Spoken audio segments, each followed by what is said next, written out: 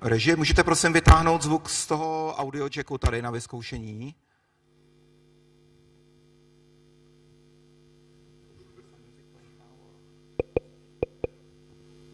Děkujem.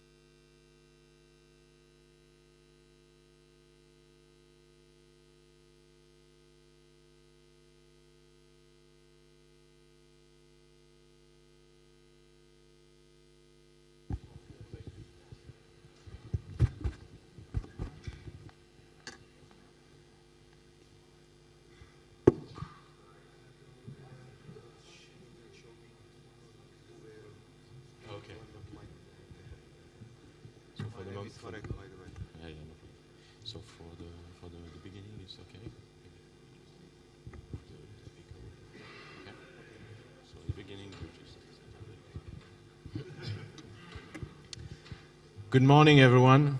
So welcome to the 10th, 11th, I don't know, probably I look to the guy who miscounts something, but 11th edition of XMLPrague.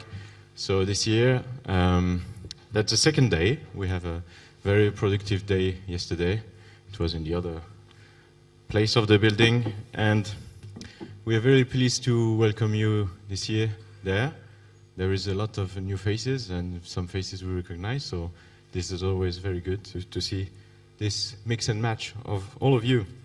So we are going to give a few minutes to our very, very, very important sponsors to make this event happen. Every year is always a challenge to get everyone on time, on board, and everything. So I will welcome Mike from Antenna, and then there will be Leif Joran, if you can prepare. So to say a few words about your sponsorship and what you think. Are we on? We're on. Just on behalf of Antenna House, I'd like to welcome you. We're very happy to be one of the sponsors this year. We do a lot of conferences each year, but XMLPrague is always my favorite. Not only do I love the city of Prague, but the venue, the people that attend the conference, the quality of the presentations, everything about the conference to me makes it really one of our best events of the year and the one I look forward to the most. So welcome on behalf of Antenna House. We'll be upstairs during all the breaks, and if you have any questions, please feel free to stop by and say hello or ask your questions. Thank you. Thank you. Thank you, Michael. Few words from a very, very. You had the first sponsor, the sponsor that is the new one, and the oldest sponsor of the conference, which is Exist. Okay, so first of all, thank you to everyone attending the meetup yesterday. And Exist Solutions was formed in 2010 to support ExistDB financially and infrastructurally. And we have been working with consultancy, training, hosting, and also contractual dates. So we have an LTS version with support for everyone interested, and it all goes back to ExistDB. So you know it will be in safe hands. Okay, thank you. Thank you. Thank you. Thank you very much.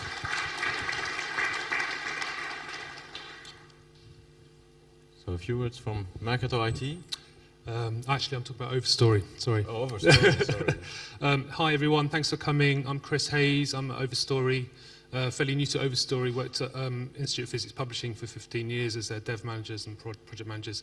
Overstory is, we pride ourselves on building platforms of the future with semantic and XML workflow. We're building some pretty big projects at the moment. If you're interested, please talk to us. We're really proud sponsors of this and other UK-based events like this. So thanks for coming, and see you today and tomorrow. Cheers. Thank you.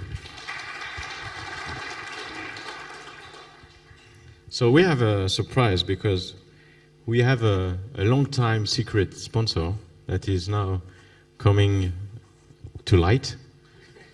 So, Boris, if you can say a few words.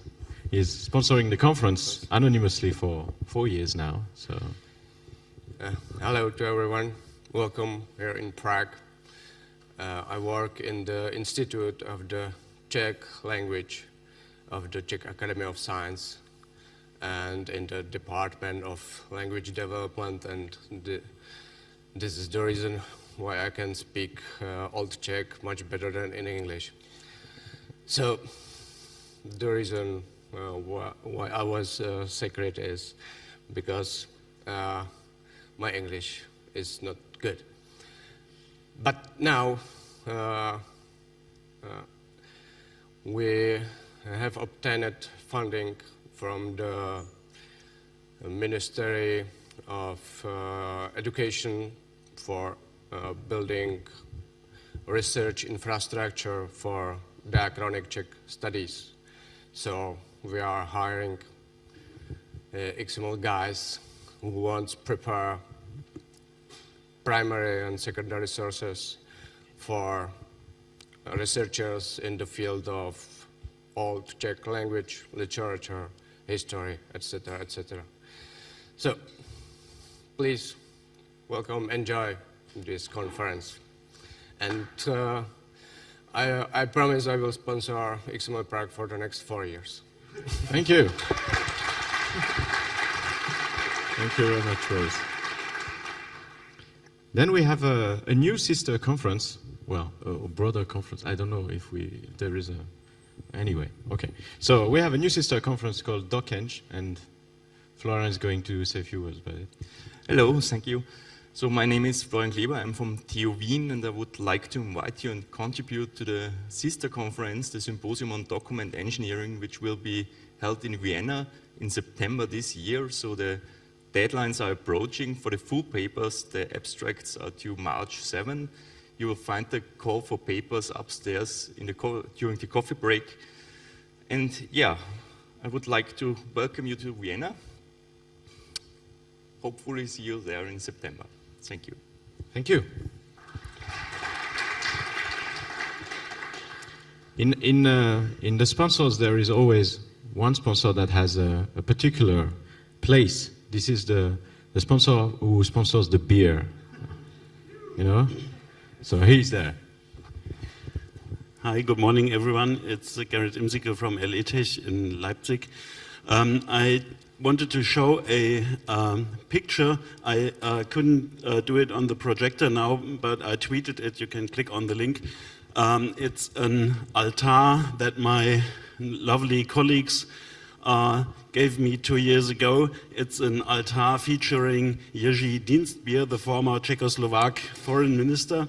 And Dienstbier is special to us because it contains beer, of course, and Dienstbier in German means beer during work time or during while you are on duty. And this is what we are having from time to time on Friday afternoon. And I hope that my colleagues in Leipzig will light the candles on that altar today. Okay, and apart from the beer, we are sponsoring again Leipzig Lachs, the marzipan filled pastry. We will refill the supply later today. And also we are sponsoring 5 full-time tickets for students again. So we have 5 students with us. Raise your hands. Okay. And I think this is also a good thing to give back to the community and to bring younger people to our to our community that gets older year by year. By the way, today is my 45th birthday. So Happy birthday! So I'm looking forward to all of you celebrating with me tonight. Oh yeah, we do. Definitely. Thank you very much. And thank you for the students. Again, a round of applause for the students, because you may imagine that being a student and coming to an XML Geek conference can be. Think for 2 minutes for that. Okay, so now we will have a presentation of George that I think everyone knows here. From Syncrosoft, and he will present us a few things about history, if I'm Thanks, correct. Mohammed. Hi, everyone. I'm so happy to be here again at XMLPrague. Thank you for participating in so many yesterday at the pre-conference day at the Oxygen Users Meetup.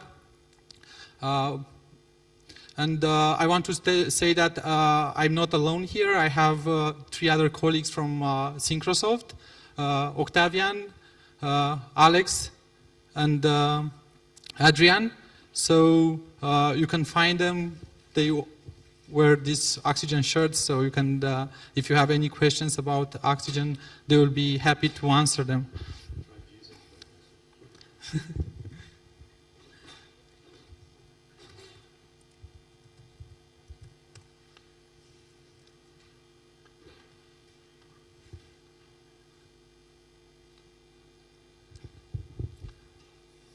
So I try to prepare, some, like looking back a little at the past and to discover, how, because Oxygen evolved also from the feedback from XMLPrague in many cases, and things that we presented over time, 1 year, then after a couple of years were implemented in a new version of our product.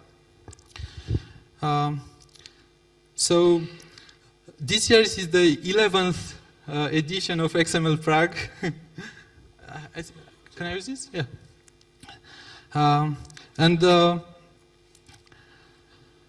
XMLPrague started in 2005. At that time, we are not here, but Oxygen supported XMLPrague as a media partner at that time. So we listed a conference on our website, and we provided some licenses. And you can see the old location, and I found some pictures of this. And here is Jim giving away, I think, 5 Oxygen licenses. I don't remember what version in 2005, maybe version 4 or something like that. And here's, oops. Here's a picture with the speakers at the first event. Then in 2006, it was my first presence in XMLPrague, my first conference. And I was looking, and we presented our support for XSLT and XQuery at that time.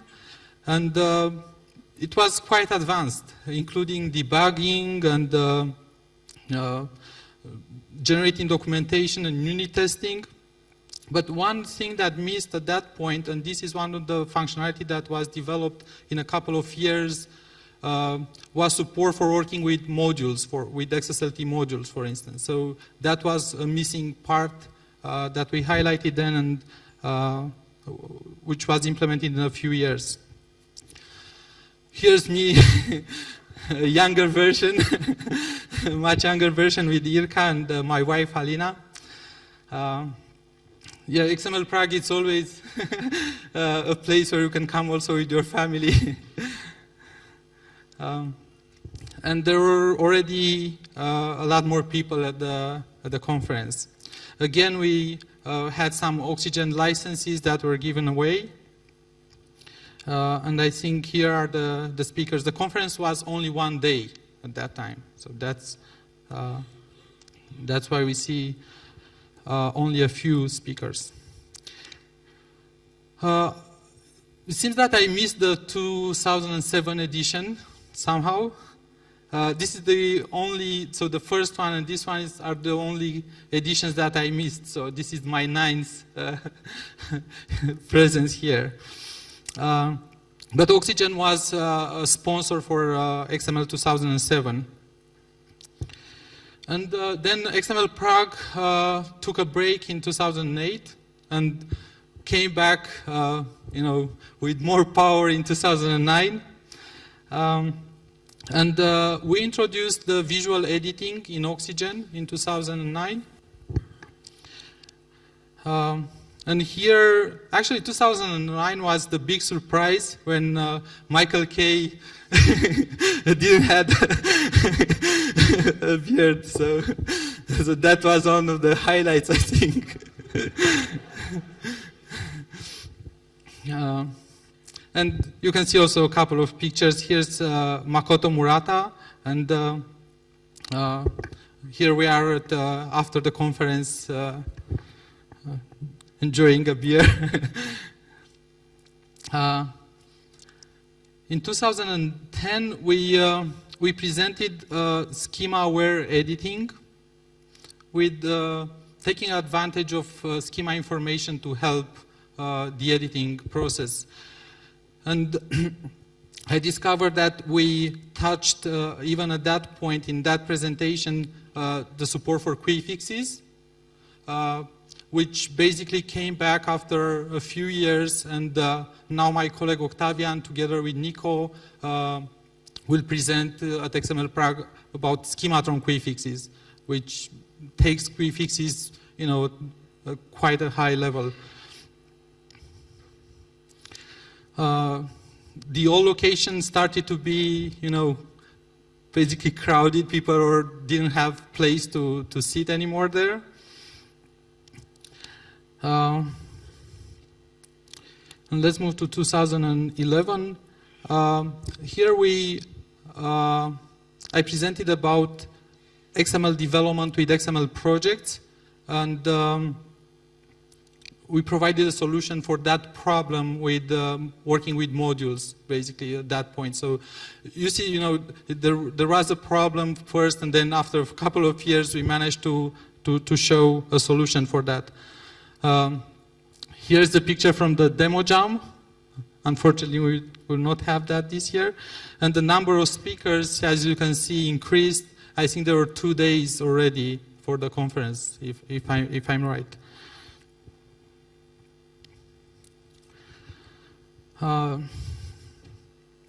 Let's move to 2012. XMLPrague moved to this location, and I think we had the first Oxygen users meetup also then, and I presented a quite interesting approach to NVDL, implemented the NVDL dispatching and validation in XSLT. And that helped me understand basically how NVDL works. So if you ever want to look into NVDL, think about how you can correlate that with XSLT, and you'll understand how it works. And the bonus in 2012 was, I don't know if you heard about the XML dance or anything. So here's a picture with the new location. Where is the picture of the XML dance? Here it is. It's me and Stefan. So the idea was to form angle brackets, and you can see a lot of happy people around us.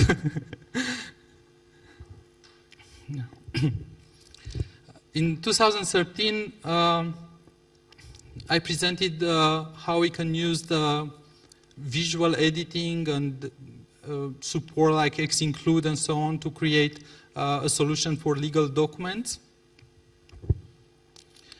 And here's a picture from the Oxygen users meetup that year. And at the demo jam, I presented Oxygen 20.4, which was actually Oxygen 2.04. So a very old version that I managed to start on my laptop. Here you can see the nice banner that we have here. And in 2014, we introduced at XMLPrague XML authoring on mobile devices. And maybe some of you will remember the magic moment. Let me see if I can start that. When basically that was my laptop, and I was able to move the dogbook document on the iPad, and then that's my phone, and I was able to move the document on my phone, right? You can ask me about the actual trick. I can I can tell you how that was done.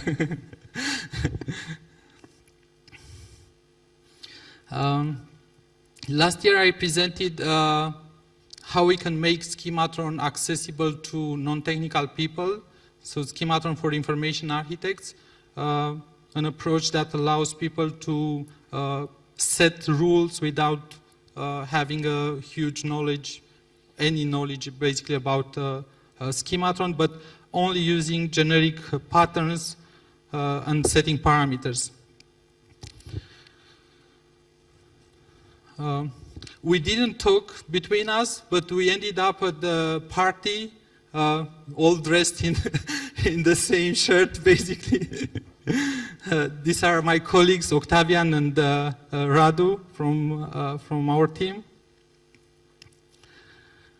And now we announced yesterday a new end user product based on that technology that we presented 2 years ago, called Oxygen XML Web Author, which basically provides browser-based editing, and it's not an SDK, so it's basically an end-user product that you can install, and you can use connectors to GitHub or SharePoint or any web dev server and so on to provide review or contributions for users. And as I mentioned, Octavian will co-present with Nico on Schematron Quick Fixes this year. So I hope you enjoyed this trip back through time, and thank you, and happy many New Year's, XMLPrague. Thank you. Thank you very much. Thank you. So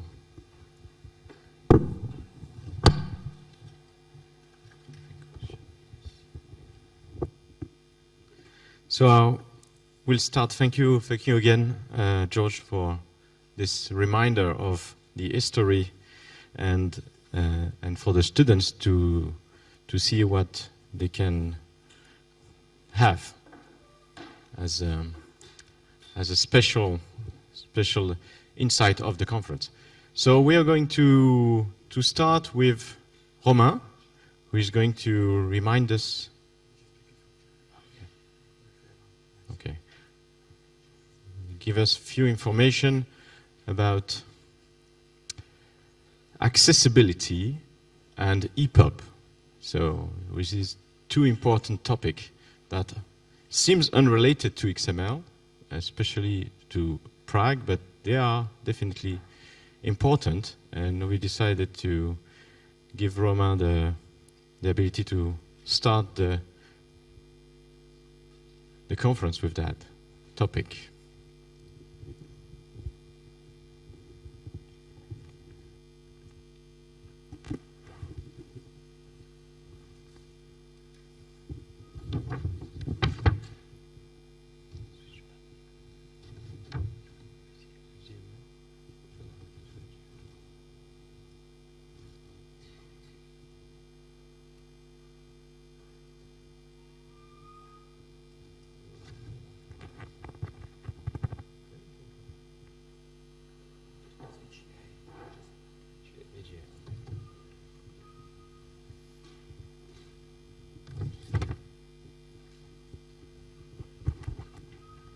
So, can you hear me?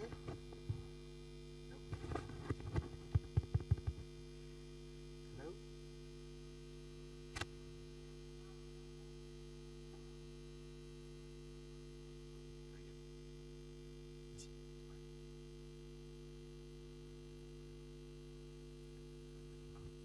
Can you hear me? 1, 2?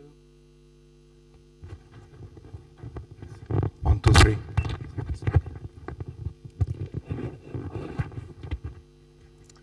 Is it better now?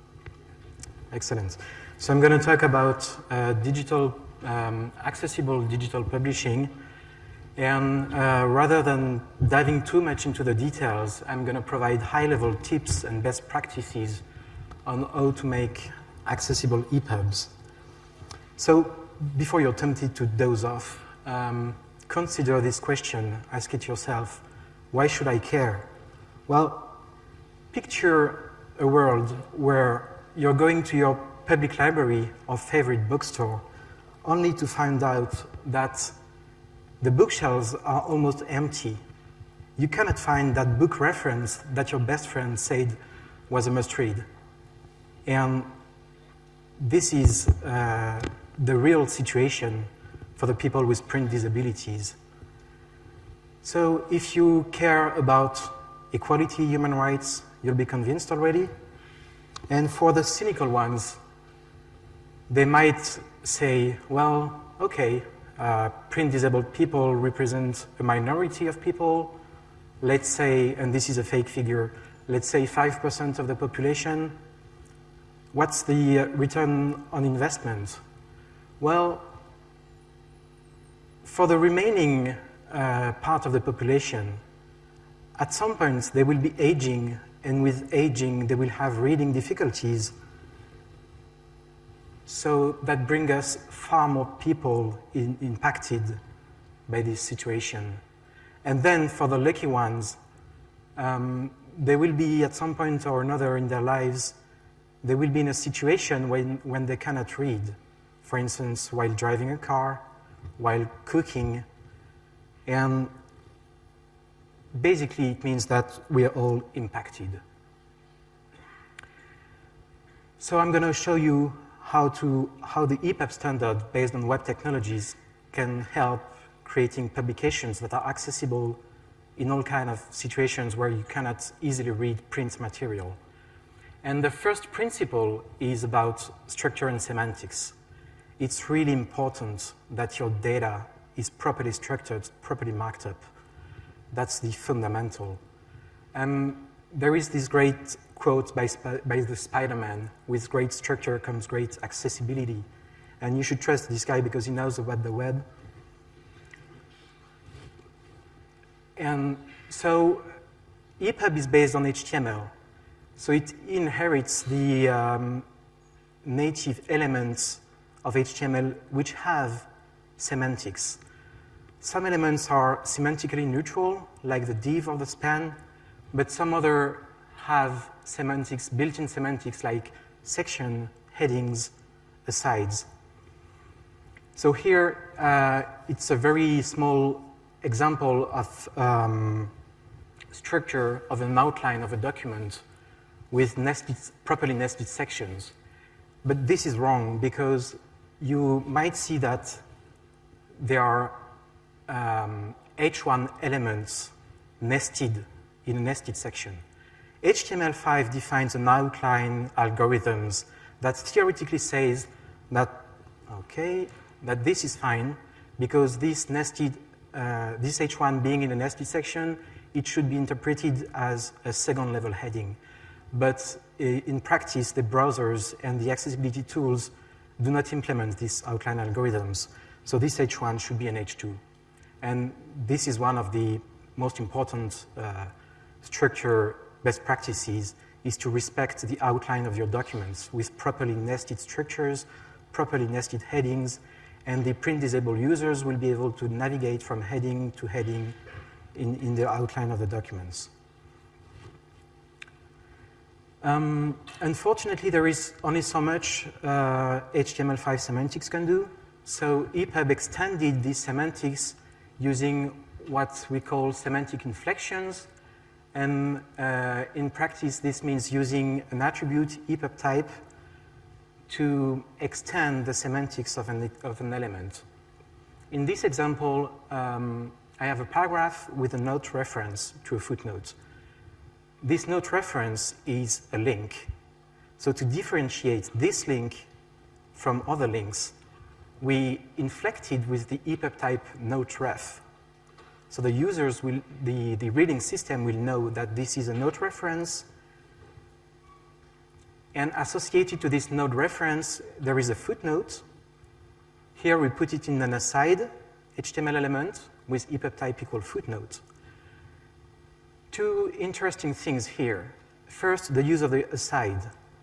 Because in HTML, aside has the semantic of representing content that is outside of the main reading flow, it means that the user will be able to skip this content while reading and read the what we call the primary reading order, the logical reading order will be maintained because this content, this footnote, is set in an aside.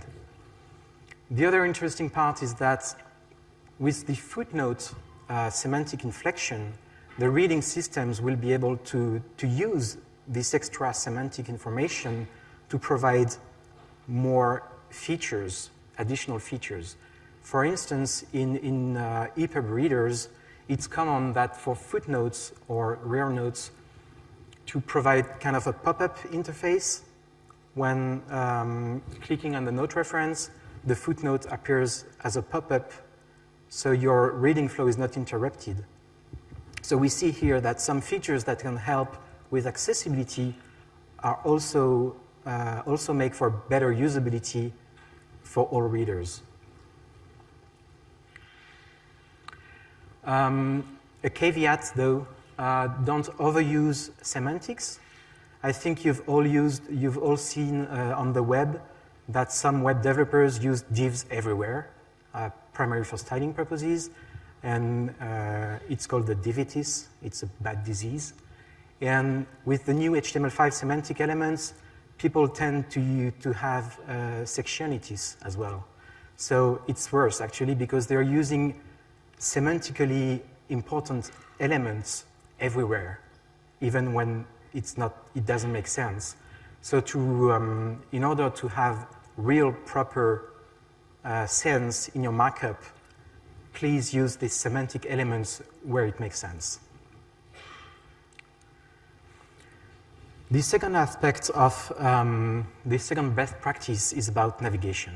That's one of the top features of EPUB, is that it's easy to navigate directly to any point in an EPUB. For that, EPUB has a navigation document, which basically contains a set of nav elements, which are semantically inflected. The only required such navigation element is the TOC, navigation, the table of contents. And the tip here is that it should be as comprehensive as possible. Even if you do not want to display the entire table of contents to your user, please use it, please add the entire navigation structure in this element.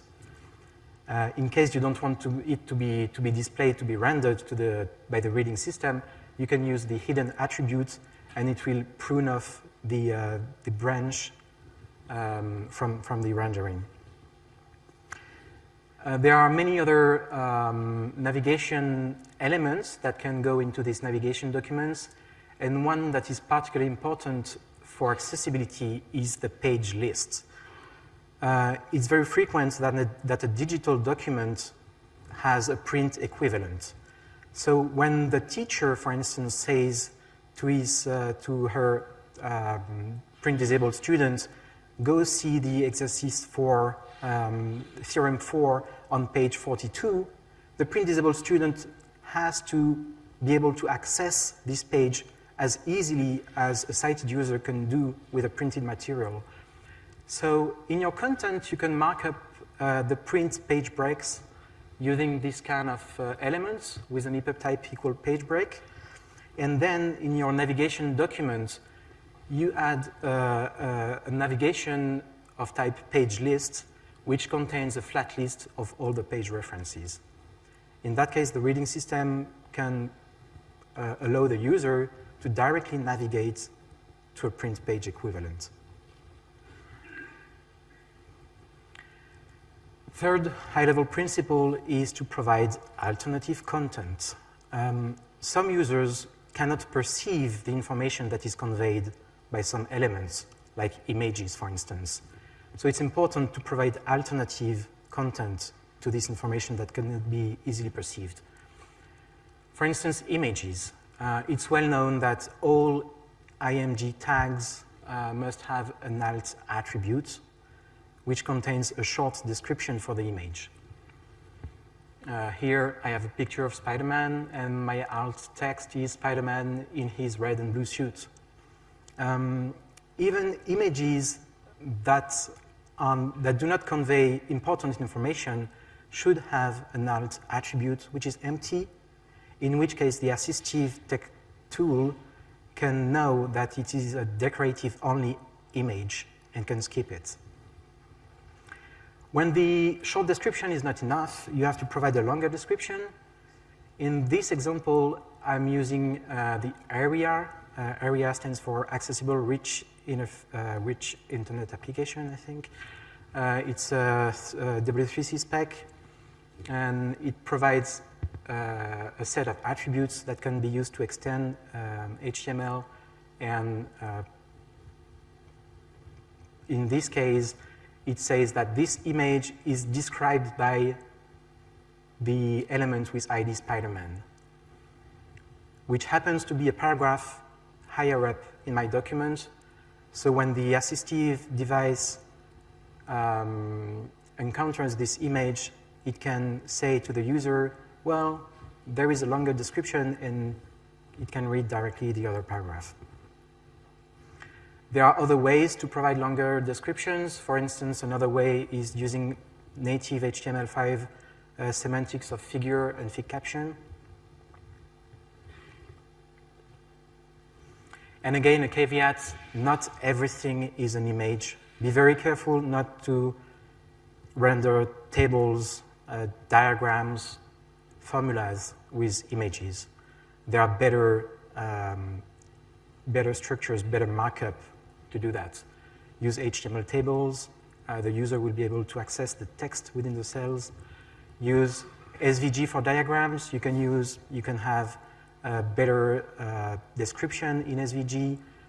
You can possibly experiment with, for instance, rendering an audio of a line graph auditorily. If you use MathML, again, there are built-in ways, attributes to provide alternative content for the formula.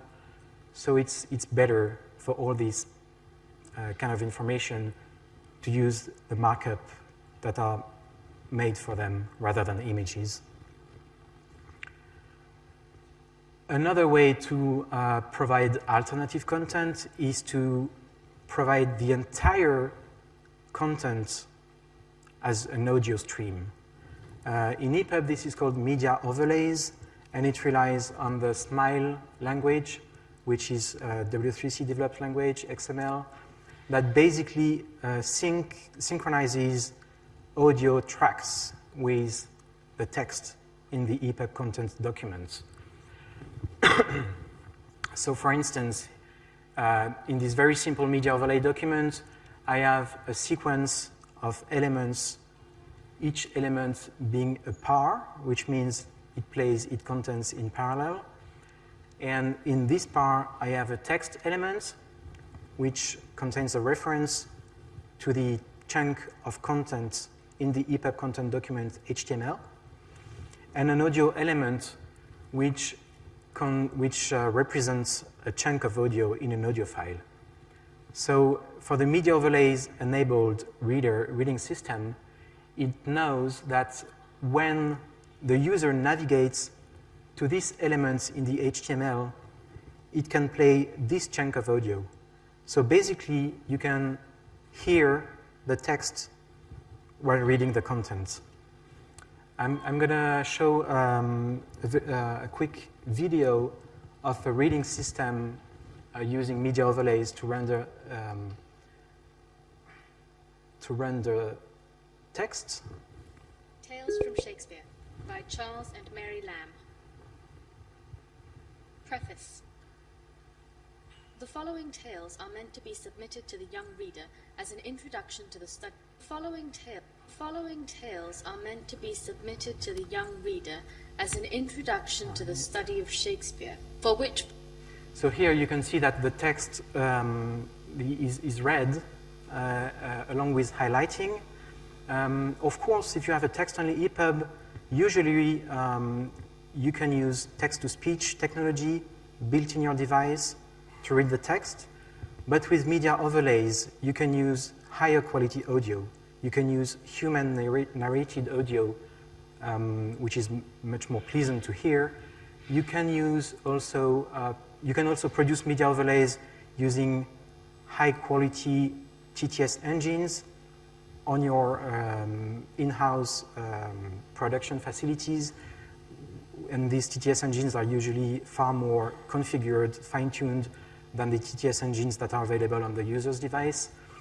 And with media overlays, you can configure a set of things like the reading speed, the highlighting color.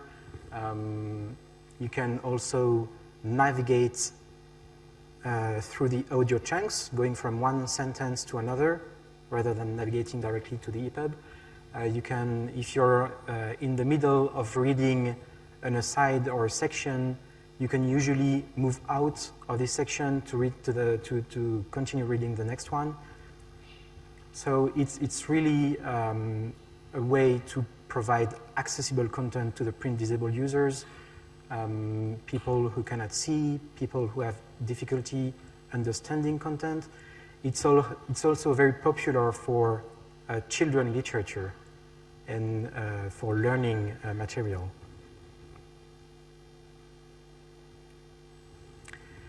So you have this nice accessible content, but then at the end of the chain, the user, when she goes to the bookstore, she needs to be able to know whether a book is going to be accessible to her before buying it. And this is where metadata is really important. With metadata, you can say, my book has this, and that accessibility features. So the user will know beforehand, before buying, whether the book will be accessible to her. There are several metadata vocabularies. One popular one is Onyx, and it contains a sub-vocabulary for the accessibility features, which is called code list 196. And the way to provide Onyx metadata, to associate Onyx metadata to an EPUB, is via a link element in the EPUB package document.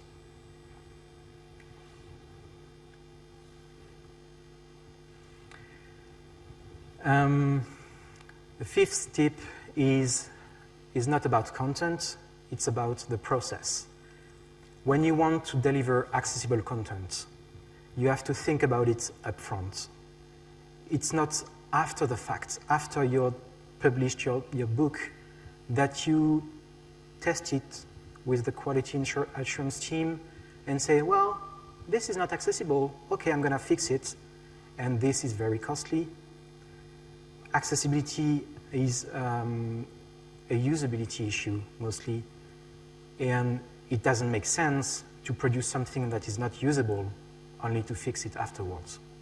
So the usability, the user experience has to be part of your process, have to be part of your design from the get-go. You need to plan for it from the early steps of the process. For instance, it's highly recommended to use a data-first workflow rather than start with a visual design, export to crappy markup, and then try to fix it. It doesn't work. You have to bring in experts, if possible, people with disabilities in the process that will give you precious hints. And again, you don't need superpowers like the Batman. He doesn't have any, but he uses the right tools, right?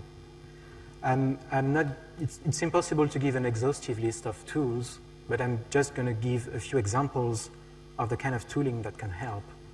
Of course, we are at XMLPrague, so I just have to mention XSLT and XProc. We've seen yesterday with the Transpect, for those who attended the Transpect tutorial, that it is a very effective solution using XProc in combination with XSLT to process markup and implement a digital publishing workflow. And it helps with accessibility because it's structured data oriented. And in this modular process, you can add steps that progressively enrich your markup, improve accessibility. The DAISY consortium, who hires me, works on two tools, notably Toby and Obi, which are audio editing tools. They can import an EPUB, and with these tools, you can record audio in the EPUB and produce media overlays. You can also import existing audio and use the user interface to synchronize the existing audio with the EPUB text, and it generates accessible EPUB 3. Another interesting tool is the MathML Cloud. It's a tool that has been developed by Benetech in the US. It's available as software as a service.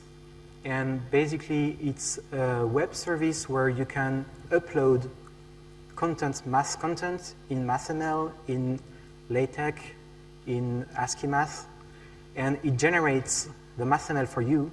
It generates the alternative description of your formula for you, and also PNG files, SVG files, and then later you can retrieve this content and include it in your EPUB.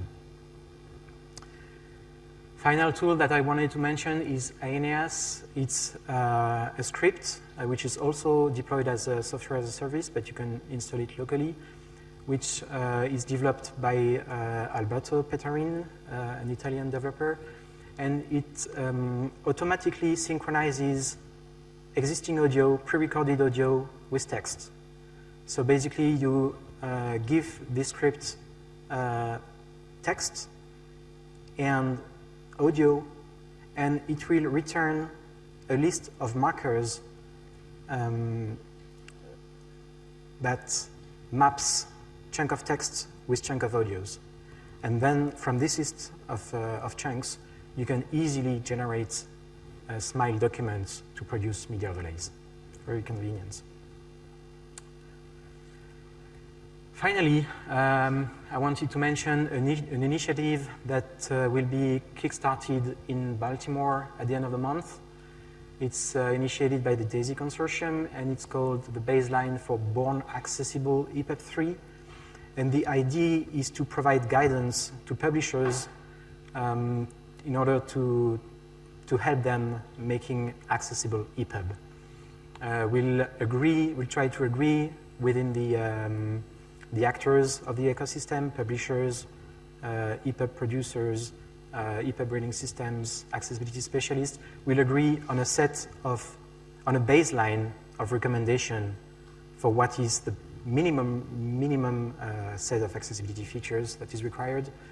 And it will be a broad project, including the development of accessibility checking tools, guidelines, and so forth. So watch this space. So that's it. Thank you for your attention. If you have any question, I would be pleased to answer it.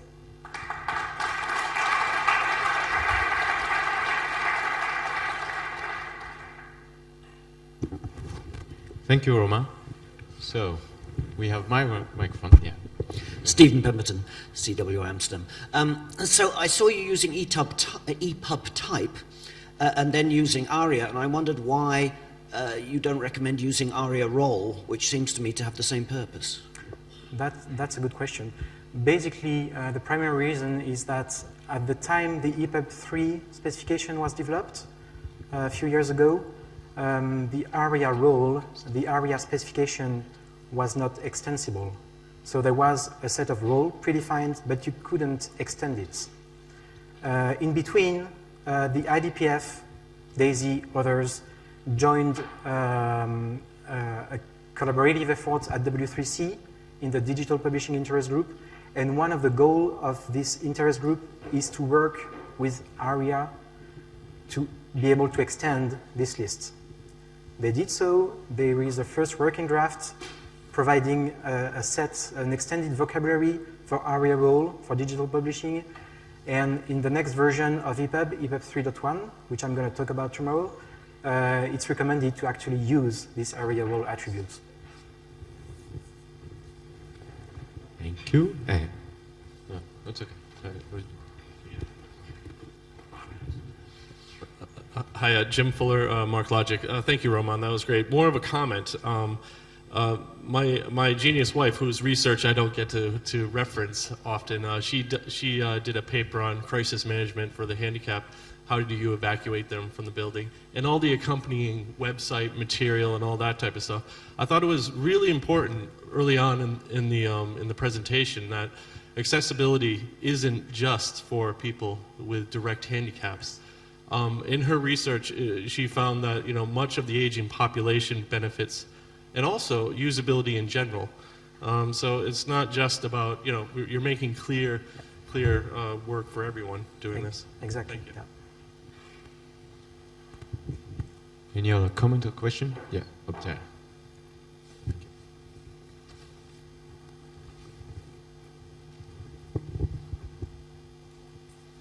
So I did work years ago on doing text-to-speech in ebooks and implementing Smile. And it's interesting that you talk about the quality of the document early on, and I guess if you do text-to-speech, you have to have a well-structured document, right? Because otherwise the algorithms kind of go off the rails. And if you do Smile, you have to annotate your document. There's a sort of huge investment into actually doing the Smile and having the media that goes along with it. Is there a middle ground? I mean, like, because, you know, on the one side, you know, poor quality documents, the text-to-speech stuff just kind of fails. I'm not sure I understand the question. Well, because the document, I mean, like, you have to make up an algorithm that reads the document, right? It's not just the text-to-speech. I take this thing and I read it off. You have to navigate the document, so the document has to be structured well enough so that some algorithm, which is different in every tool, can navigate the document. Are there aids that are in EPUB in addition to the standard HTML5 stuff that helps the author of the EPUB give the automated tools that's not Smile a way to, you know, like, read this first and then that over there? No, I mean the native HTML elements and the semantic inflections give hints to define the primary reading order, so the text-to-speech engine will be able to skip the asides and things like that. On top of that, you have some additional attributes that can be used, for instance, to define the pronunciation of particular elements that are also usable by the text-to-speech engine. But in terms of overall navigability and navigation algorithm, it's just defined by the structure. There is nothing else allowed by the spec. Did I answer your question correctly? Any other question or comments? I think I see one here. Where are the limits of convertibility to some EPUB formats? What are the limits? Sir? Whether there is convertibility, whether it's possible to convert your format, HTML, to other EPUB, electronic publishing formats like EPUB. Well, yeah, what I presented is EPUB. It's not HTML. I mean, EPUB is based on HTML. So, yeah, you can convert from HTML to EPUB, and then when you have your EPUB, if it's properly structured, if it has rich enough information, it can be repurposed into other languages. So you can use possibly the EPUB as a source to a conversion pipeline which will produce PDF, plain web, whatever. Probably I have another question just to complete this. Is there a specific language that we could use that generates accessible EPUB, like DocBook or TI or whatever? Well, any language that contains rich information, rich markup, makes things easier. So there are available converters from HTML or subsets of HTML, which are more constrained than the generic HTML. There are converters from DIDA, there are converters from DocBook, there are converters from DTBook, which is a DAISY format. So yeah, basically all the input formats that are semantically rich and properly structured are easy to convert into accessible EPUB. Do you have any idea how these accessibility features are in the other e-book standards, like for instance the Mobi format that Amazon uses? Well, not really. That's outside of my area of expertise. For one thing, the Amazon's formats are proprietary, so there are not standards per se, and it's not highly specified. So they have guidelines, so you can know how they're made. If you unzip a K8 document, you can see its internals. But basically, it's about the same features as EPUB. KF8 is based on the same technologies. Under the hood, it's HTML and some kind of navigation things. So I cannot say for sure, but yeah, it's the similar kind of technologies. Thank you, Romain. Thank you very much. Very important topic.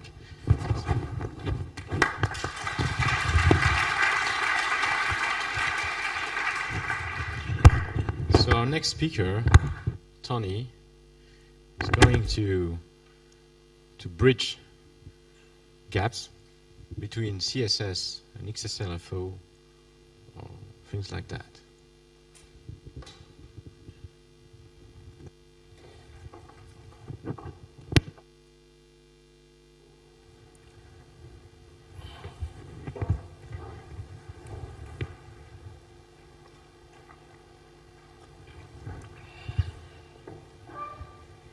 So thank you, Mohammed. Can you hear me?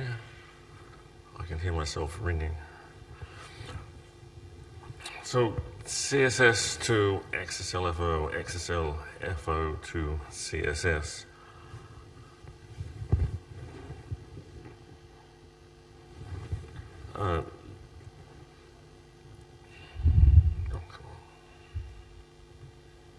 Technology, why does this always happen?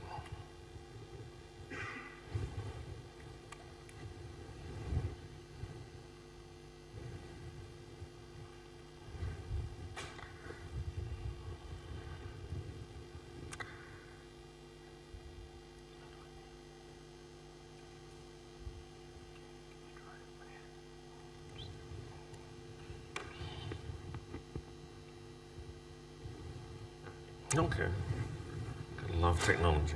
So, reset. So I'm talking today about features in the Antenna House AH formatter. Well, first because I work for Antenna House, but secondly because, as far as I know, it's the only implementation that does both XSL-FO and CSS. When I was preparing this talk, before I was sitting outside, I was thinking, in 20 years of doing presentations at markup conferences, this is the first time I've gone to a conference and presented about a piece of commercial software that I'm working on. So I'm not saying I had a crisis of conscience, but I had to think to myself, is this going to be a marketing talk? And well, no, firstly because it's not my field, and secondly because Mohammed would have no trouble dragging me off the stage. It was too much of a marketing talk. Mind you, there was a short time where it seemed like a good idea to just do a few slides of marketing buzzwords. It's a plan to get taken off as an alternative to actually having to finish all of my slides. So I can't do this as a marketing talk. The other consideration, of course, is how technical should it be? Can I go into how will the cogs of Antenna House formatter fit together? That's a bit too much for half an hour. And secondly, if I gave you too many details, you'd see Mike Miller over there sprinting across the floor and leaping over this desk to try and wrestle the microphone away from me. So for the sake of Mike Miller's dignity and my own, I can't do too much about that, so that's out. The other thing I thought about doing is I can show you a spread that's produced with XSL-FO, and then I can show you a spread that's produced with HTML and CSS, and if I spent more time, this could have been pixel perfect, the same. I could spend 25 minutes showing you those, but that would be even more boring for you than it would be for me. So I'll just concentrate on a few features.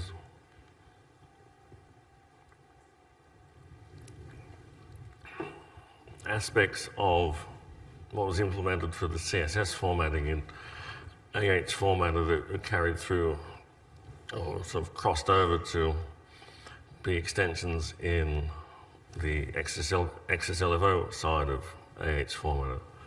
I'm going to talk about counter styles, which are a new CSS feature, which I think are generally useful for internationalization. I'm also going to talk a bit about footnotes, and on the XSL-FO, sort of carrying across to the CSS side of AH format, I'm going to talk a bit about headers and footers of tables, which isn't all that exciting, I suppose. Hyphenation properties, the running headers that you can do in CSS, and also going to talk about footnotes, because part of what was implemented for CSS was carried over to the XSL side, and part of what was implemented for the XSL-FO side was carried over to the CSS side. The way these are implemented, sometimes it's the same property just transferred over. Sometimes CSS and XSL-FO have different syntaxes for what is essentially the same thing. So they boil down to the same machinery inside AH formatter to implement this. And essentially anything I'm not talking about, you can assume is already common to XSL-FO and CSS. So how come they have so much in common to begin with? Since we're being nostalgic here, this is a graphic I did in my first XMLPrague talk in 2009 about the timeline for XSL-FO itself, which the working group was formed in 1998. XSL 1.0 came out in 2001, and XSL 1.1 in 2006. But CSS was operating at the same time. CSS 1 was produced in 1996, and during the time that the XSL-FO was being worked on, the CSS was producing CSS 2. And the CSS, or the XSL-FO people, were required to work with the CSS people so that what they had in common, where they expressed the same thing, they had to use the same properties. I described this in the paper as a shotgun wedding, but I don't know how well that translates. But a shotgun wedding implies that there's some external influence, such as the bride's father's shotgun or the threat thereof, that forces the union. In this case, it was sort of the wider W3C required that CSS people and XSL-FO people work together to define the common properties. After I'd written the line about shotgun weddings, I checked with a member of the working group who was there from the beginning. He didn't want to be named, but the comment I got back was that the XSL-FO work was basically free to do anything it wanted, as long as anything that could be done in CSS was done exactly the same way in XSL-FO. So they did work together, but it wasn't always harmonious. The one combined CSS, XSL-FO face-to-face I went to, my abiding memory is a discussion, if you want to call it that, where they talked about who had the correct use of the dot character in their syntax. At that point, they were at rec or close to rec, and no one was going to change anything, but they were still arguing about who had the correct syntax.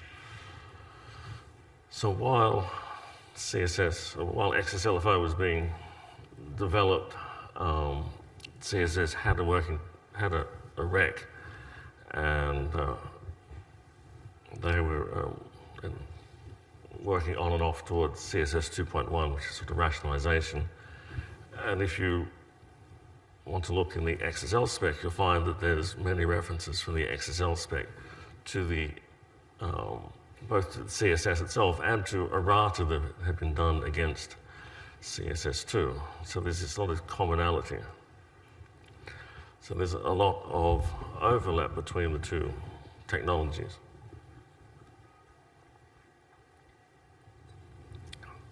things like properties for fonts, margins, the box model for margins, borders and padding, baselines, the list goes on. If you take this to the CSS3 level, where it's fragmented into modules, there's still a lot of commonality between CSS modules and XSL-FO, plus many other parts which either don't relate to what XSL-FO is targeting or have been produced since. Our Antenna House started out as an XSL-FO formatter, and along the way they added the capability to handle CSS, and as a result they can handle almost all of XSL-FO. You can't, for example, do unbounded page sizes, but and it handles a large proportion of CSS and has extra extensions of its own. So if you were to look in the online manual for formatter, you'd find one of the pages is properties list. If you want to work out the sort of which of these are XSL-FO, which of these are CSS, if you find a property that has both a section number reference for XSL-FO and a spec reference for CSS, then that's one of these properties which are common to both of them. If you find one that's prefixed with an AXF prefix for XSL-FO and is also prefixed with the AH prefix on CSS, then that's an extension that Antenna House has done, usually in response to a customer request. If you find that one side, on the FO side, it's a prefix property, but on the other side you have a reference to a CSS spec, then it's going to be something which is in CSS but has been re-implemented for XSL-FO. Of course, the other way around is that if we have a section number reference for the FO version of the property and a prefixed CSS property, that's something that's from the XSL-FO, which has been made available in CSS. So the first of these is omitting or controlling whether to omit the header and footer when a table breaks across a page or a column. In CSS, CSS 2.1 says that a print user agent has the option to omit them or to repeat them. And this actually came up on the www style mailing list in January, where someone pointed out that it wasn't nailed down and browsers were inconsistent. And this person was looking for a CSS property to control whether or not headers and footers were repeated or not.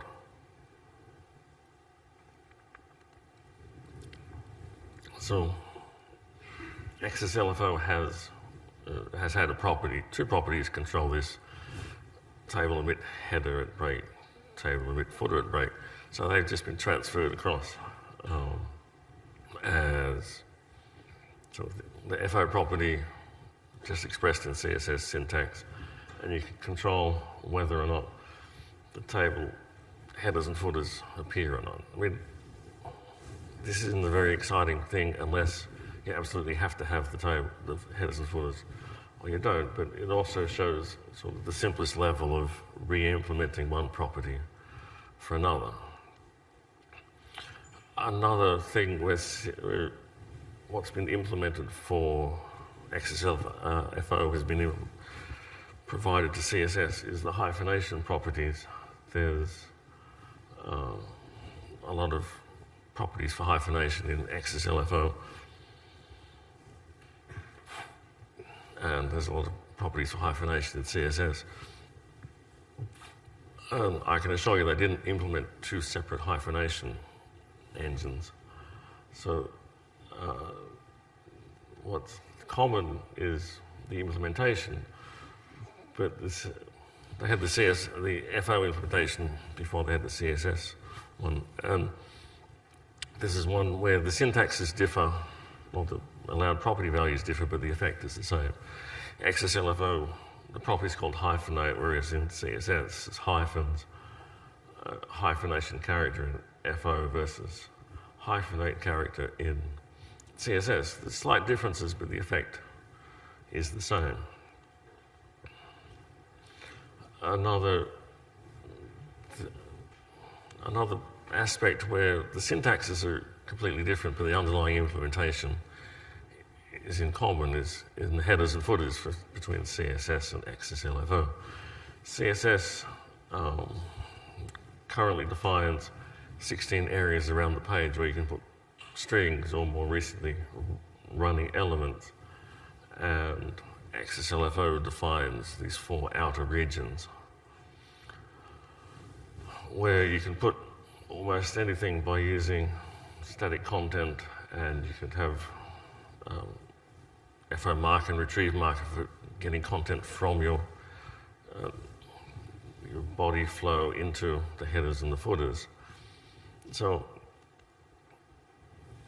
once you have the static content with retrieve markers and everything, then they've just re-implemented the CSS ability with the 16 defined areas to use, I guess it's 16 areas rather than 4 regions, but it's the same basic machinery underneath. The CSS syntax and what they're trying to do with it is different from the XSL-FO, but it's still the same in the engine underneath. Another thing which would have been re-implemented for CSS is footnotes. I mean, the syntaxes for declaring the footnotes are obviously different. You have more control about what you put in the FO. In essence, the CSS markup is simpler, but there's also differences in how they think about this. In CSS, as I read the spec, you have to define a footnote rule for pages where you want to allow footnotes, whereas in XSL-FO, the footnote reference area is implicit in every FO region body. If you have a footnote in the body flow, then it's going to appear in the footnote reference area. It will just spring to life because there's a footnote to put in there. But this is also where I stopped to the other side with CSS.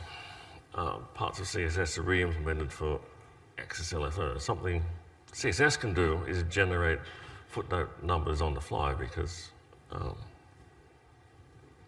it's in essence is not in your HTML as a rule. So they have counters for keeping track of how many footnotes you have, and you can put the counter value in as the footnote marker. In the rendered footnote or footnote called, the little thing in the body of the text. Whereas in XSL-FO, the expectation has always been that XSL-FO, you generate it with XSLT. So that there's machinery in XSLT with XSL number for generating these numbers, but there's never really been a way to, for example, restart the footnote numbers on every page. So Antenna House has implemented what's called footnote number and footnote number citation to do the same effect as the two CSS rules for putting in a number and referring to that number.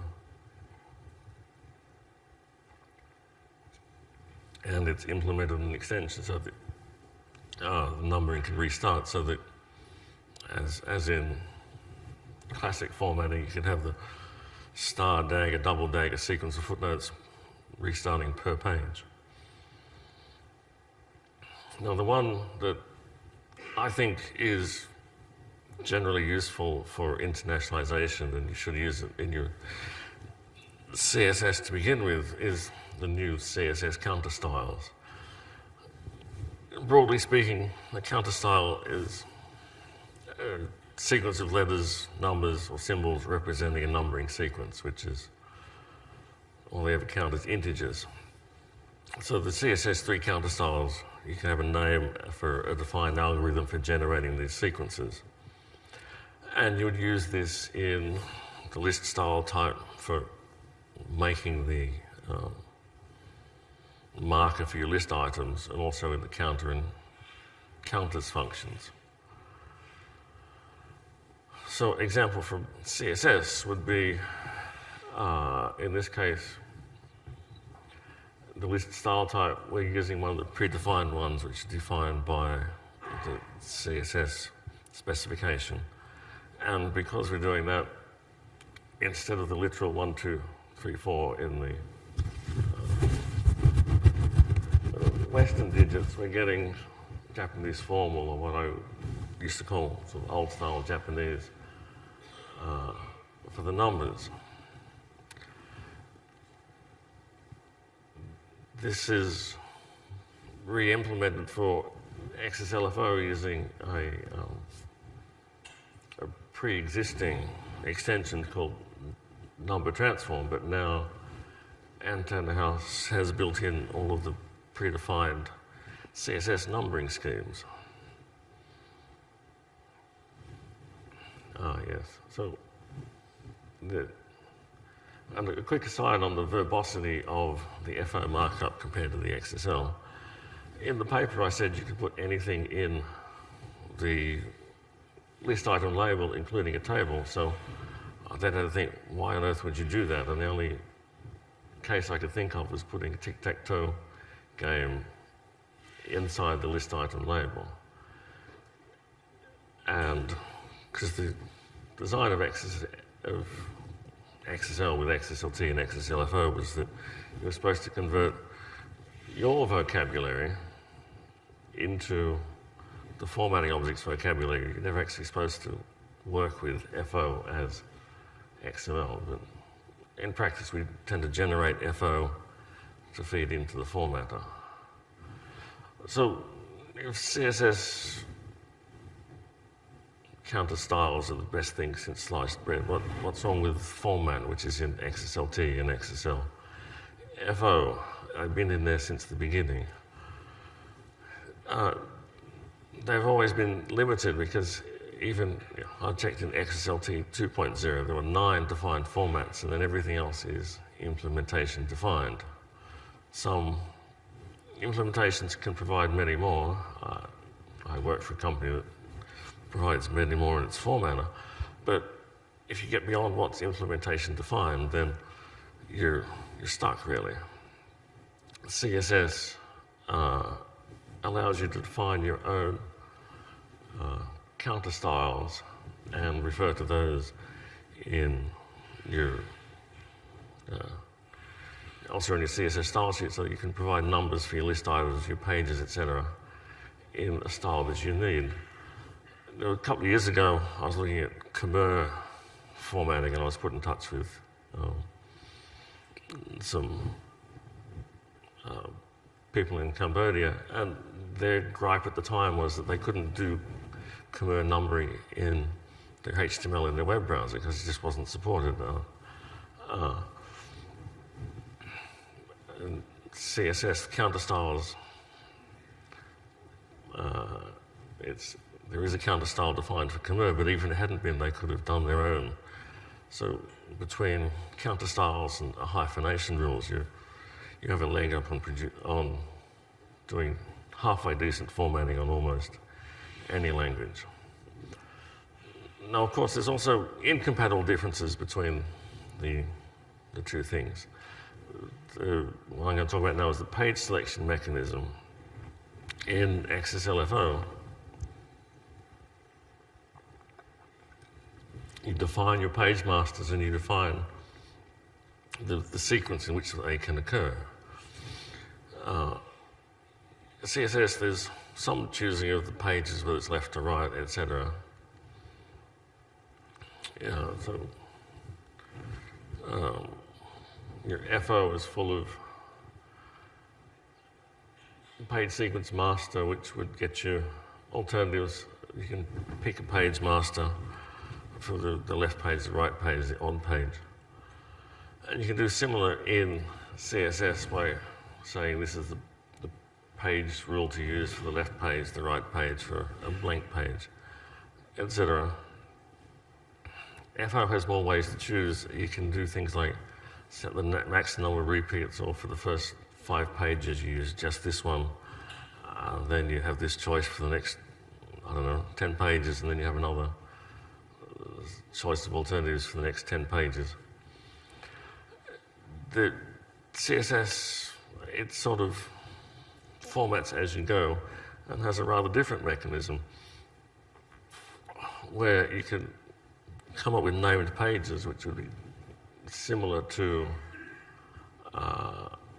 FO's page masters, but the selection of which named page to use depends on the current element that you're formatting. So in this example from the CSS spec, I have tables which are set to use the rotated page, which was in landscape mode, and I have the paragraph which is set to use the, well, by default is the div, it would be the narrow page. So in this document, if I formatted that, I could have, if I had small, the tables would appear on one or maybe more landscape pages, and then when it got to the paragraph, it would switch to a different page, a different named page, and use narrow pages for that. So this is, again, sort of on the fly, which is less predefined than what's in XSL-FO. You could probably do the same with Antenna House's nested page sequences, but I haven't really looked into it.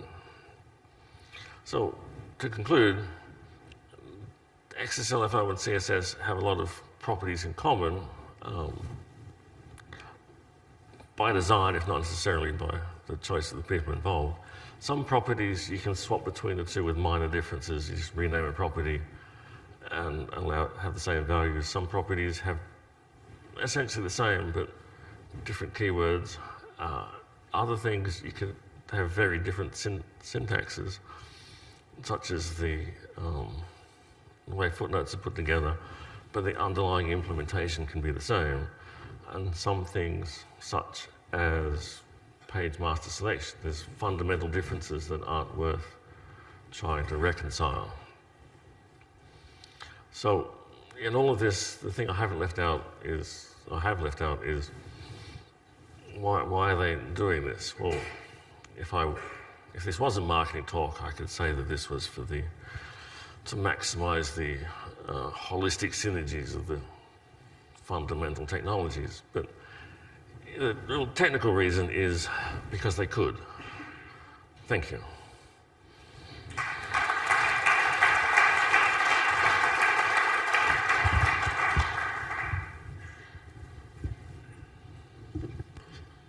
Thank you, Tony. So we have a few minutes for questions. Any hand raised? No question, okay. Oh, where? Sorry.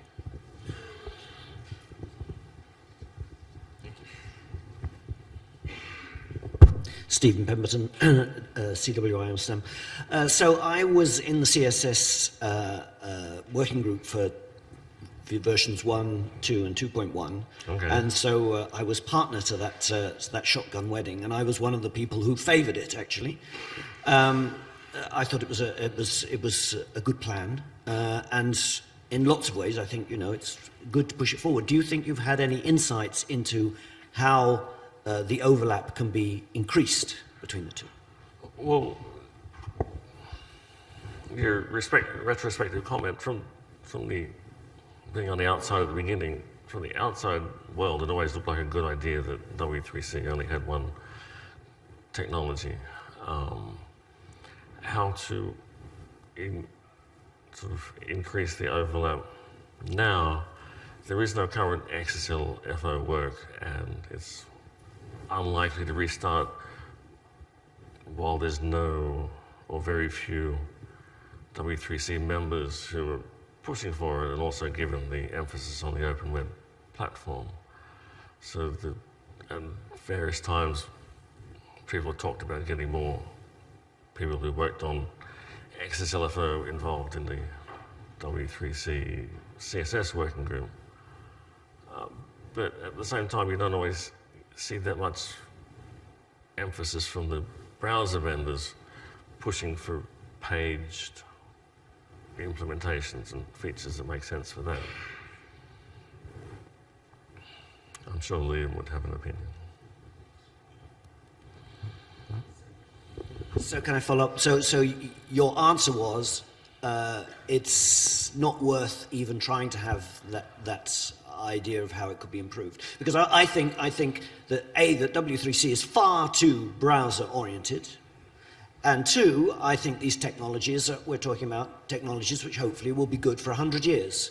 And so therefore we should make them as good as possible. And just because there's only a small number of people using a particular technology at this moment doesn't mean to say that in the future the people who are now completely browser focused won't suddenly see the light and say, oh, wait a moment, we can use this stuff for other stuff as well. Maybe we should encourage these other technologies. Well, I agree. And some people who are very web focused, they come to the view of sometimes you want to present the thing on your web browser as pages, because people like pages, and the metaphor of turning to a new page can work better than this infinitely scrolling screen. So it might come about that way. Okay. Interesting. Any other questions? Okay. Liam has his. Liam. You want to follow up? Okay.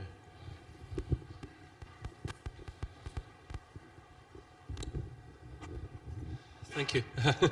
Liam Quinn, W3C. I would love us to do more with XSL-FO. I would love us to be able to continue aligning the properties. I think it does make sense. It does not make sense to restrict the properties to things that are only web browsers or scrolling. There is a lot more there's a lot more interest in paged media in both on the screen and print in the CSS working group these days. We have more people from the publishing world and the EPUB world active in CSS and in W3C. So it is changing, but you know, we got to a point with XSL-FO where we had only 2 or 3 people showing up to a telecon, and I didn't have the budget to carry on the work, so we stopped it.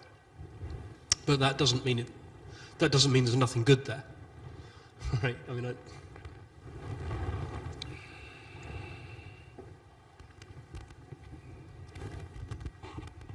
Thank you.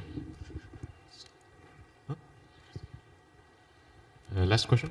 Yes, thank you. Hi, I'm Xavier Salvador. I teach French literature in France, and I just wanted to ask you, but don't you think Codex is dead, and there is something new to invent now? That's the way we are teaching in our literature.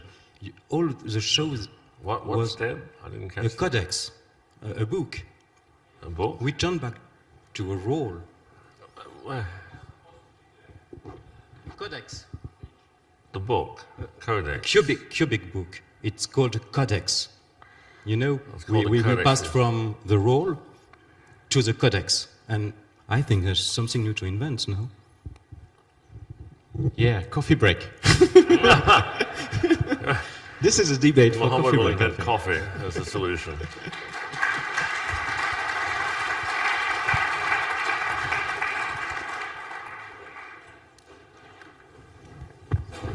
So for the new one,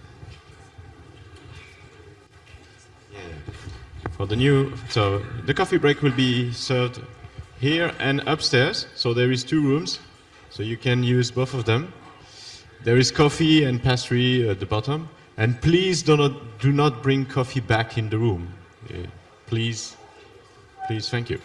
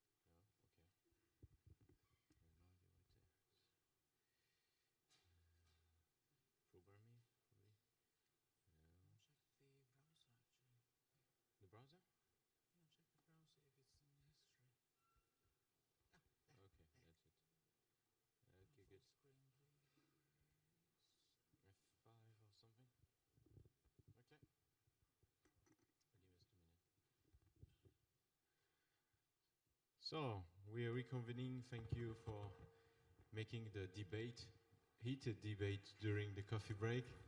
I hope you reach a conclusion about should we kill the page or not. So, I was reminded to, talking about pages and paper, that we have a specialty here in Czech Republic about the toilets, where the paper is outside instead of being inside. So you have to be mentally prepared to know what you need before. That's a very different behavior, right? So you have to anticipate. Okay? So now let's go deep into the topic. So Ari is going to introduce us to virtual document management. And go ahead, Ari. Thank you. Can everyone hear me? I can hear myself ringing. It's a bit worrying. Anyway, I would like to talk to you a little bit about something I call virtual document management, for lack of a better name. It's a bit of a cheat, which I guess you will find out. So, the origin to this paper happened at Balisage a couple of years ago, 2014. It was when I did a paper on what I called multi-level versioning. There's also a client system of mine. It's not a system, it's a lot of systems, as you will see, and it has a very particular problem. So Balisage was basically about adding versioning to the Exist database. It was a suggestion about using Exist's versioning module and adding some kind of intelligence to it. So it was on several levels, as you can see here, adding significance to the version saved. The versioning module in Exist will basically save every version, and so it creates a lot of versions, and most of those are not significant in any way. So there will be lots of them. And at Balisage, I suggested the versioning be implemented as an XML document, versioning markup, I called it. We'll get back to that. So the other source for this talk is a client of mine with a huge number of something I called systems here. Don't be fooled by that. Some of these are, they could simply be a conversion from one XML format to the other, or from XML to Word. Goodness. And so they're basically black boxes. Information goes in, comes out. And I've also separately marked editing system. Now, these could be black boxes as well, because they don't have to be the first step where the document is actually created. It just simply happens to be a system where the information is changed and then sent on to one of these black boxes. And finally, there are outputs, lots of them. I mean, we're talking about a lot of documents in various formats, going outside the scope of this thing to outside systems, outside document management, all kinds of stuff. The problem here is that none of this is managed. These really are separate systems. So they have all their own varying capabilities. Some of them might be implemented in a database and stored there. And there might even be some kind of workflow or versioning, while others most certainly are not. They simply store the latest version of a document. And so it's a huge mess. The problem here, because these are all separate systems, they don't have anything in common except that a document happens to pass through them all in some fashion. So there's no identification, no common identification of anything here. And so there can be no version management ever in this system. It has been tried a number of times. So if we look at the system again, what might happen is that we publish a document, an XML document from a system. It goes through this black box, comes out at the other end, yet another system, and eventually it comes out. Now this could be a document to be published, this could be a document that is used by an external system. The problem, as I said,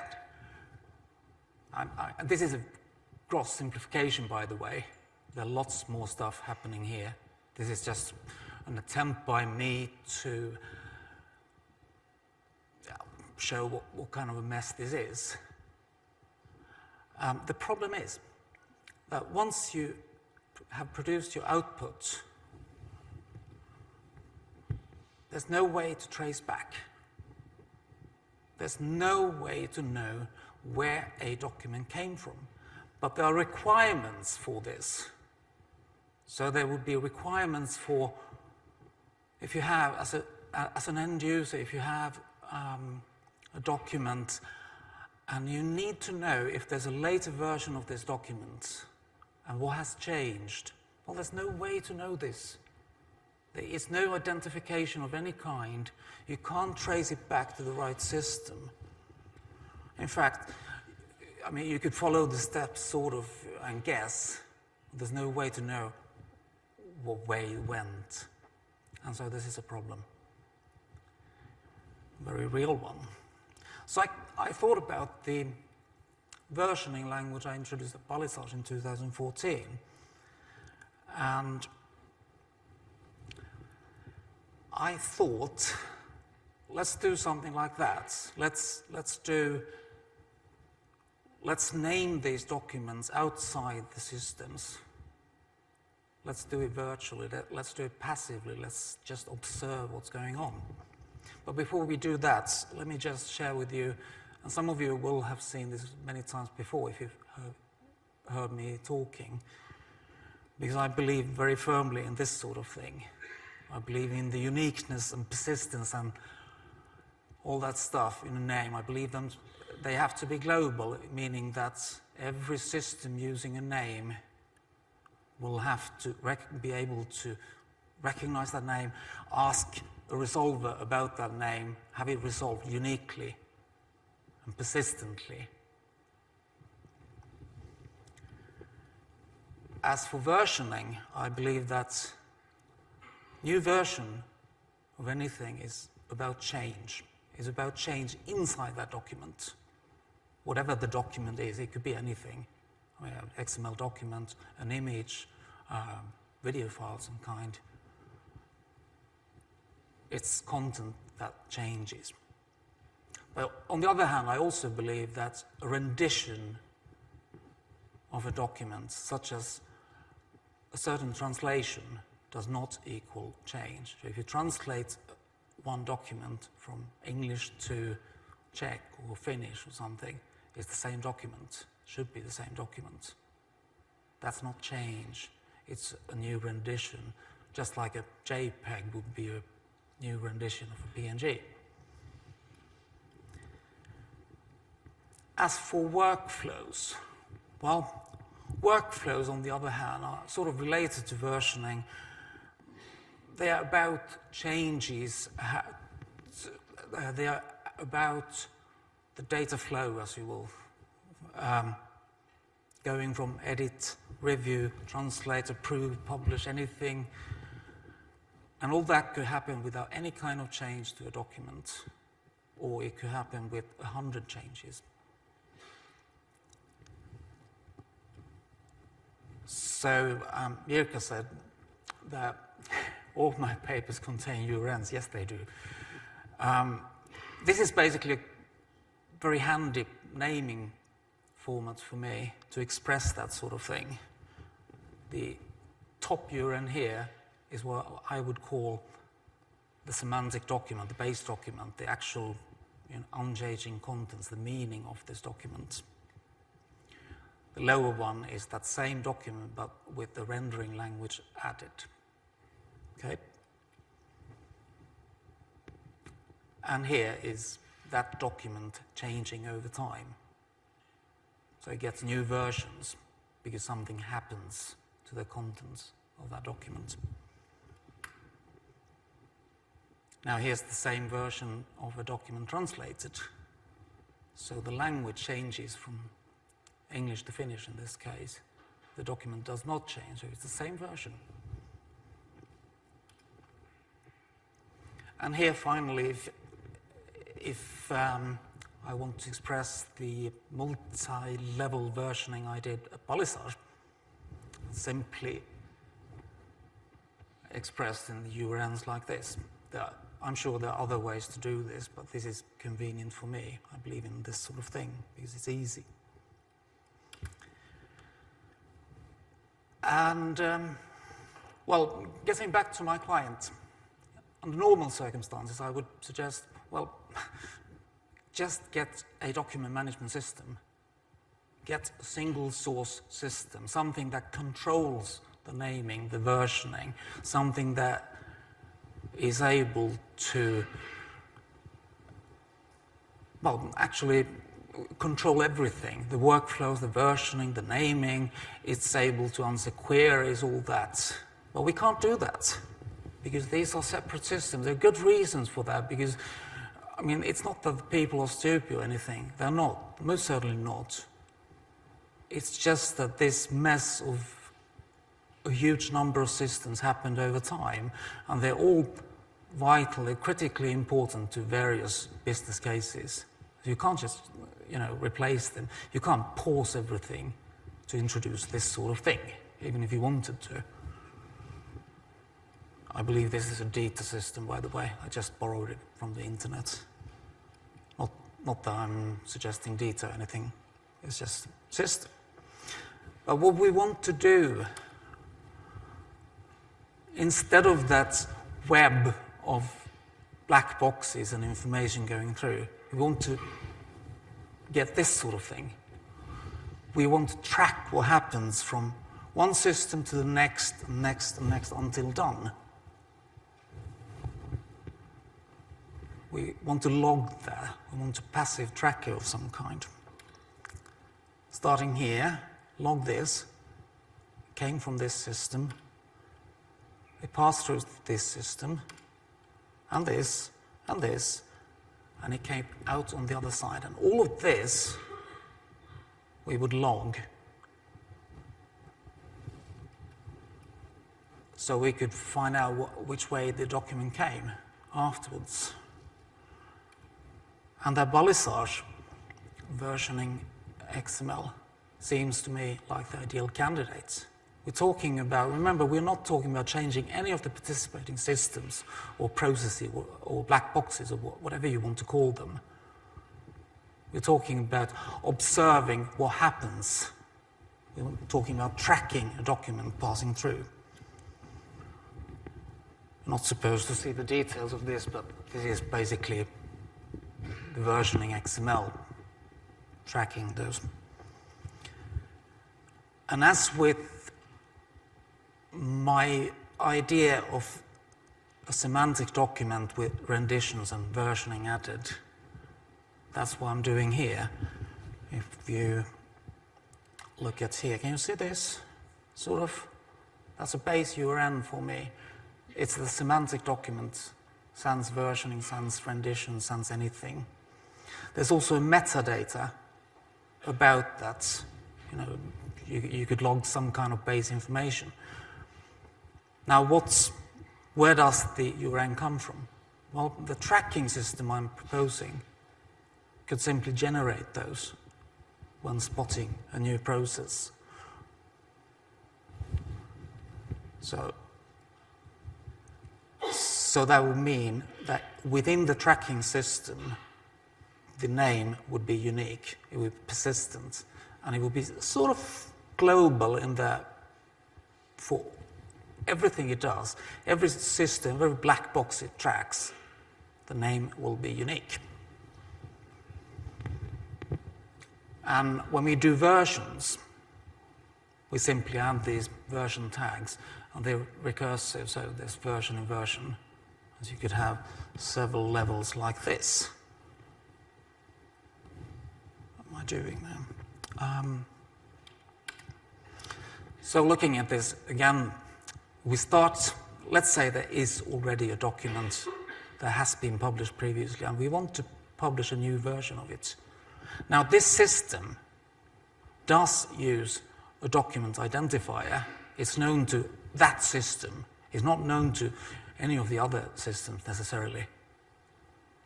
But it's known here, and it's probably the same this time around too. So we can map that in the versioning XML to the right document in the tracking system. It's transaction taking place.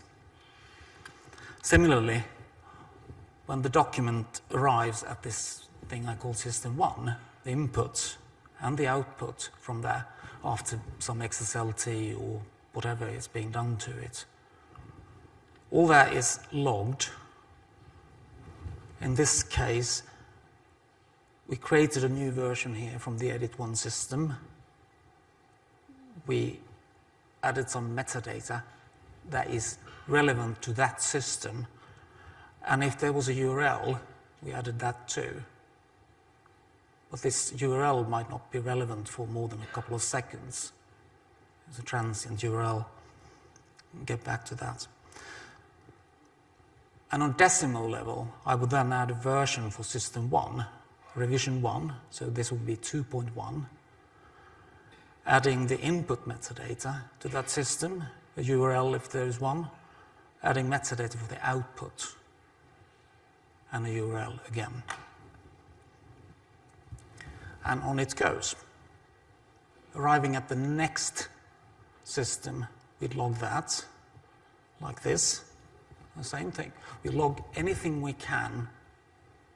Remember, there may not be much, but we should be able to pinpoint the fact that this is the same document that left system 1 just a moment ago. And with the system 3, which is the last step, so there's an output. And this is sort of a vague definition because that's not necessarily an output. It might not be a document ready to be published. It might be just something that is sent further on to something else that is not tracked. That's the important thing. And so we would add yet another version, a decimal version, the 2.3, with metadata about the system 3. And now if the output was actually a publication, it was stored somewhere, let's say for an end user, we could store information about that too.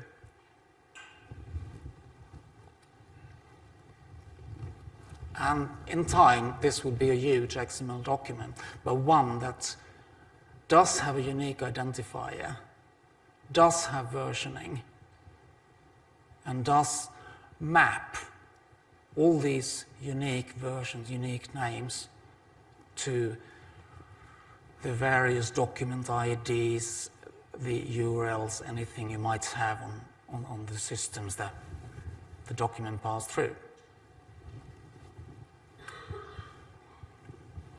And the thing is that you could do all kinds of XPath things and stuff and very easily query that XML, versioning XML.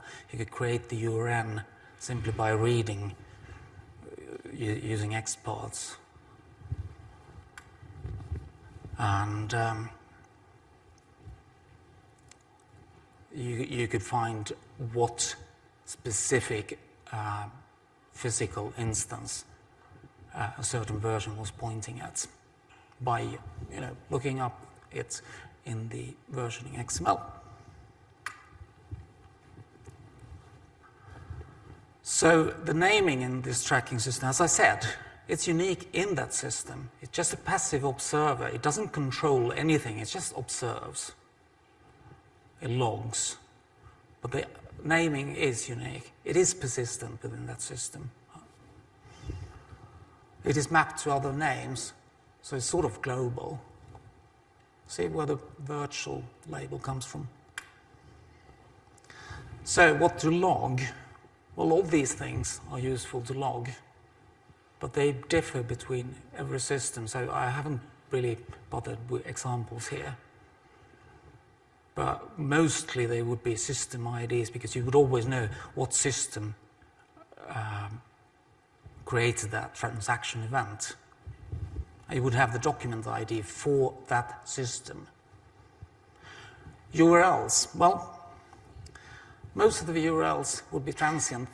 These are probably shared folders somewhere. So a document arrives to a shared folder and it's picked up by this black box I call a system. And so it disappears from there. So it's not really versioning, is it? It's logging workflows. We're not really versioning anything. We're just saying that this happened. The thing is, that if you actually want versioning, well, you could simply save that document. You could use the tracking system, you could save it in the system for later use. And you could add the URL in the tracking system to the versioning XML and use that for later. You could transform it to something else for easier lookup. You could add IDs or metadata, whatever you need, and use that. So that's versioning, actually. And you still don't control any of the systems. But you do it all in the XML. And all we would have to add was another URL to that specific version, the one we saved in the local system, like this.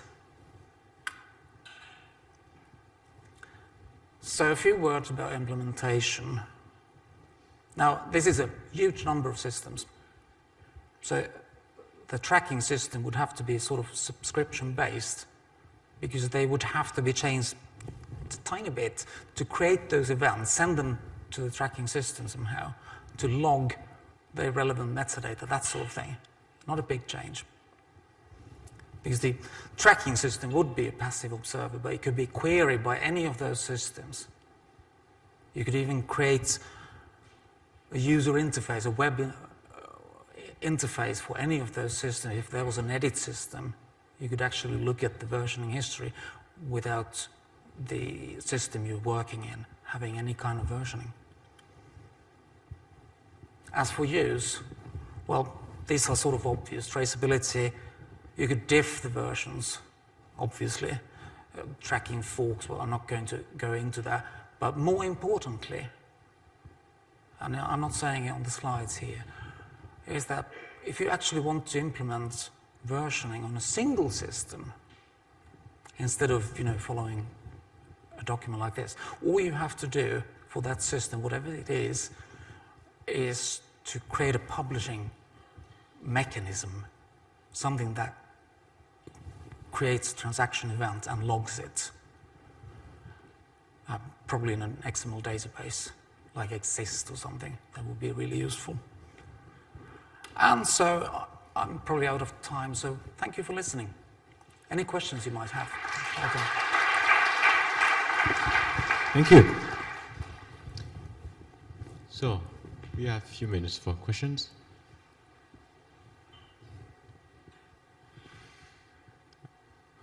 Okay.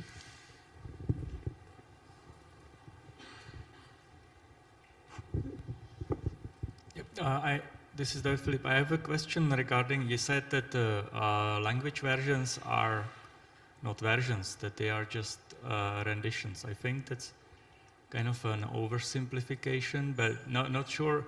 You say that's too fast, kind of not sure what's the practical impact there. You say you're creating, for instance, a language version of something, then legal properties are changing. You see, you need to have conditional text, things like that. I'm not sure right now if this can be captured using this.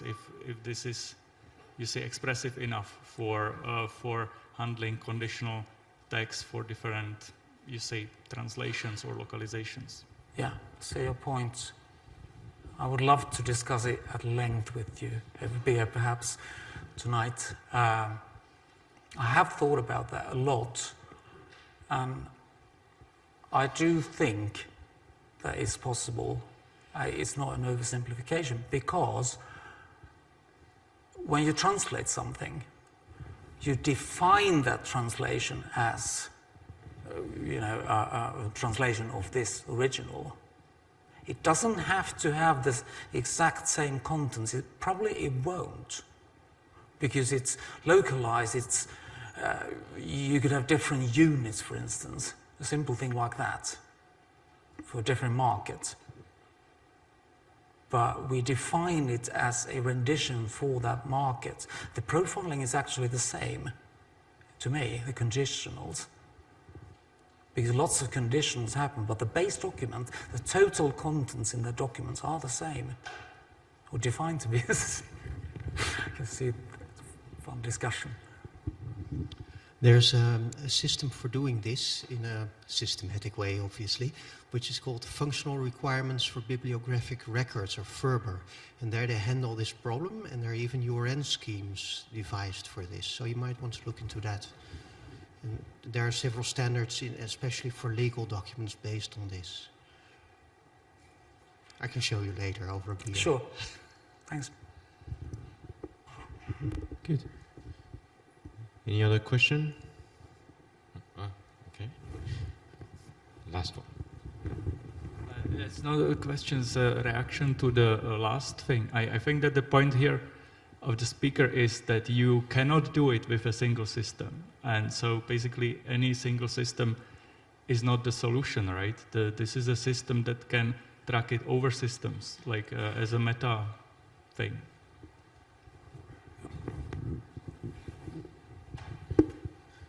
Looks like there is debate. Anyway, okay. FRBR is it mentioned. Thank you very much. And for me, it reminds me to Bitcoins, but for other reason anyway. So next speaker will talk to us about semantic and XML.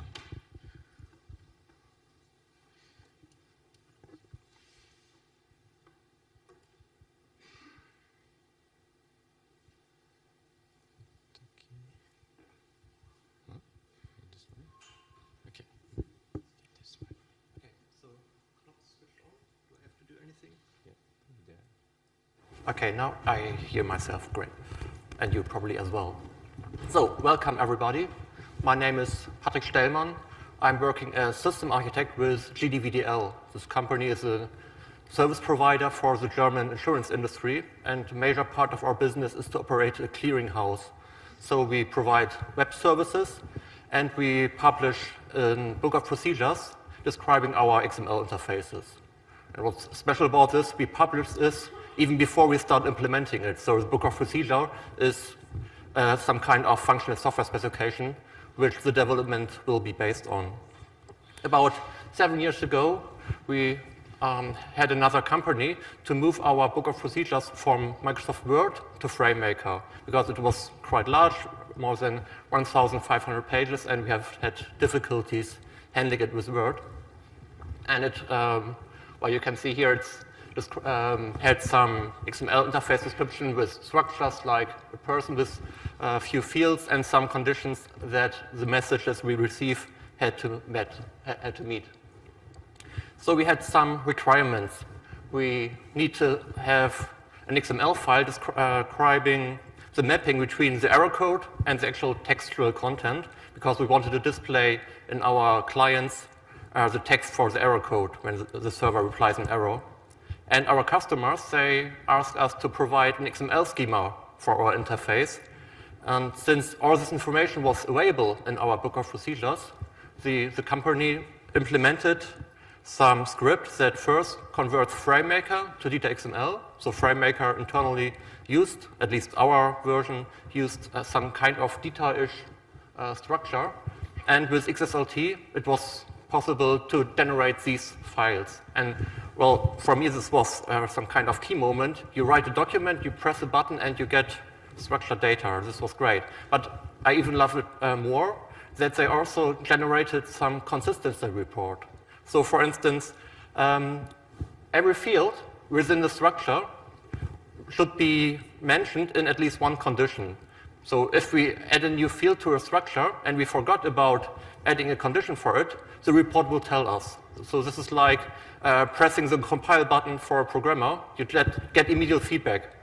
And well, I totally love this idea.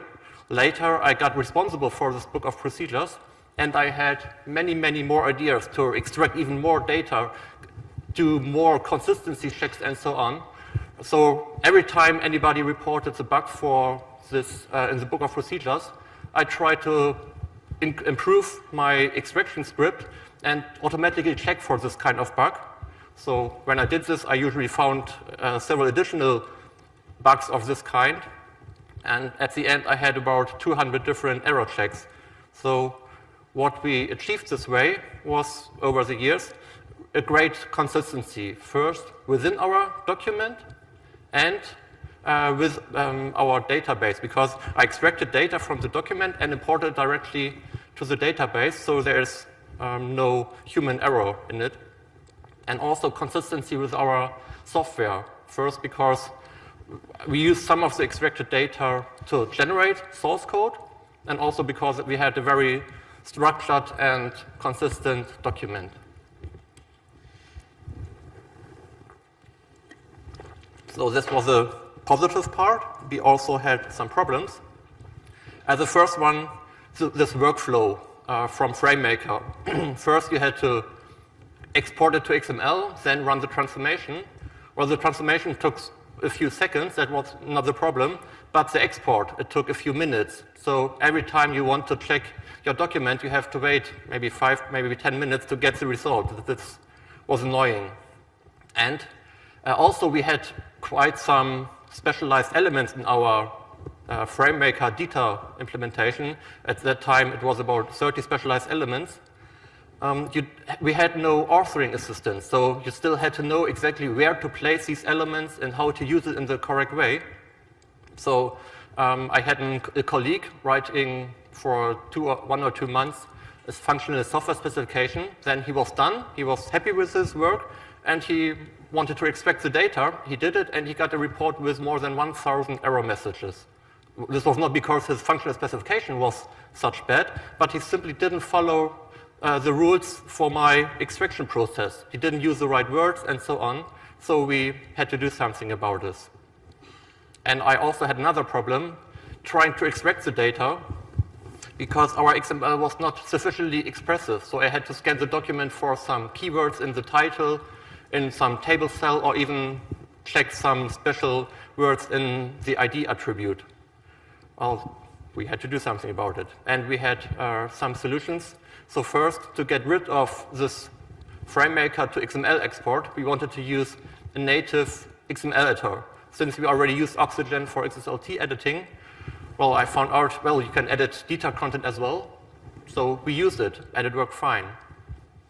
To provide authoring assistance and also adding more features that I felt were necessary and missing in data, I implemented a custom framework. It was data-inspired, I would call it. It's used data elements, but no data map, because I didn't know anything about data map from FrameMaker, so I used XInclude. And the most important part, I created a highly customized XML schema. So actually, it was no more about adding new specialized elements. It was more about, I create my complete own schema, and if I feel it was appropriate, I took some existing data elements in my schema. So at the end, I had about 1,500 specialized elements. So I had a very strict structure of the whole document and a great author guidance, but I will come to this later. I just like to pronounce, I didn't do this because I think in data there's a deficit, they don't have enough elements.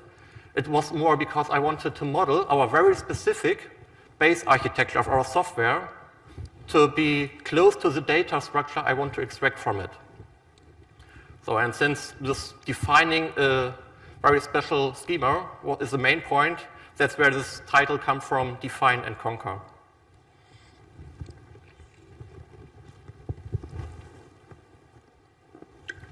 Now let's look where we are today. I will show here some functional specification of a simplified software component. It's an ESB service, so ESB means Enterprise Service Bus. So it's a login service with some short description, some parameters, which the list is the same for all of our software components. So it's very useful to have some quick overview at the beginning with a namespace to be able to define a globally unique identifier for it. Some overview of the functions and the function with, again, some short description parameters and the actual XML interface. In this case, it's just a simple root structure with some required string fields in it and a description of the actual workflow. Well, this is a very simple case, so a few lines of text are sufficient. Usually, of course, we provide some flowchart in it as well. Now let's look how the specialized XML for this looks. As I said, I want to model our architecture, so I have a dedicated element to describe an ESB service. It's derived from the topic, but not directly, because an ESB service is a special kind of web service, is a special kind of software component, is a reference, is a topic. So the architecture structure also is built in, or is reflected in the derivation structure from detail. It has a title. It's no ordinary title. It's a specialized title because I have a required key element, which is the identifier of this kind of service, so I can reference it within my documentation later. And I have a short description, and this short description is actually the only unmodified, non-specialized standard data element in this whole XML snippet. And some the parameter list, which is also specialized and more compact. Okay, so now it's next part is about first.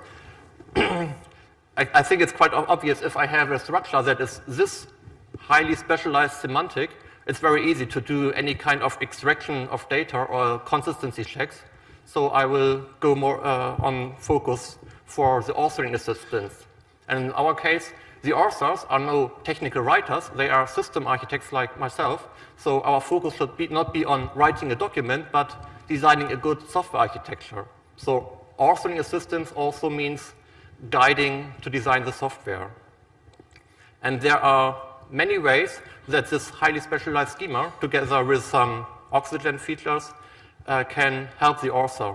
The first one is to automatically add mandatory elements. Well, Oxygen has a behavior that if you insert one element, Oxygen will automatically insert all child elements that are declared as mandatory by the schema. So if I just insert the element ESB service, I will immediately see this whole structure. So the author can just, he immediately sees all the placeholders he has to fill in. So it's more like filling out a form than writing on a white piece of paper. And we use also Schematron as well, first to highlight any XML field that needs to be filled in, and of course for some consistency checks as well. There's quite some static content which the author doesn't have to care about at all because it comes from the framework. Due to this specialized structure, it's predefined what should be placed there. So the author can see it and he doesn't have to write it, so he can also make no mistakes there. When inserting new content, in Oxygen you just press enter to insert a new element, and the elements you can insert, they are also semantic, so you are again guided, what can you place there? What do you have to think about as an architect? I can provide default content.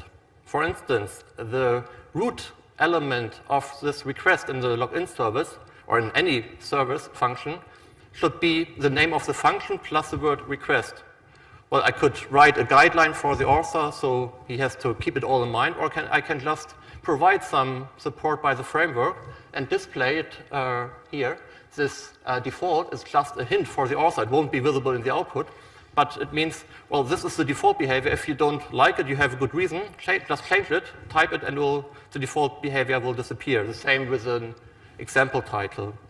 We can display hints to the author. Well, Oxygen already provides this for detail content, of course only on a general data authoring level.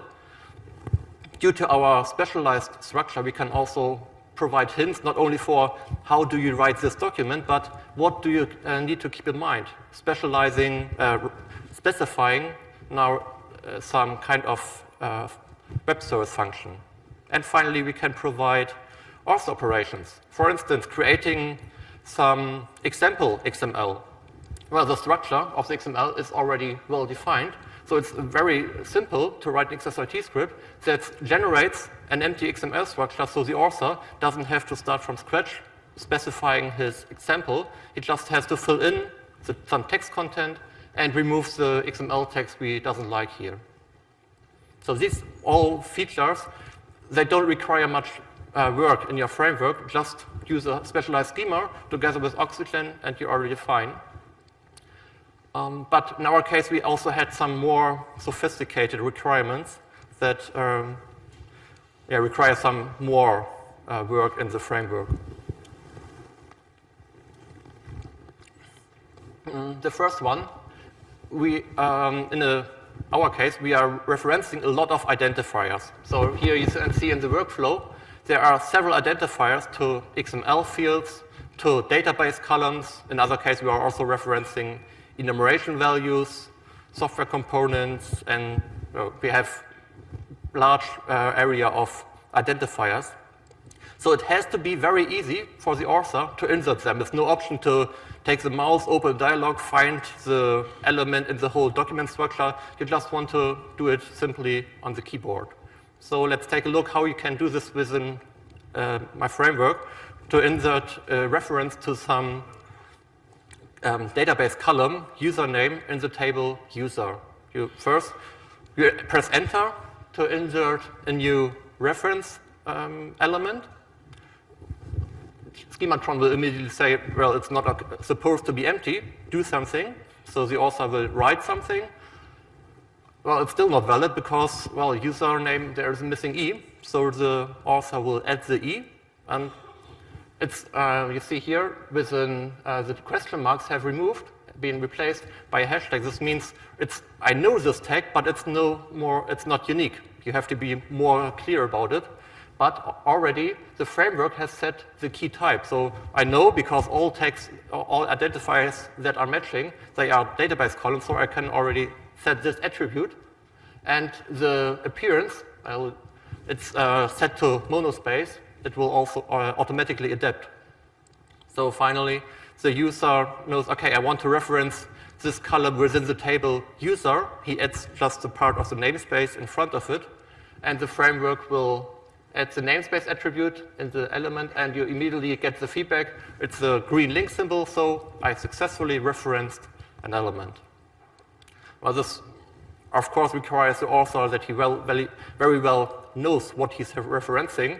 We also provide support with a currently quite simple, but to be extended dialog, where he can choose the reference he wants to, the key he wants to reference, and then he could immediately see, well, the username, there are two keys in different namespaces. Well, one is the login in the table login token, one is in the table user, and he can select the one he wants to reference to.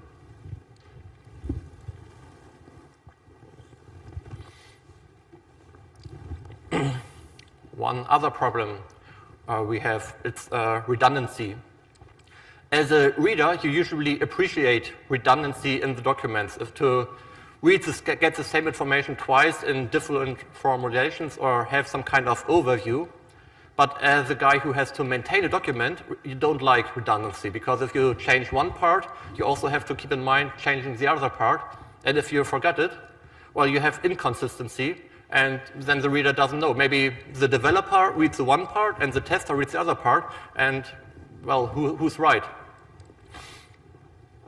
in our document, we have a redundancy. At the top level service, there was a list of database accesses, so which tables are accessed by this service. I had a similar list in the individual functions, which data tables are accessed by the functions. Now, the service, the list of tables that are accessed by the service, it's just an accumulation of all the tables accessed by the individual functions. So there is some kind of redundancy. Now, one way would be to use Schematron to check for consistency. And at some places we do it exactly like this. But in this case, we can provide it even better to the author. And we're doing this with a concept I developed. It's XSLT conref. So conref is a standard data feature to reference some content and display it in place. And I basically just added an XSLT transformation to it. So again, due to this specialized schema, it's very simple to take the whole service description as input and write an XSLT script that just merges all the individual database lists from the functions and creates this list in the service header. And that's exactly what I did. So the author, again, doesn't have to care about it. This XSLT conref, there are two ways that specialized XML can improve this. First, of course, the input to the XSLT script needs to be sufficiently structured so you can interpret the content. And, well, this level of specialization, this is surely the case. And the other thing is the element that creates this XSLT conref, it's also a specialized element. So the author doesn't have to know anything about XSLT conref. Basically, I can hide the complexity of data behind specialized elements. So I'm the one who creates this framework. I need to understand it, and the author doesn't have to care about it. This XSLT conref, it can do quite a lot more. We can, for instance, import data. Well, here in this case, I'm referencing the same way as I've shown before. I'm referencing database tables. Well, I don't want to write our data model in Oxygen. We have dedicated software for this. And I use XSLT conref to import this file, the data model, into my document, also in specialized XML, to automatically register all the identifiers, all the tables, all the columns, and so on, as keys, so I can easily reference them. And you can not only generate data content, you can also generate graphical content. Yeah. So, for instance, a sequence diagram.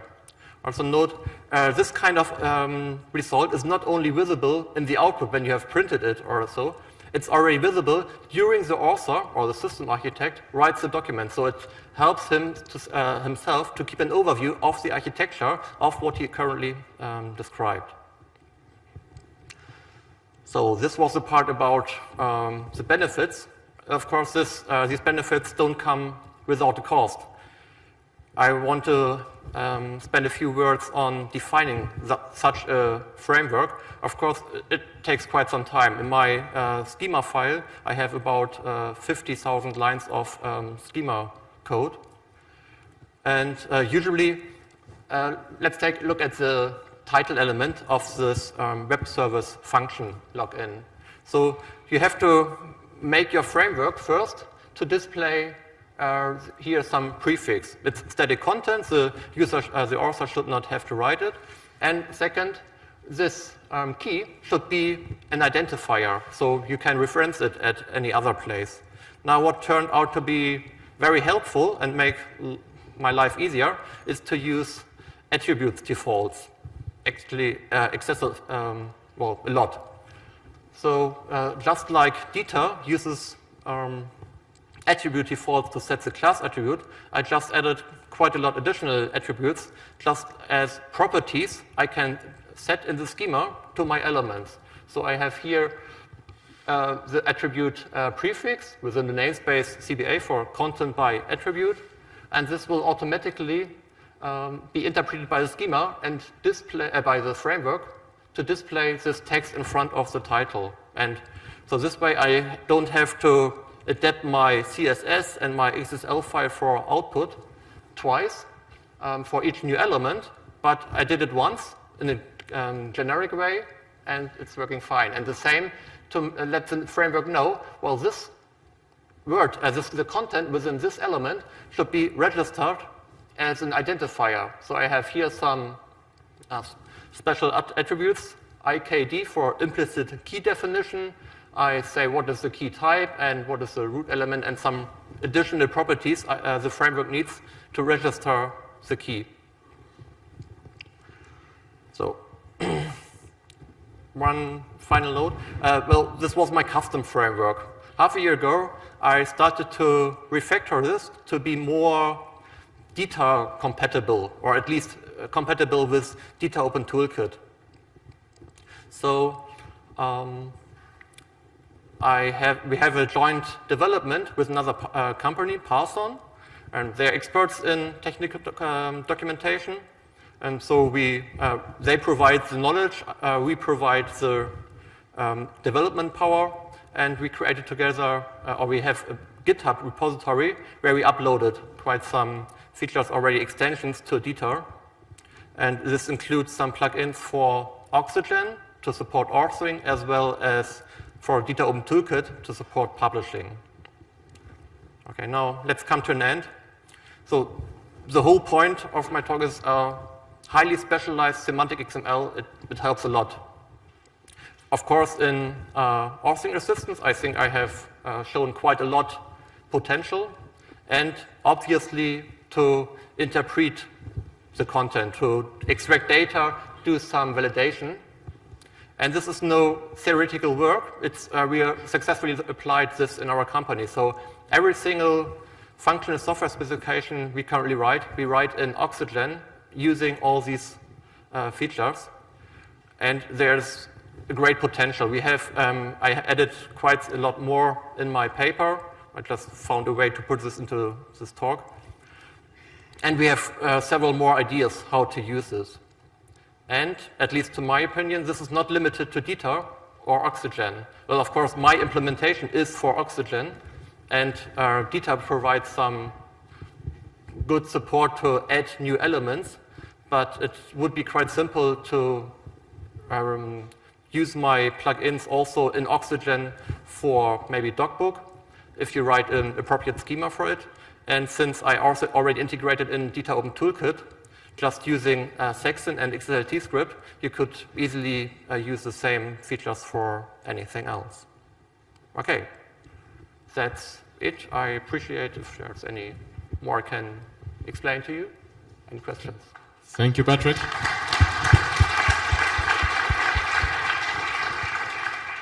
Is there any questions? To the right. Hands, sorry. Always looking in the wrong direction, right? Robin Lafontaine, Delta XML. Thanks very much for the talk, very interesting. Could you just say, as I understand it, you managed to keep to standard DITA, but using, obviously, specializations? No. No, you didn't. Okay. Well, actually, I'm still in the process to try convert it to be closer to DITA standard, but actually, I hear it quite often, well, this is no valid DITA specialization, because you have to first, if you add a new attribute, you have to add it to all elements first, and then restrict some elements to don't show it there. Well, my framework is compatible with Oxygen and with DITA Open Toolkit, and well, it's all I personally care about, so it's working. But there are some difficulties with DITA. For instance, this XSLT conref, it requires additional attributes that can hardly be added to DITA and still being valid DITA. And of course, it's no more compatible with any other DITA editor that doesn't have any special implementation for this kind of feature. Right. Okay, thanks very much. Yeah, I was going to ask you where you ran out of steam, as it were, with respect to DITA, but you've answered that. Thanks very much. Okay, welcome. Thank you. We have a few minutes for one or two other questions. Okay. A question. So Thank you very much, Patrick. Thank you again.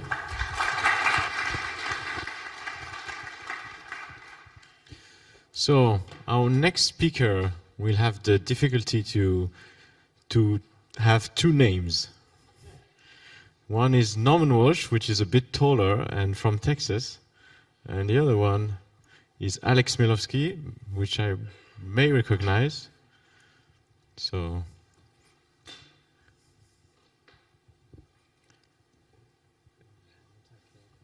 it's okay, everything's okay. So, there we go. Yep, I got it. and you're going to talk about pipelines, something.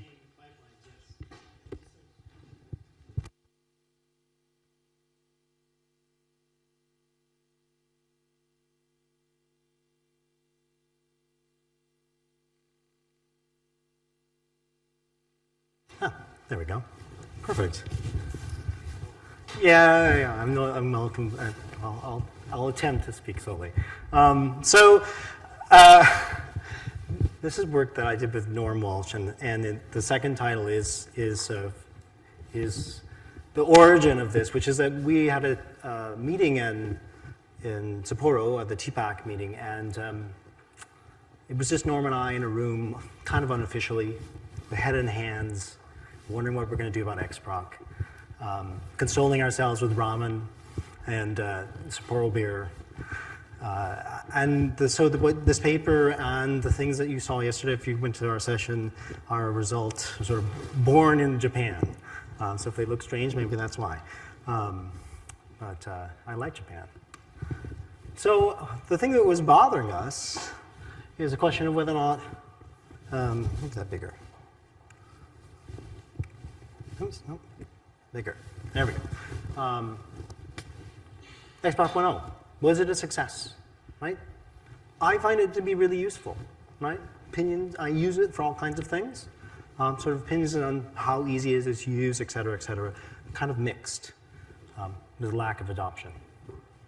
Not that many users of it. Lack of active implementations. People started and stopped. And then there's a question of like, well, there's a history here, right? We started in 2005. It's a different world in 2005. Those of us doing pipelining started a lot earlier than that. You know, I got interested in 2000. I've been doing this for 16 years. The world has changed in that 16 years. And so we were focusing on XML pipelines, and it was the XML processing model working group. You know, what about other things that we want to process in the same way? Triples, binaries, other semi-structured data formats that start with J. That XML syntax is possibly a problem for some people out there. Maybe that's why there's a lack of member interest. Maybe that's why there's a lack of adoption. Lots of questions. And hindsight, of course, is 2020. So one of the things is we have a tree structure. We're trying to describe a graph. That's always a mismatch. And our own personal experiences as people who wrote the specification were that, well, you know, easy things are easy. We got some of that. And hard things are always hard. But boy, there's the things in the middle. Those things are hard. And that seemed like we missed the mark. We didn't quite succeed. And one of the reasons is that sort of simple changes require non-trivial actions. And so you go in and you want to add a step, and because you added a step in a particular location, you break the implicit flow, and now you have to learn about naming things and pointing to them that you didn't have to do before, and then you have to add all that syntax in, and it just, you know, that's that sort of middle ground of like making these incremental changes became harder. And so that, you know, that affects this aspect of like, it's a pipeline, so adding another step that uses an output of something should be easy. And I think in general, you know, we've just missed the boat on other things that could go through the pipeline. We had a specification produced, we got it out the door, and then immediately people added extensions to their implementations to deal with JSON. Kind of missed that one.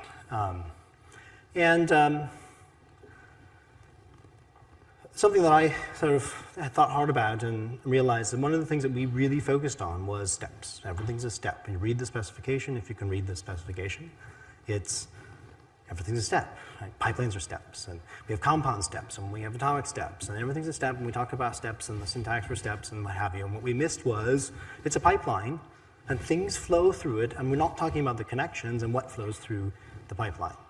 So, my opinion, we reversed the model, and that's possibly why it's harder than it should be.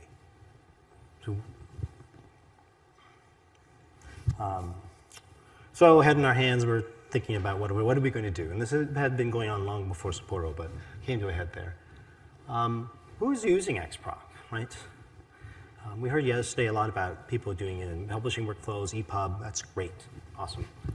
That was certainly where we started many years ago. Some people are using them for REST services. I am. That's great. Some people are using them for application development. I'm doing that. I'm probably way off in the corner as a weirdo doing that. They're using it for data analytics. They talk about data pipelines all the time. Big data analytics, they draw pipelines. It's awesome. This is a foreign technology to them, no. And then who is the person writing the pipelines? Are they developers? Do they write code?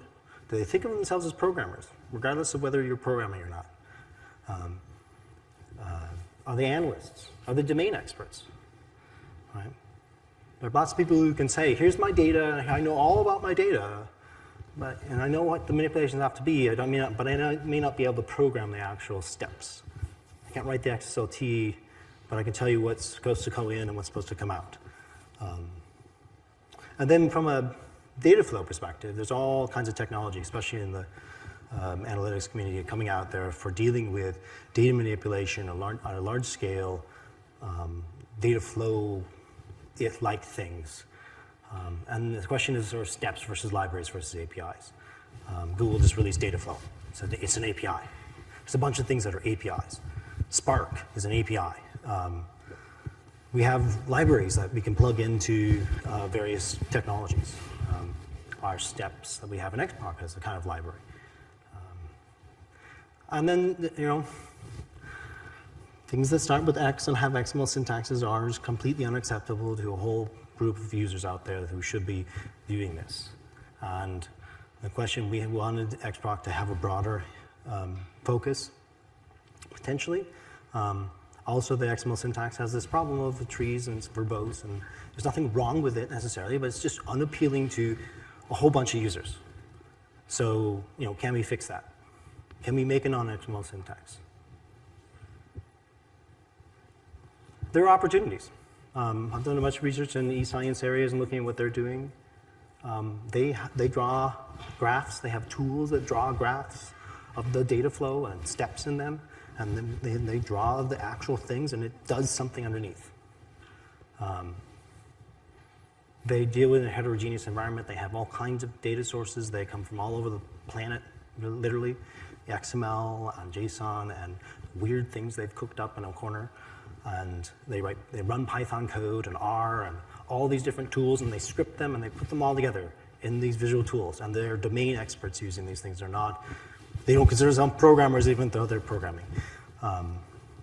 So a data flow language is a good intermediary between that visual tool and how it actually does it. And there are tools like Kepler and Taverna. They both take slightly different approaches, but what they store when you store out your pipeline, what they store is some binary serialization of something that's internal. In the case of Taverna, it's literally a serialization of a Java object model. It's really awful. It's binary. You just can't do anything with it. So data flow language would be good for them. Data science, big data, types of analytics. These people talk about pipelines. It is a fundamental activity of describing their pipelines and what they do. It is a term that resonates with them. When I taught data science students and I said data pipelines, they just ran with it. Didn't talk about XProc or XML. But they started drawing pipelines. It was great. It's the way they think. So there's a lot of tools and technologies focused on the general idea of data flows, but there are very few data flow languages. But there are ones like Pig, is a great example of something that's a data flow language specifically focused on generating and manipulating tuples as if there's like a relational database. It's a neat little language. It's very popular. It's a testament to the concept of data flow programming being useful. People who work in this space have these issues of governance and privacy and security. And one of the big problems is that when all you have is technology that's way down here in the low level, that's APIs and programmers are writing all this stuff, that there's no way to surface and talk about the pipeline at a higher level and say, well, that data has privacy concerns. There's governance, regulatory things about, even though it's the same data, it cannot skip silos within my organization if you're a telecom and you have different subsidiaries. And so you really need to annotate your data flows with information about metadata about where these things can go and where they can live. And there's also security aspects of it as well, like you want to be able to compartmentalize access to data. So a data flow language can separate concerns. It's something that you could do with one. And then that sort of helps you deal with the how and the where and the by whom aspects of governance. So there's a lot of opportunities if you had such a thing. None of the ones out there right now deal with this. This is an open problem for big data analytics.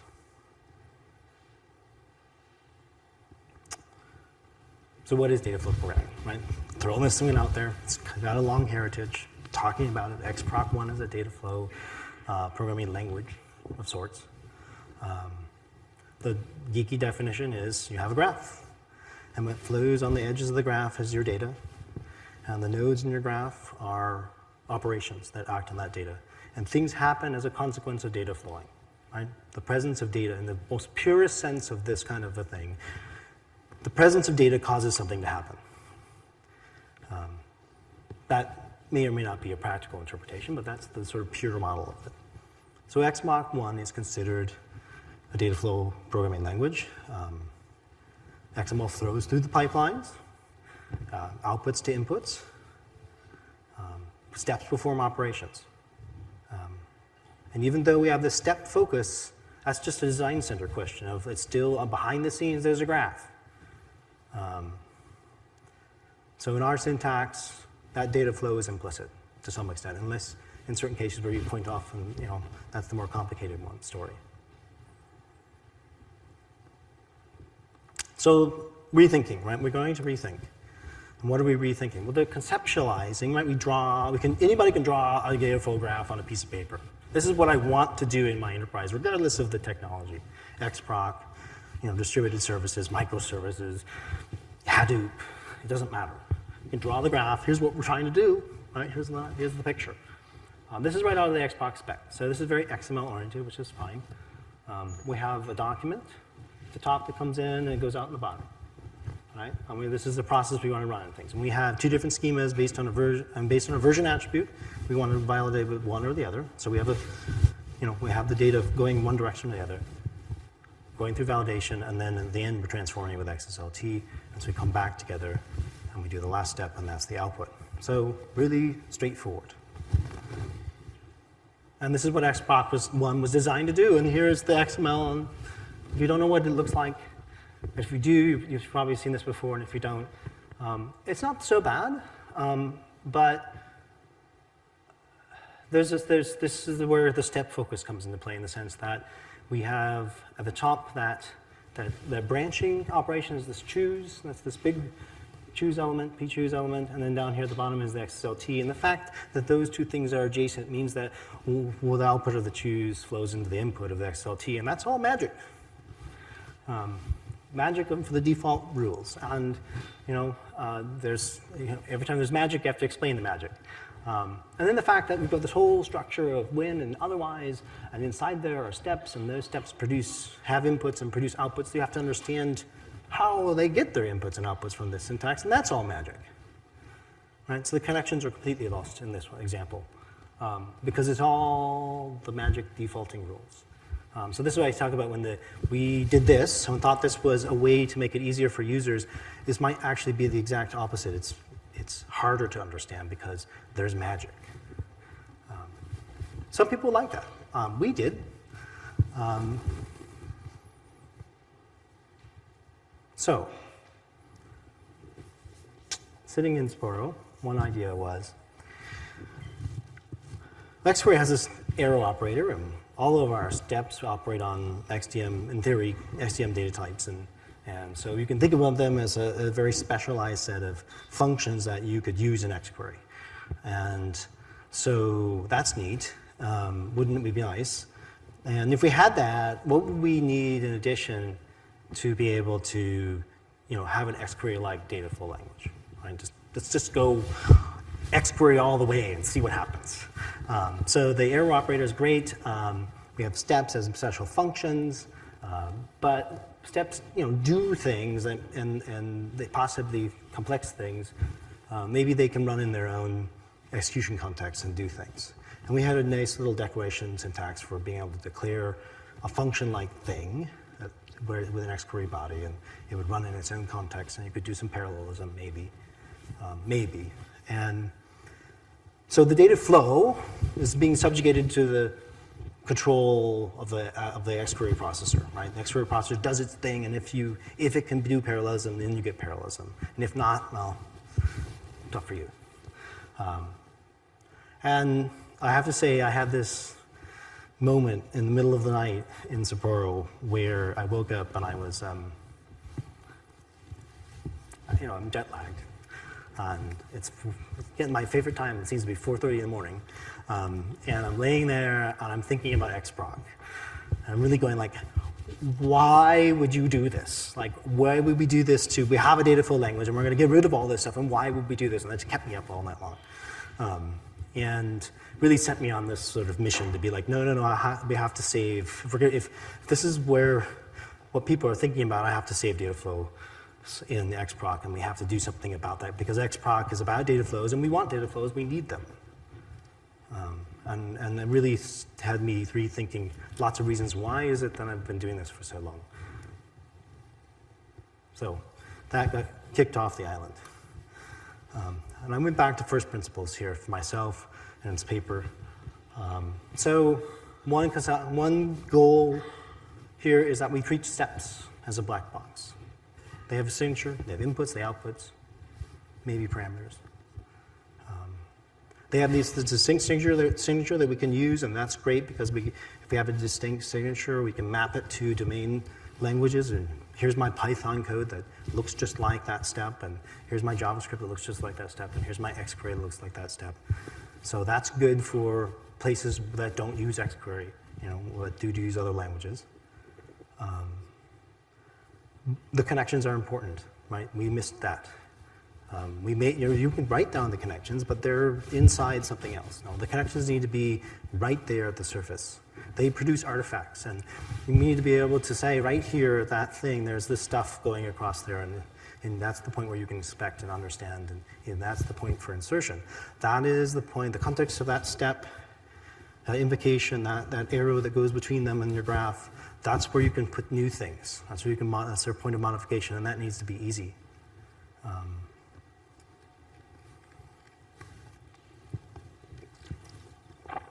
There's an explicit requirement in XProc 1 that we do nothing to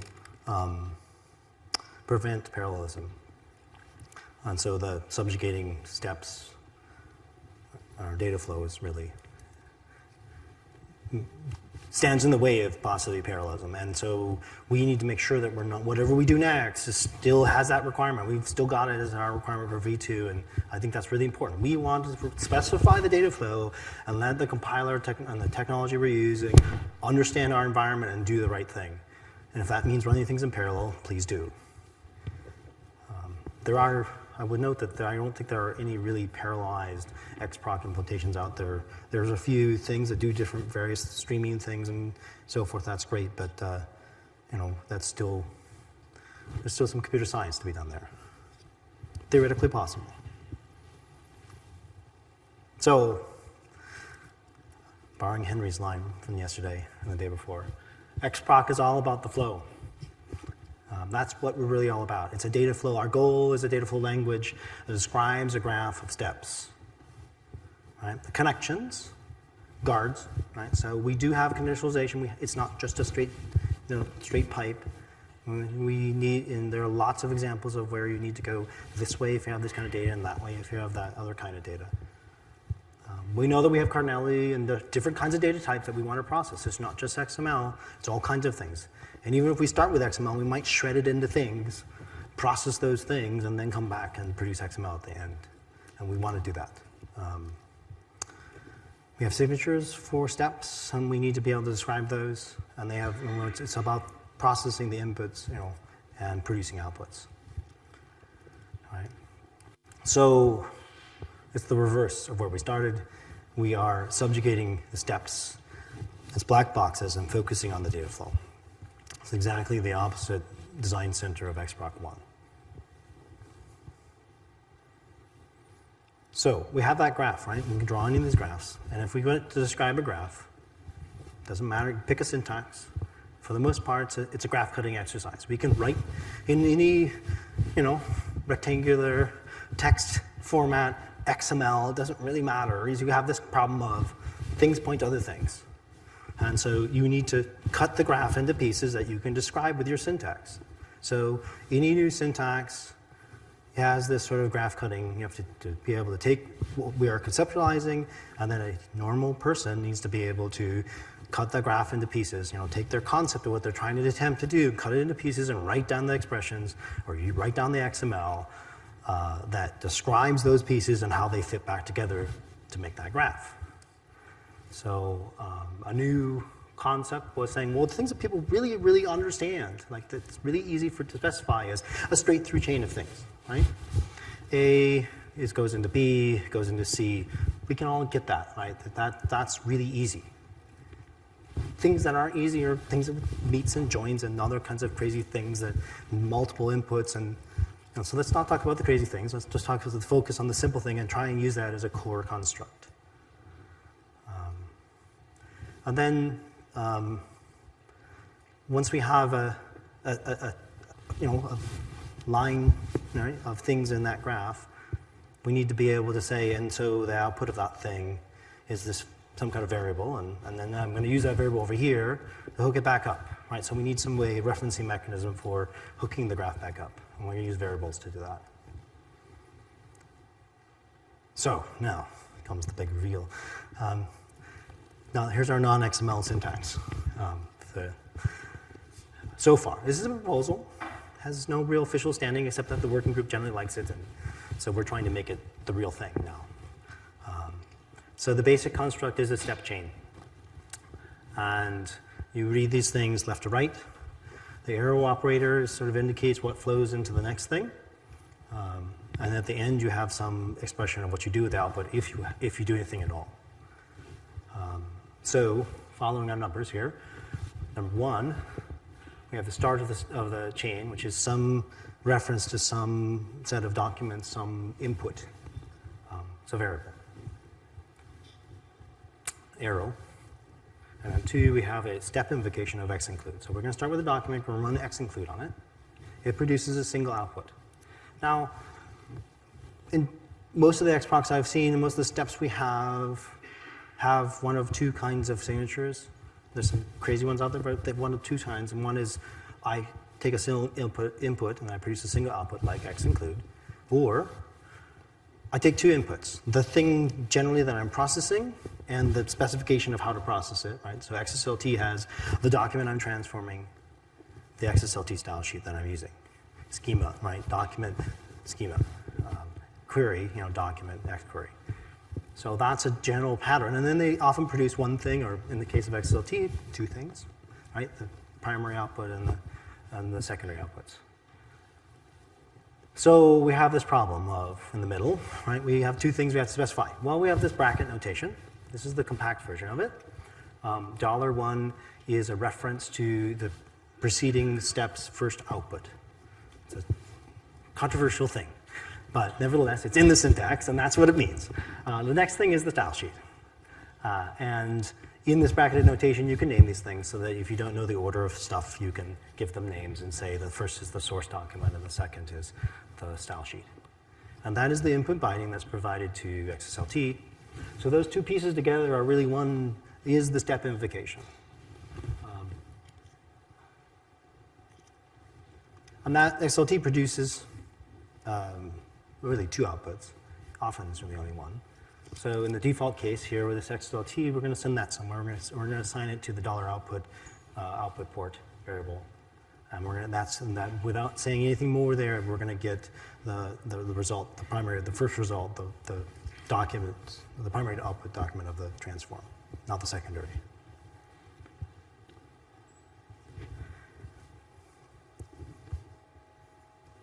So that first example, that was a big old XSLT, XProc, turns into this. It's so there's a proposal for this. A whole bunch of, I'm not going to go through it all, but I do want to step through this as just to give you a flavor of what it looks like. So it's more compact. My opinion, it's more readable. At the top, number one, there we have our inputs and outputs. Their declarations, they look a lot like xquery arguments when you declare a function. And we use borrow the same syntax. And we have one step chain, right? So again, remember we have that one flow with the conditional in the middle. So we start with $source, we end with $result. We have two major steps in here, one of which is this curly bracketed expression. Right? And the second one is down here where we're running XSLT. And inside the curly bracketed expressions are ways that you can build up more complex flows. And inside those, you can put embedded flows. And this particular one has a conditional in it.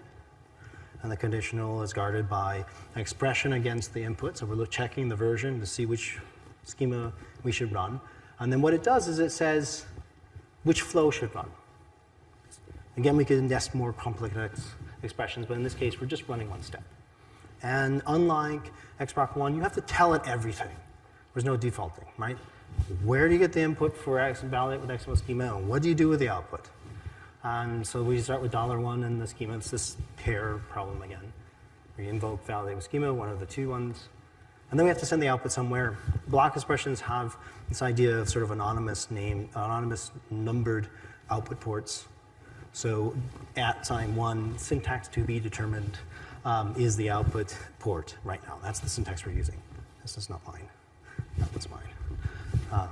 So the result of that curly bracket expression is the result of running one of those two flows. And that is the thing that then $1 refers to. Right? So that's what's going to run into XSLT at number 4 there. XSLT runs, and that's what is then assigned to the output port $result. And the $result happens to be the one that we declared at the top. So everything is connected, right? The job of the implementation is to read this syntax, read those step chains, look at all the left-hand and right-hand side constructs in terms of the variables, and then reconstruct that graph and hope that there isn't anything dangling. Anything dangling, that's an error, right? You have an incomplete specification. In this case, everything matches up.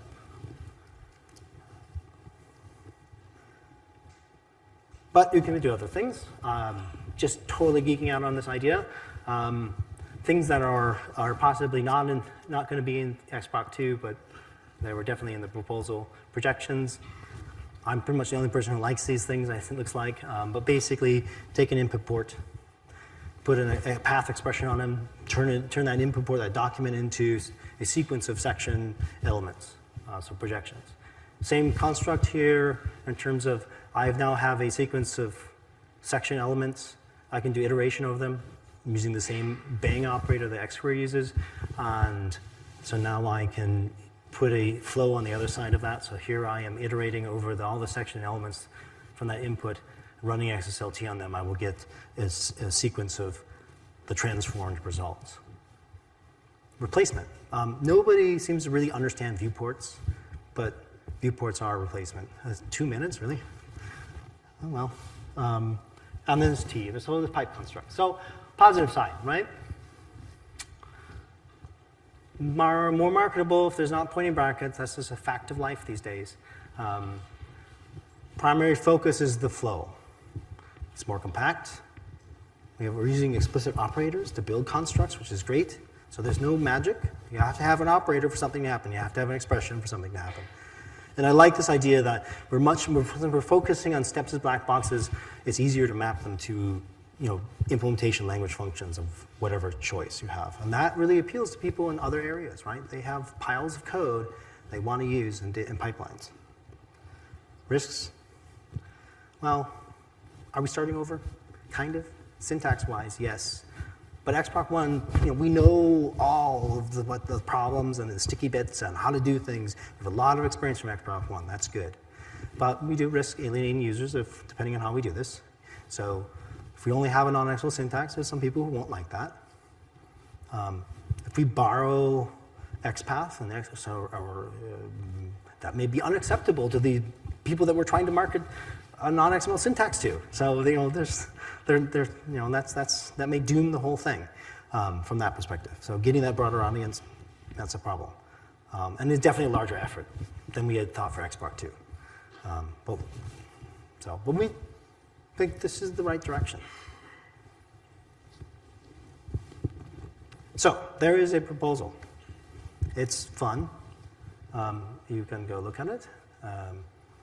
Right, there's a whole long thing there. It's crazy. Yay. Now I've lost my thing there. And there's a committee group.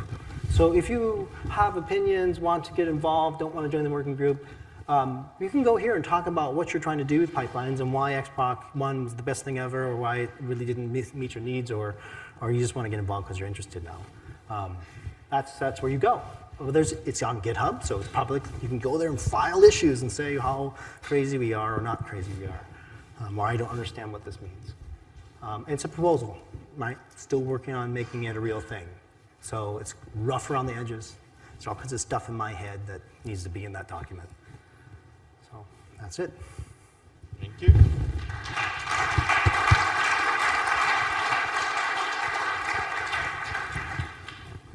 We still have 1 minute. Yeah, 1 minute. It's an urgent question. You're ready to go to lunch, right? Josh Bina, Oxygen XML. If non-XML syntax is seen as a problem, why don't you think about maybe providing like Relax and G, both flavors and the syntax that, can be converted from XML to compact and compact to XML without any loss? Right now, there are 4 members on the working group. So if you want that to happen, at least come here and join this community group and help us, because there's not enough persons in the working group to make that happen. And we've had people commit to that they were going to do it, so please go and do that, and then we'll have an XML syntax. We just need more people. I think that's a good idea. I think we can do a good job of that, but we need more people to do that. So. Hi, Ari Nordstrom, Creative Words. I was thinking about the input bindings followed by the separator thing, and what it looks like a separate XSLT step. So it would appear as if the input bindings were actually a step on their own. Whereas one of the last slides, you actually didn't talk about, you didn't have time. There was the replace function that, to me, had a very different construction than that. Isn't that sort of inconsistencies in the syntax? So replace is an operator, just like iteration. And so in this sort of worldview. So replace is kind of an oddball because it needs to parameter the operation. Right? It's a very different thing than the input bindings. The input bindings, being in the stem sequence with an arrow on the right-hand side, is a little bit odd. Nobody has yet to come up with anything better as a syntax. The step invocation in the grammar is actually, you have steps that are separated by arrows, and then a step invocation optionally has an input binding and an arrow. So the grammar is begging for a better syntax at that particular moment. Don't have one. That's a proposal. Like, that's a syntax issue that we can solve. But the step actually has to have some way to say how you map things from the preceding step and other things out there into its input ports. And we need to come up with something slightly better. So in this example, let's see, in this example, 3 and 4 are really actually the step invocation syntax with the arrow in between. It's a little odd that it's being overloaded that way. And, it's a work in progress. Good point. Yes, we're looking at that too. I have a very general comment. Like, it seems to me that you are trying to reinvent basically general workflow syntax, you see, and there is like a lot of issues with that, and there is also a lot of established syntaxes for doing that. So I'm not quite sure. And well, you said that the XProg one, that the underlying limitation is 3 for a graph, which is obviously like not enough, right? So you are trying to introduce parallelism here with this syntax. But there is like a lot more issues than just parallelism with handling like general workflow. Like, I know if you heard about the workflow patterns by Van Aalst and others like that, there are issues with parallelism, and more importantly with joining, you see steps after something parallel happened. And it's with if it's connected with if you did know what was the number of instances before displayed, or if you know in advance, or if you knew only on runtime. So this is a whole complex, you see, field, and I don't think like you are trying now to overcome this, to introduce parallelism, but then you will think, okay, I will need to introduce this, and this. It has all the hallmarks of reinventing a workflow engine to me. Sure. I have a particularly jaded view of workflow, and that workflow is what people draw on a paper in a document, and then whatever the developers implement afterwards is what happens. So, and then on the other hand, data pipelining has been, and that kind of thing has been around for a long time. People often use that for some aspects of what people call workflow. So, but I hear you. Yes, there's all kinds of issues there, but to the point, XProg 1 has parallelism. You can do parallel stuff. It's just the syntax makes it less apparent, I think. And so there's that. We're trying to make the graph more apparent so it's easier for people to write that. Whether somebody can take this and write a data flow, write a data flow that then is blown out into a distributed process is yet to be proven. Right? That is certainly an area of research that I'm interested in because it helps with that governance problem for data analytics, where, especially, and then it also helps with the security problem, where there's a particular piece of information, resource of information that has all kinds of things attached to it that you, in an enterprise, need to do. So your data hub puts it over in a corner, and you have to have SAML assertions and certificates and things to talk to it. And so you want to write the data flow as if it's just a step. And then when you deploy the data flow, you know that that particular step needs a whole bunch of more configuration information. And then when it's deployed in the enterprise, the IT administrators take it and they say, okay, so talk to that. It's actually a remote service. It lives over here, and here's the certificates and all that stuff. And that way you don't expose your database in ways that, because that's the only way you can technically make it work. So that resonates with people who have this problem. But the devil's in the details when it comes to that. It's non-trivial, you're right. Okay, so it seems like there is food for thought, and can you show again the community group that you can? Oh. Yes. Oh, okay. Yeah, you're between the lunch, so let's say. Just to be clear, because a couple of people have asked me, you do not need to be a W3C member, nor do you need to work for a W3C member organisation in order to join the community group. They're free and it's open to everyone. And we need a chair. Yeah, or a bank. Okay. So thank you very much, and a few information. Thank you, Alex. Few information before going to lunch. So lunch is up to the cafeteria. If you've never been there, just follow the crowd. It's very easy. So second point, we reconvene at 3 o'clock this afternoon, 3 p.m. So, and have a good lunch.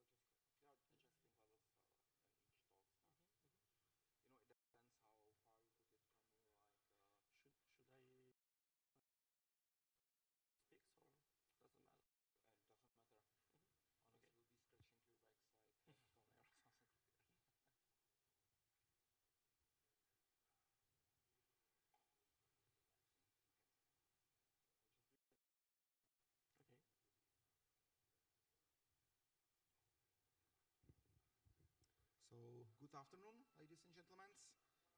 I hope you enjoy the lunch, and now we will continue with XML. I'm pleasure to introduce Octavian and Nico, who will tell you something about Schematron Quick Fixes. I think that they told that there is some competition in what talk will have the longest title, at least if you look into the schedule, but they shortened the title in a slide, so please go. Okay, hello everybody. My name is Octavian Nadolu. I have here with me Nico Kucherauer, and we'll show you the Schematron Quick Fix language and how you can create fixes for validation errors and how these fixes can help you in your future XML projects. So fixing error has always been a challenge, and different IDEs like Eclipse or Intelligent IDEA offer fixed proposal for validation errors. For example, for Java errors or for C, but also for XML and for style sheets. Using fixed proposal not just helps the user to solve the problem, but it also understands the problem because he will see the solutions to solve this, and he will understand better what's the problem. Also, he will do less mistakes or maybe no mistakes because the fixed proposal is developed, it's verified, and is tested somehow, maybe. So it will do less mistakes or maybe no mistakes using these proposals. And it saves time because a fixed proposal can do 2 or 3 operations or maybe 100 operations in a document to change different things. And it will save also money, of course. We can say that from the user point of view, an XML validation error is composed by 3 things. So first is the message that is presented to the user from the validation engine. Then you get the context, the location of the error, and then how to solve this error. And there are 2 types of errors in XML. We have these predefined errors that it's the validation against an XML, the validation of an XML against an XSD or LaxNG schema or a DTD. And these errors are defined in the validation engine. And here you can provide fixes manually by understanding the message and using the location.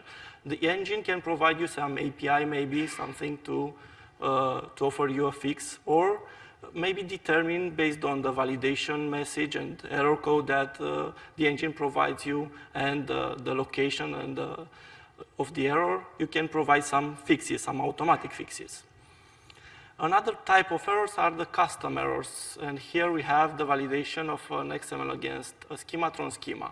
And here you can define your own messages, and the developer creates these different messages that you cannot interpret it and generate some fixes based on them.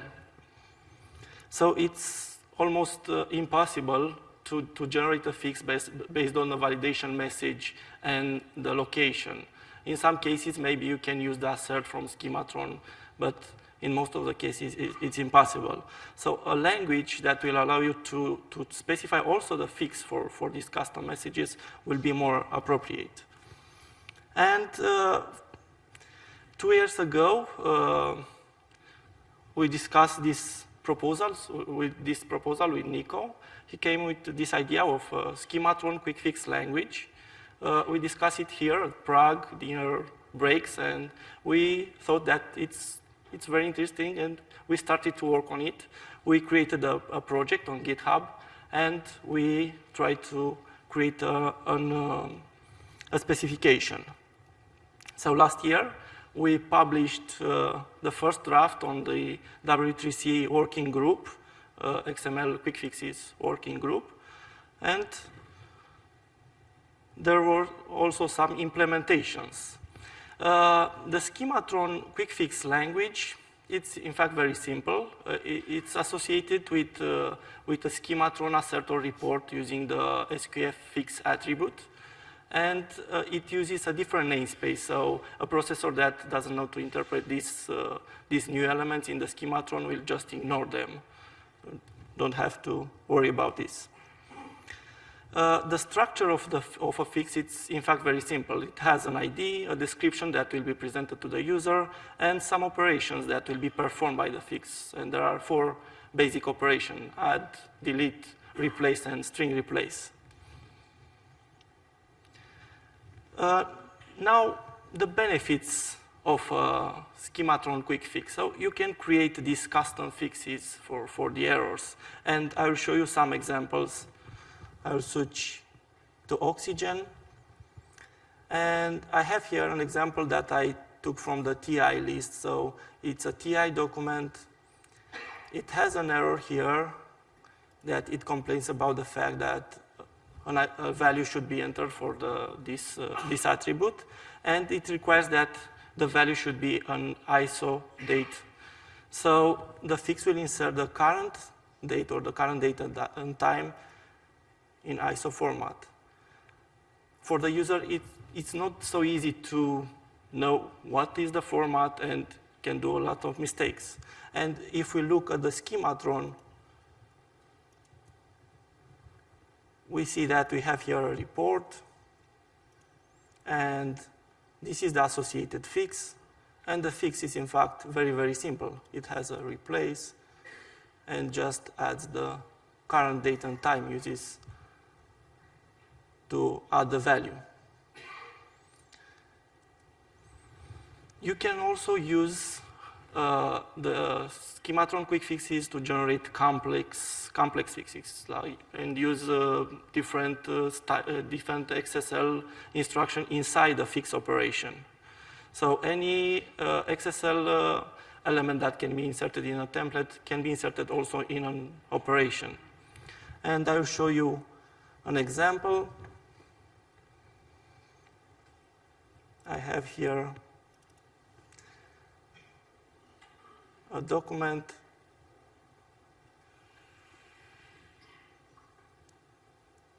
and we see that we have a table layout here which is broken. I choose the author page. I don't know the layout, why it's broken, but anyway. I choose the layout, the author page to see that the layout is broken for the table, so the gray cells are missing, and I can choose to fix this layout by adding the cells that are missing from the document, and all cells are added. And if we are looking at the fix, we see that we have here an assertion that checks the number of cells for each row, and the fix that will add the cells has an add operation in which we use the for each instruction. But you can develop also more complex fixes using style sheets and Schematron support. You can also create refactoring actions, for example. You can check that the elements from a document are, I don't know, in different namespaces or have a specified name, and you can create a refactoring action that will change the entire document and change the element names or add attributes or remove attributes or add different IDs. And I can show you an example here that I created. It's a data document. It has some section, and it requires that each section should have an ID. So you can generate an ID for the current section, but you can generate IDs for entire document based on the title of the section. And we see that each section now has an ID. And I can show you also the Schematron file. We can see that it checks here that each section has an ID, and this is the fix, add IDs, and the operation just matches each ID from the document that doesn't have, each section from the document that doesn't have an ID, and generates one based on the title of the section. You can fix also problem in different documents. If you use, for example, X-include or external entities, you can access the nodes from those documents and fix the problem there. Or you can use document function to access different nodes and fix the problems in those documents. So it can be related with the current document, or you can have some, I don't know, conref in data that you can fix using the document. And of course, you can use this support for any XML language. You can use it for data or dogbook, and also for custom languages, and I've seen a lot of projects that are using it. And you can use also for style sheets. If you add some rules that will check that the documentation is correct in your style sheet, or check that you have types for the function and variables. And I will show you a simple example. I have here an XSL, and I have here a function, for example, and it requires that it should have a documentation element before it. This one has one, and the current one doesn't have, and I can generate the documentation, and it generates also the parameters defined in the function. So you can easily document them as in Java if you work with it. So now Nico will tell you more about the Schematron language and what we got so far. Okay, hello. Yeah, I want to show you some code. I hope you enjoy this, but I think it's a bit loud. It's okay? Well, just to give you, we tried to keep it really small, this language. We don't want to extend it with very much elements, and it should be possible to use this language to implement simple quick fixes only with the Schematron Quick Fix extension.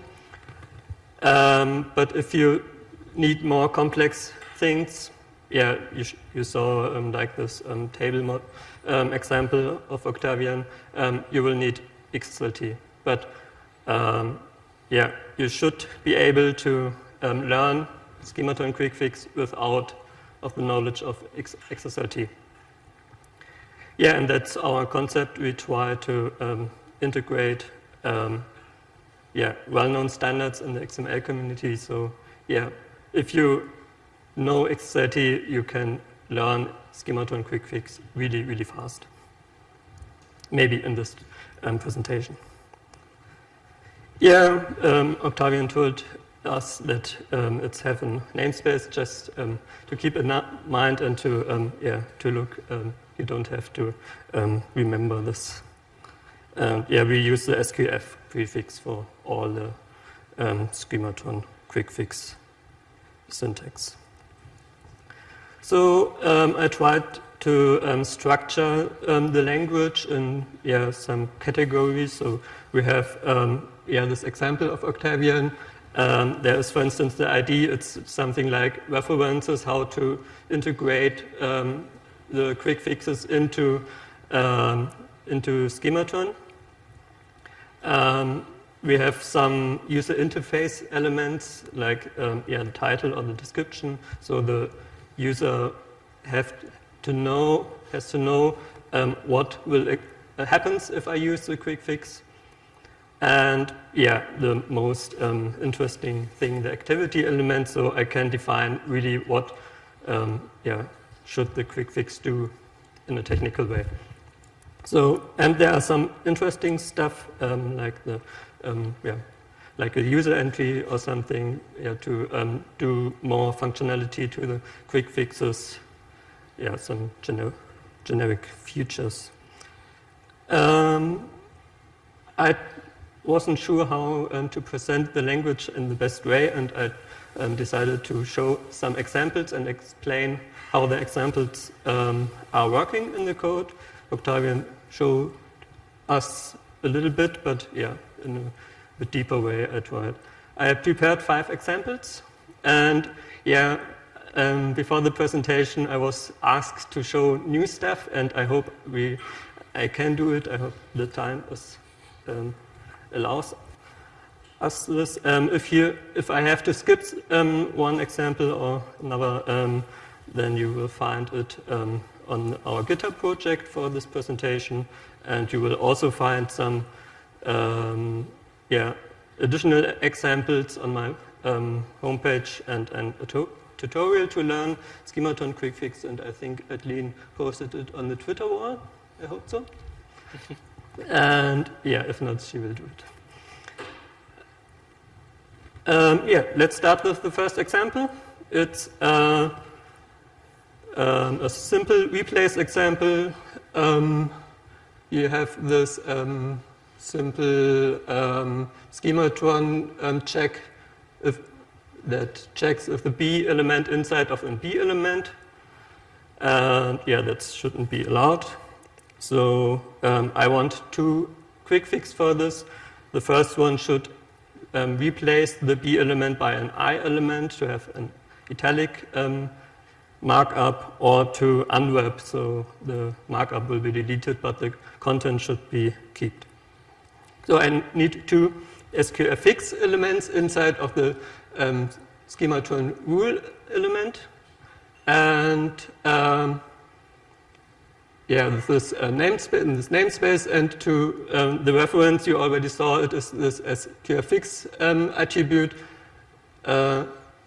You can add it to the report element and to the asset element. So you can associate in this way the quick fixes by the ID of the quick fix, and if you have more quick fixes, you separate them by white space. That's the easiest way. There are some different ways. You can read this also on my page or in the standard, but that's the easiest way.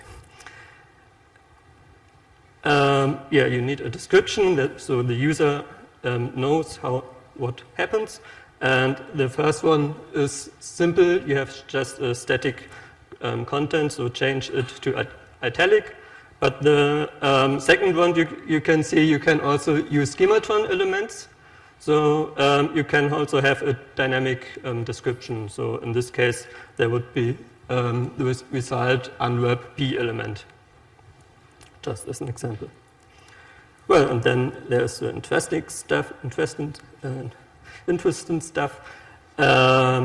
The activity element. You have 4 kinds of activity elements. We need the replace element because we want to replace the B element, but we can also add, we can also delete, and we can have this special activity element string replace, where we can analyze strings. It's an analyze string adaptation, so you can analyze string nodes by regex and replace the substrings of your string node.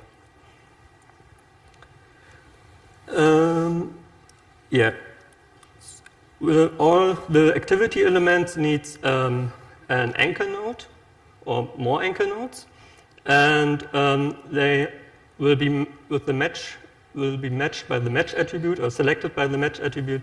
And by default, it's the context of the error, and you can use all XPath in this match attribute. So you can also use the duck function or the document function to go in another document, or an absolute path, or everything what the implementation supports. These anchor nodes are the subject the subject of the activity element. So in this case, for the replace, the anchor node will be replaced. In the delete, it will be deleted. In the add, for the add, okay. Yeah, for the add function, you can insert nodes relative to the anchor nodes. So we replace now the B element, and now we need new content, and there are 3 methods to create new content. And yeah, you see 2 methods of this. The first is the node type and the target attribute to create exactly one node. It's like the XSL element, or you have XSL attribute element. So in this case, that would be the node type would be the attribute, and the target would be say what is the name of your attribute. And yeah, the second method is the select attribute. You can select nodes. In this example, it would be the content of your I element. In this case, it's only the select attribute selects nodes, but without node type and target attribute. So it just replaces the context node by the content of your B element. So that was the first example. The second example, I think, yeah, we have to run through it. It's the user entry. You can define user entries. So the quick fix will ask you what should be, for instance, in this case, the new title content. So if you use this quick fix, the implementation should ask you, and you can type the new title content. The third example, you will find the use when condition. So I run through it because we don't have time. But yeah, if you have a look at the examples, it's interesting. You can say this fix shouldn't be shown if the condition for this context doesn't make sense. So in this case, you have the title is too long and should be replaced by the first H1, but if the H1 is also too long, it doesn't make sense. So the quick fix shouldn't be provided to the user. And this is new. We tried. We want to publish it for the second draft of our specification. It's the use for each attribute to create dynamic quick fixes. So in this case, for each H1 in the document, one quick fix should be created. Yeah, and the call fix is, yeah, I skipped this. It's, yeah. There's a problem in the first specification for the quick fix, for the call fix. There's a call fix structure, but yeah, we try it in a better way. So you see, it's really, really small, this language. It's just 15 elements, and yeah, I think you can learn it. You are clever. So there are 2 implementations right now that are available. One is made in Oxygen and is based on XSLT and Java, and one is made by Nico. It has the Escali engine, and it's available as a command line tool, but also as a plugin in Eclipse. We wait for more implementations. The language is not so complicated and can be done.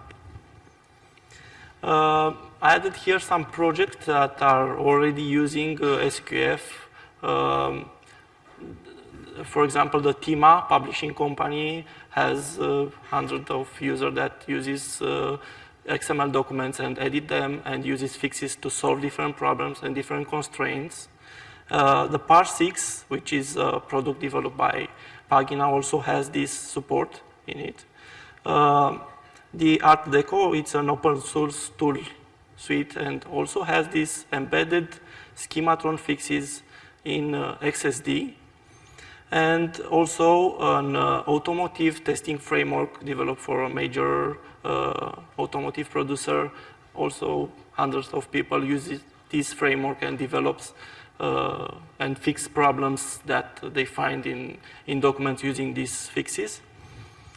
There is also the dynamic information model that has its own implementation of an intelligent style guide. And the TI group created a page where they added some samples that they help them to solve different problems that they encountered.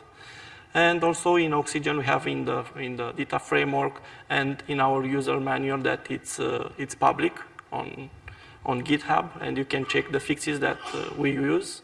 And I got a lot of feedback from our people that are writing the user manual, and they asked me to add more fixes in it. As a conclusion, the SQF language is simple and helps user to solve the problem. We hope that the Schematron developers will adopt them and will adopt it and will use it in the future. We want to have the next specification available maybe in a couple of months, and we will release it on the W3C working group.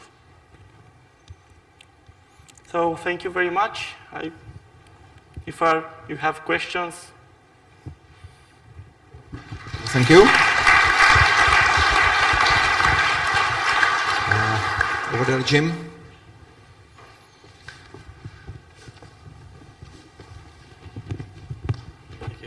Thank you for that. It's almost like that should be part of Schematron. It's really interesting.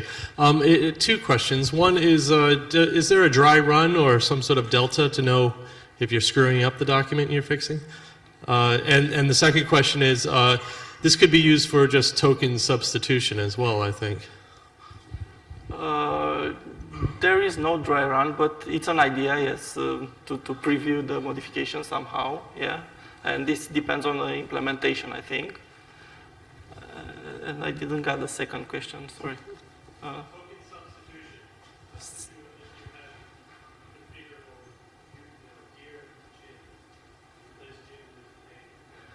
Yes, you can do this using the basic operations that are, there's the replace operation that you can use it.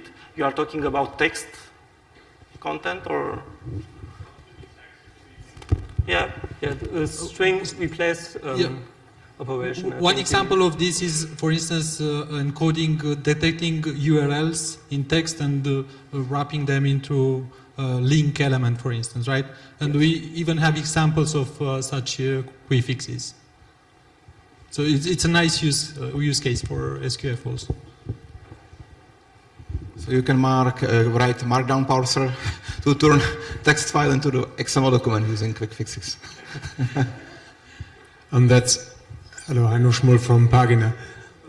That's exactly what I tried to make string manipulations, wrapping tags around text, and there are two difficulties. The first difficulty is in a longer passage of text, a paragraph without any inline form. It's difficult to spot the exact word which has to be wrapped. For the Schematron can just focus elements and not text, pieces of text. And the second problem was in the string replace operation. When I remember right, I'm losing the focus on the found string. When I use analyze string in XSLT, I have as the focus the found substring, but with string replace, I always have the whole sentence or paragraph in this form. Yeah. Perhaps we can do anything on that. Yeah, this is about the Oxygen implementation. I think Nico handles this case with.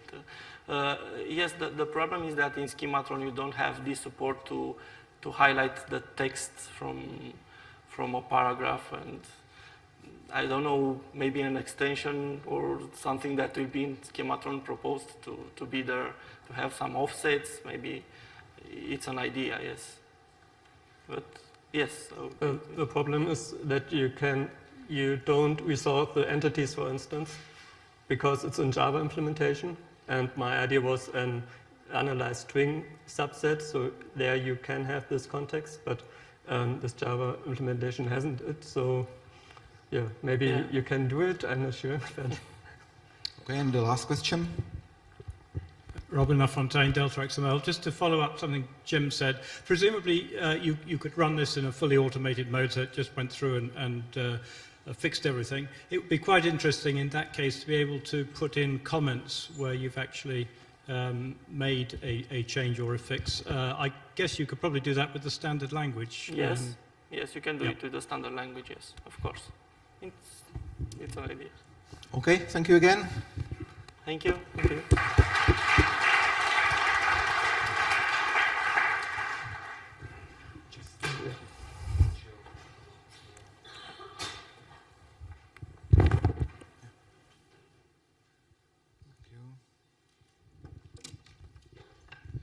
And originally there should be an talk by Andrew Sales, which will be which should be related to Schematron and document validation as well, but unfortunately Andy got sick. So Mike stepped in, and the presentation, which originally has been scheduled for tomorrow afternoon, will be performed today about how to process JSON in XSLT, and hopefully the Andy will be okay tomorrow, and you will hear his session tomorrow.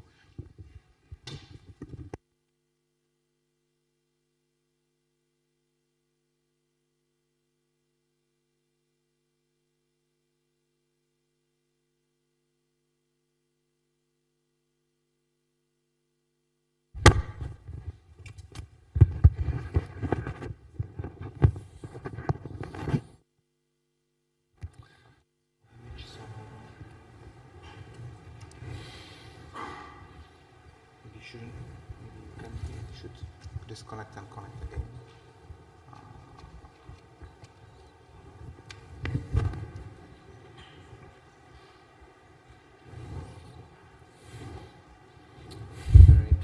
Oh, wait.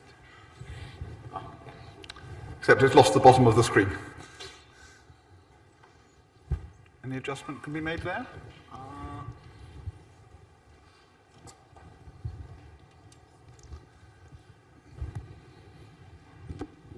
It has been working during the break. It was working before. Resolution. No, I'm not going to fiddle with the resolution. We'll just do the best we can. Right. I've just pressed a key, so you've just seen the twist in the talk. It's an XML conference, so we've got to talk about XSLT. It's an XML conference, so we've got to talk about JSON. Not sure why, but that seems to be the logic. And I just thought perhaps all of you know about XSLT and all of you know about JSON, and you might go to sleep and do your email. So I just thought I'd add a twist to the story and not just talk about what was built, which was transforming JSON using XSLT, but talk about transforming JSON using XSLT3 in the browser. So let's have a little look at a demonstration.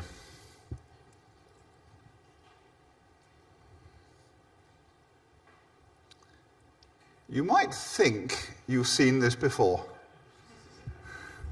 I like the Knight's Tour because it sort of demonstrates that XSLT is capable of doing real algorithmically complex things. It's nothing to do with JSON and it's nothing to do with XML, but it's fun, and it's XSLT, and it's in the browser. And it also actually demonstrates a few of the things that underpin the JSON support, which is that it's not just doing XSLT in the browser, it's doing it with 3.0 and using maps and arrays. Because every time I've done this application, I've been able to take advantage of the new things coming along in XSLT. And one of the things that's been coming along is that the data model has gradually matured. To support JSON, we've been adding maps and arrays to XSLT, and maps and arrays make it much more fun to do an application like this that needs some more interesting data structures than you get out of the XSLT2 data model. Let's just do it again. in case you missed it the first time. Only we'll do it a bit faster this time. So that's just to show you it's not actually slow, except I slowed it down artificially. So what's going on behind the scenes here? Let's have a look at the HTML page.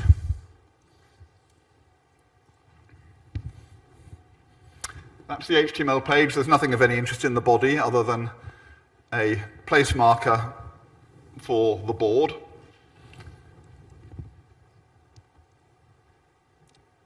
Which is there, and a place marker for the buttons and controls, which comes underneath.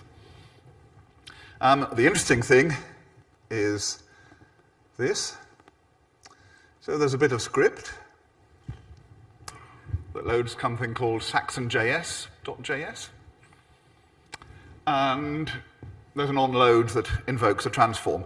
So this is a reinvention of Saxon CE, whereas Saxon CE was the Java XSLT processor translated into JavaScript using GWT, and it came out at about 1 megabyte and was very big and clunky and slow to download. This is something quite different. This is a Saxon runtime rewritten natively in JavaScript.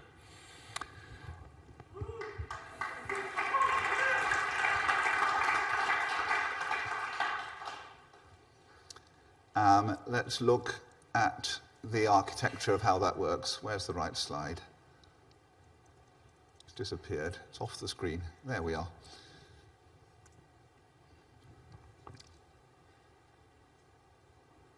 I can't see the whole slide there, but never mind. I'll talk you through the rest of it. So, XSLT3 introduces packages. New way of doing modularity in XSLT gives you much stronger independence of packages, allows you to say what's exported by a package, what's visible, what you're overriding, gives you much better, stronger type safety in packages. Saxon, the existing release of Saxon on 9.7 came out in November, allows you to compile packages. You can export a set of packages into a compiled style sheet. You can then load that compiled style sheet and run it quite independently of the compilation phase. That compiled style sheet is an XML file that can be exported onto disk and transmitted around the network, so you can deploy a style sheet to your users in the same way as you can deploy applications written in other languages. What we've now added is that we can take that compiled style sheet and interpret it at runtime in the browser. So we're taking the source XML document, or JSON document, as I'll show you in a minute, the compiled style sheet, and executing that in the browser. Generates an HTML page, which has access to a CSS style sheet. If we look at how that actually works in our example, we've shown the HTML page. That has a reference to a style sheet location. Let's have a look at what's at that location.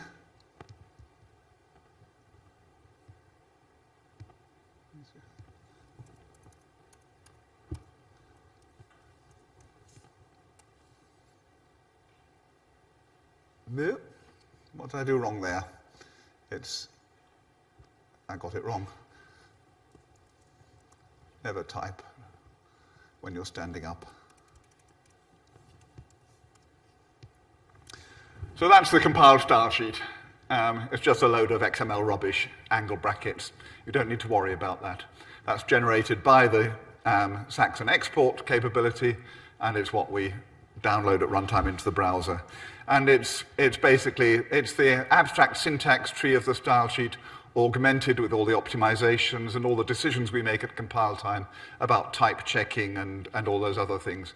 And in fact, it's quite remarkable that about 3/4 of the work in Saxon is done at compile time, and the runtime part is really, in comparison, quite small, which is what makes this architecture possible. If we look at the real style sheet, whoops. Why did I lose that?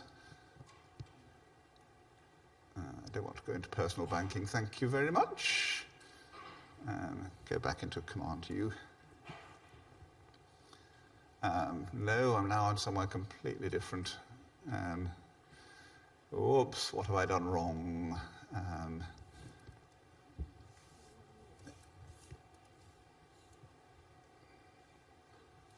Just give me a moment. Don't panic, Michael. So that's the HTML page. Here is the XSL page, hopefully. So this is the style sheet. It's a conventional style sheet, except it's XSLT3. You can see it's XSLT3 because it says version 2. Got something wrong there? No, this is the wrong one. That's the XSLT2 version.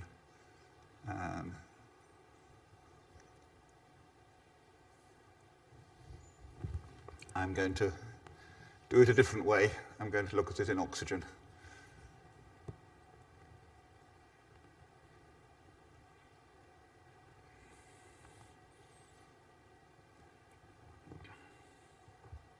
It's this one.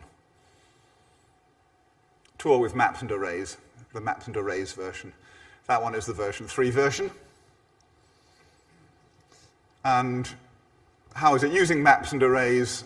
Well, the initial square is a map from strings to integers. It's just a tuple, really, that has a row and a column field, which we model in using maps as a map with a row field that's the row number and a column field that's the column number. How's it representing the board? It's representing it as an array of arrays. So it's a two-dimensional array, an array of integers. That's representing the structure of the board. And those integers are the move number at which the knight visited the particular square on the board. And then a little bit of the interactive, if you know Saxon CE, you'll have seen this kind of thing. This is how the animation is done. An extension instruction that says schedule action. That says after a wait, which is determined by calling this function tour speed, which is determined by looking at the button that says, am I going fast or slow? So the current state of that button says how fast I'm going. That determines the delay between activating the transformation to do the next move on the style sheet. And so that's done as an extension to the language. That's same syntax as in Saxon CE. And then how do we do the moves? Well, here's a simple way that we place the knight on a square. We're taking, which move number is it? What's the current board, an array of arrays? What square do we want to move it to as a row and column in a map? And then we're calling a function that invokes some new XPath 3.1 syntax. Square question mark row is the way we access a field of a map. So if we statically want to access the row field of a map. Yeah. Sorry about that.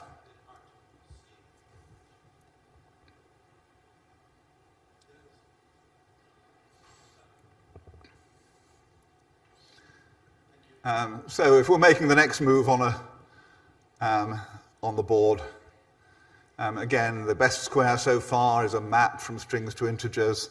The next board is an array of arrays. We call a function to move the knight, and we pass these maps and arrays as parameters.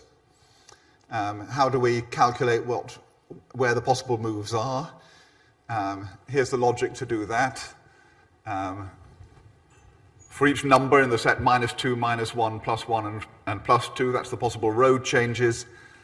Here are the possible column changes, but we're only interested in if the absolute size of the row change plus the column change is 3. That determines whether it's a valid knight's move.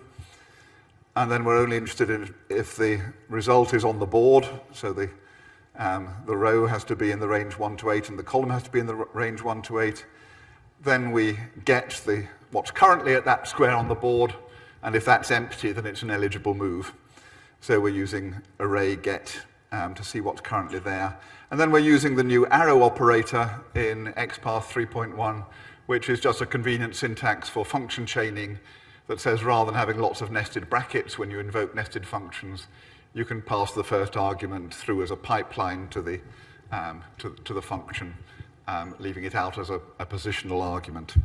So we're illustrating quite a lot of the new features there of XSLT3 and XPath3, and some of those features underpinning what we want to do with JSON, which is what I'll now move on to. Let's look at some JSON.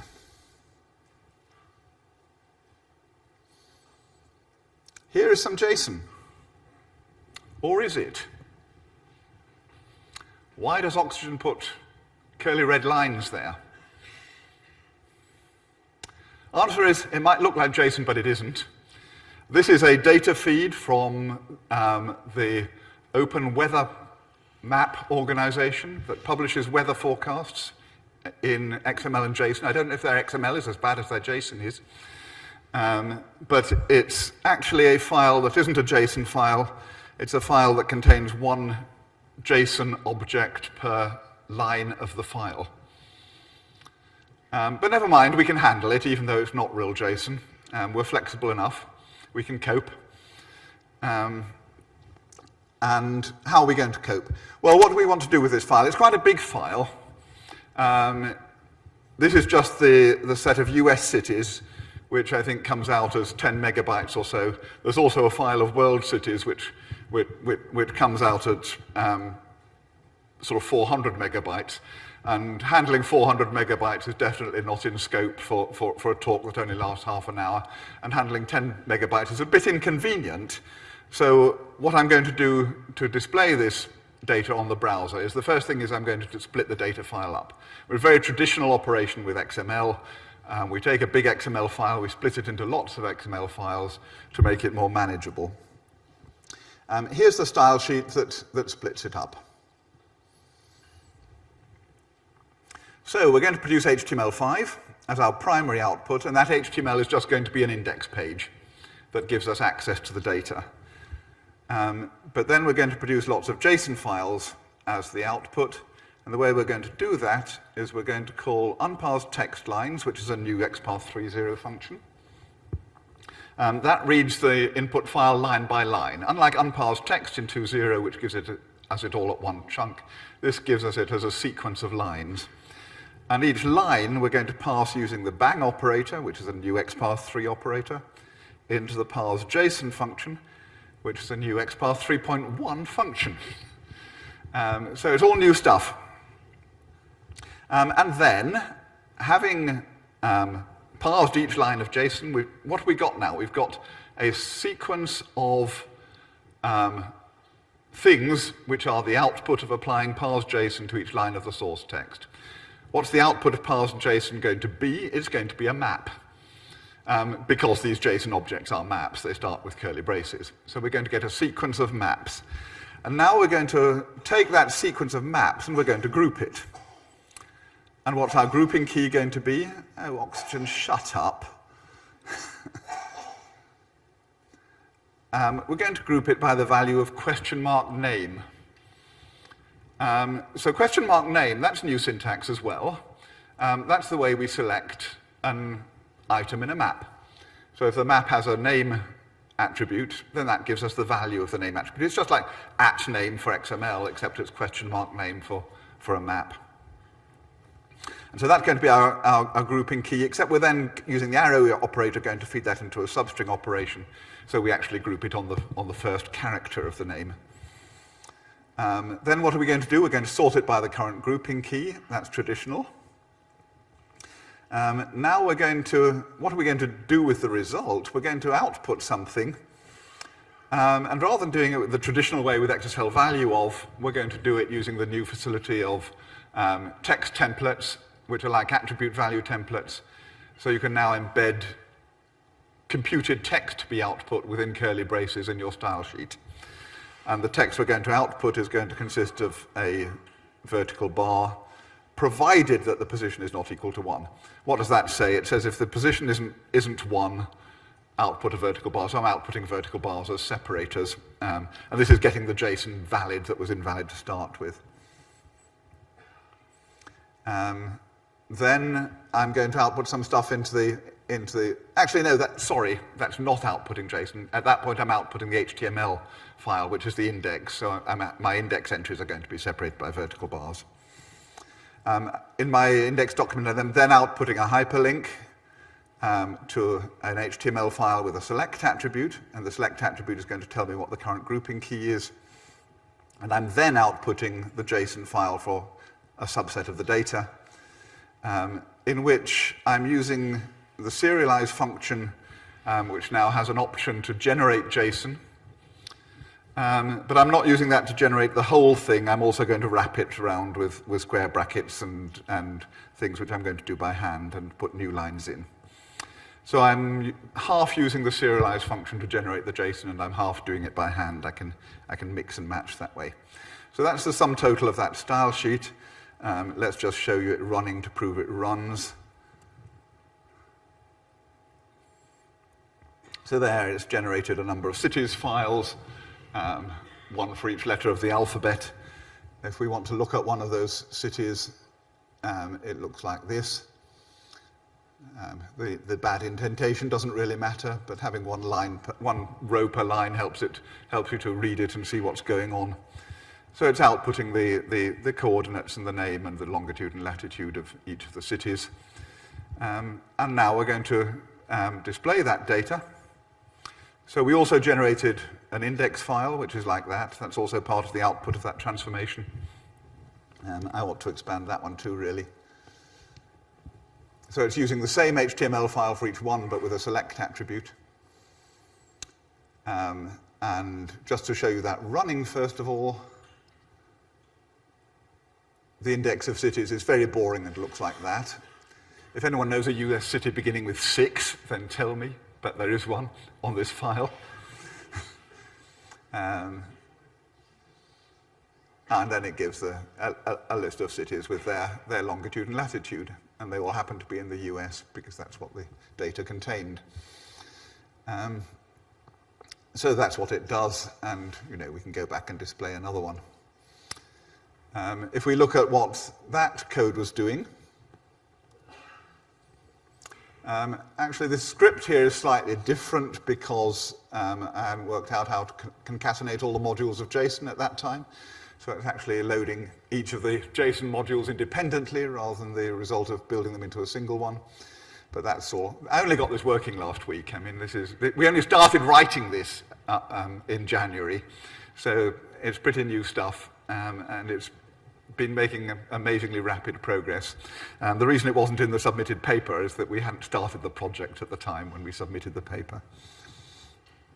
So we do a transformation, and if we look at what that transformation is, it's, again, probably simplest to look at it in Oxygen.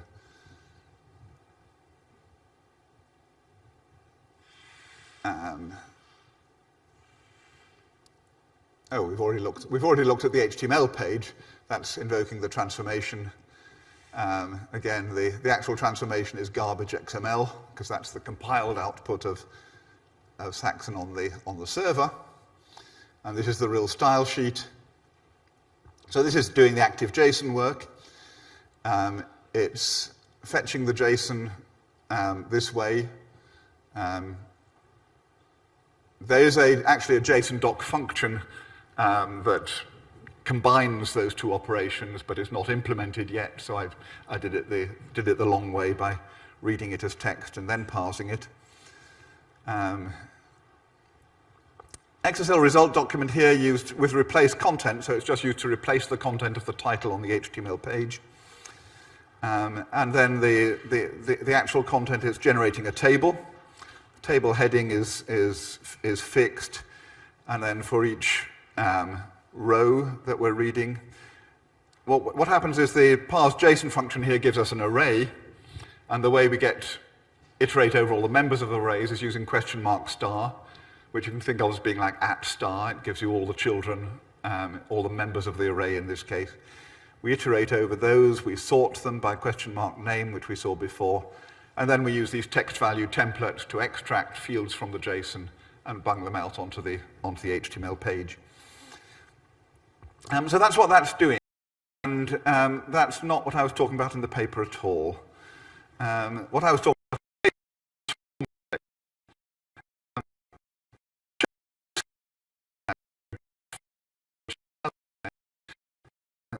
The paper talks about transforming JSON into JSON and takes some typical examples of how you might transform one JSON file into another. For example, doing a bulk update. How do you change all the prices of selected products by 10%? And the interesting thing there is that you can actually approach it in two different ways.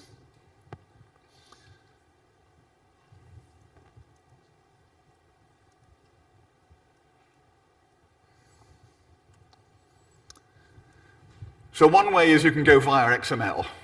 You can translate your JSON into XML, do your transformation on the XML in the way that you're used to doing, and then convert the XML back to JSON. And so that's one way that works. And another way that you can try is to do it via maps and arrays.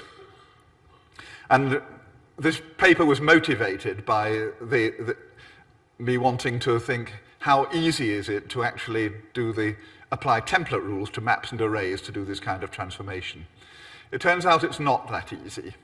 Although we've provided a lot of primitives for manipulating maps and arrays, transforming JSON using the traditional sort of top-down recursive descent using template rules turns out to be quite difficult.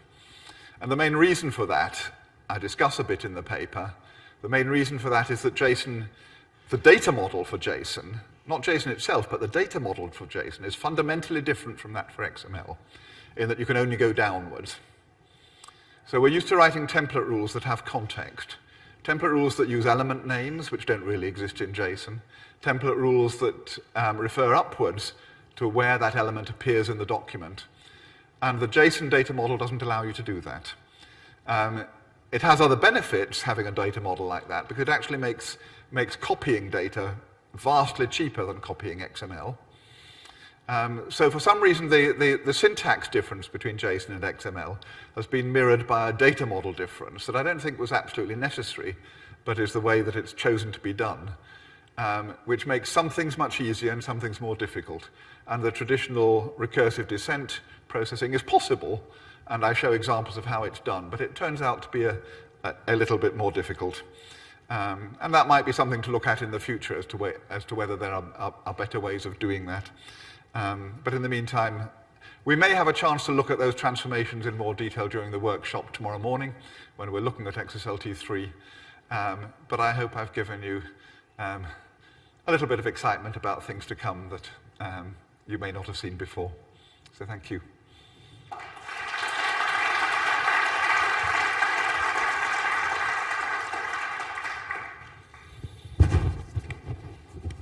So thank you, Michael. It was a bit of surprise to everybody, including me. Maybe if we haven't rescheduled your talk, you can show us tomorrow some Saxon running in smartwatches or something like that. So the question over there. Oh, maybe Stephen was first then. First, second.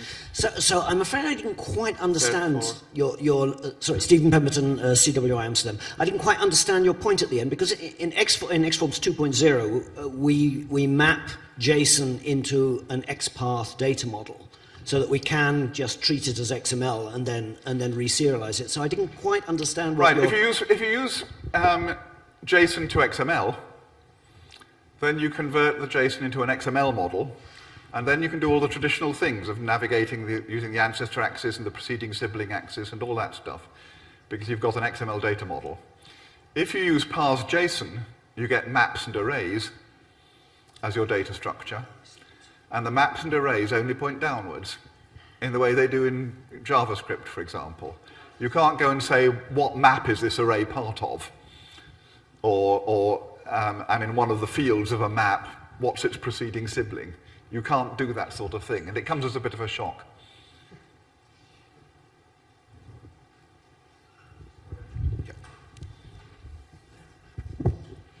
Will the Saxon.js stuff run under a non-browser runtime like Node? Yeah. Yeah. Oh, that's cool. Mohammed? That's one of the reasons for abandoning GWT, is that a constraint of the GWT technology was that the target had to be in the browser. Yeah, I have two remarks here. So yeah, one is it's very interesting because it looks like Saxon will become a two-part product at some Compile point. time and runtime. Yeah, that is So very interesting. That's very interesting. And second point is that probably we should drop completely demo jam because you're all doing some demos during your presentation, so we don't need to have a demo jam either. And Robin? Michael, you mentioned, over here I am, you mentioned that the runtime was very small and you'd made a big effort to do that because the compiler does most of the work. Does that mean that the compiled data is actually a lot larger? That's an interesting one. The compiled style sheet is currently 3 or 4 times the size of the source style sheet, but it can be made a lot smaller. There's a lot of unnecessary namespace declarations and things like that in it that take up a lot of space. So we haven't made a serious effort to reduce it, and when we do, we'll bring it down by at least a factor of 2. Does that make it faster? Obviously, download speeds matter, yes. No, I mean execution speed when you're actually running it. Having a small runtime and a bigger, all the effort being done in the compiler, does that make the overall execution? Well, I mean, we've already got that split currently in the current product. We're doing a lot of work at compile time to make the runtime fast. Sometimes we're doing too much, because in some workloads, the time you spend in Saxon ends up being dominated by compile time. So, you know, we sometimes go over the top in that, but for people who've got serious production work, we're optimizing the runtime performance rather than the compile time performance, and that's already there. Okay. Is there any other question? Maybe I will have a quick question. How big is this JavaScript runtime, Mike? Sorry? How big is this JavaScript runtime, just roughly? Is the JavaScript? Yeah. Unminimized, it's currently about 450K. Once you minimize, it comes down to about 220, 230. Once you compress, it comes down to about 50. Wow. That's like okay for today. So the last question from John? Presumably that means you've kind of jettisoned any kind of eval technology that you have in the runtime in order to... Because if you had an eval technology, then you would have to have the whole compile time code in there as well at the same time. Yeah, so we've only got the runtime running in the browser, no compile time technology. We haven't even got an XPath parser in the browser. We've only got execution.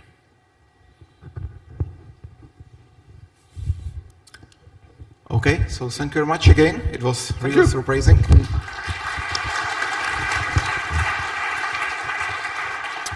As Mike mentioned during his talk, tomorrow in the morning, full morning, there will be a session about XSLT 3.0 features. You will see 2 implementations which are necessary to finish XSLT 3.0 work to get to the recommendation state. So you are invited tomorrow to attend this session, and also you are invited to have coffee break outside right now. We will be continuing in 30 minutes.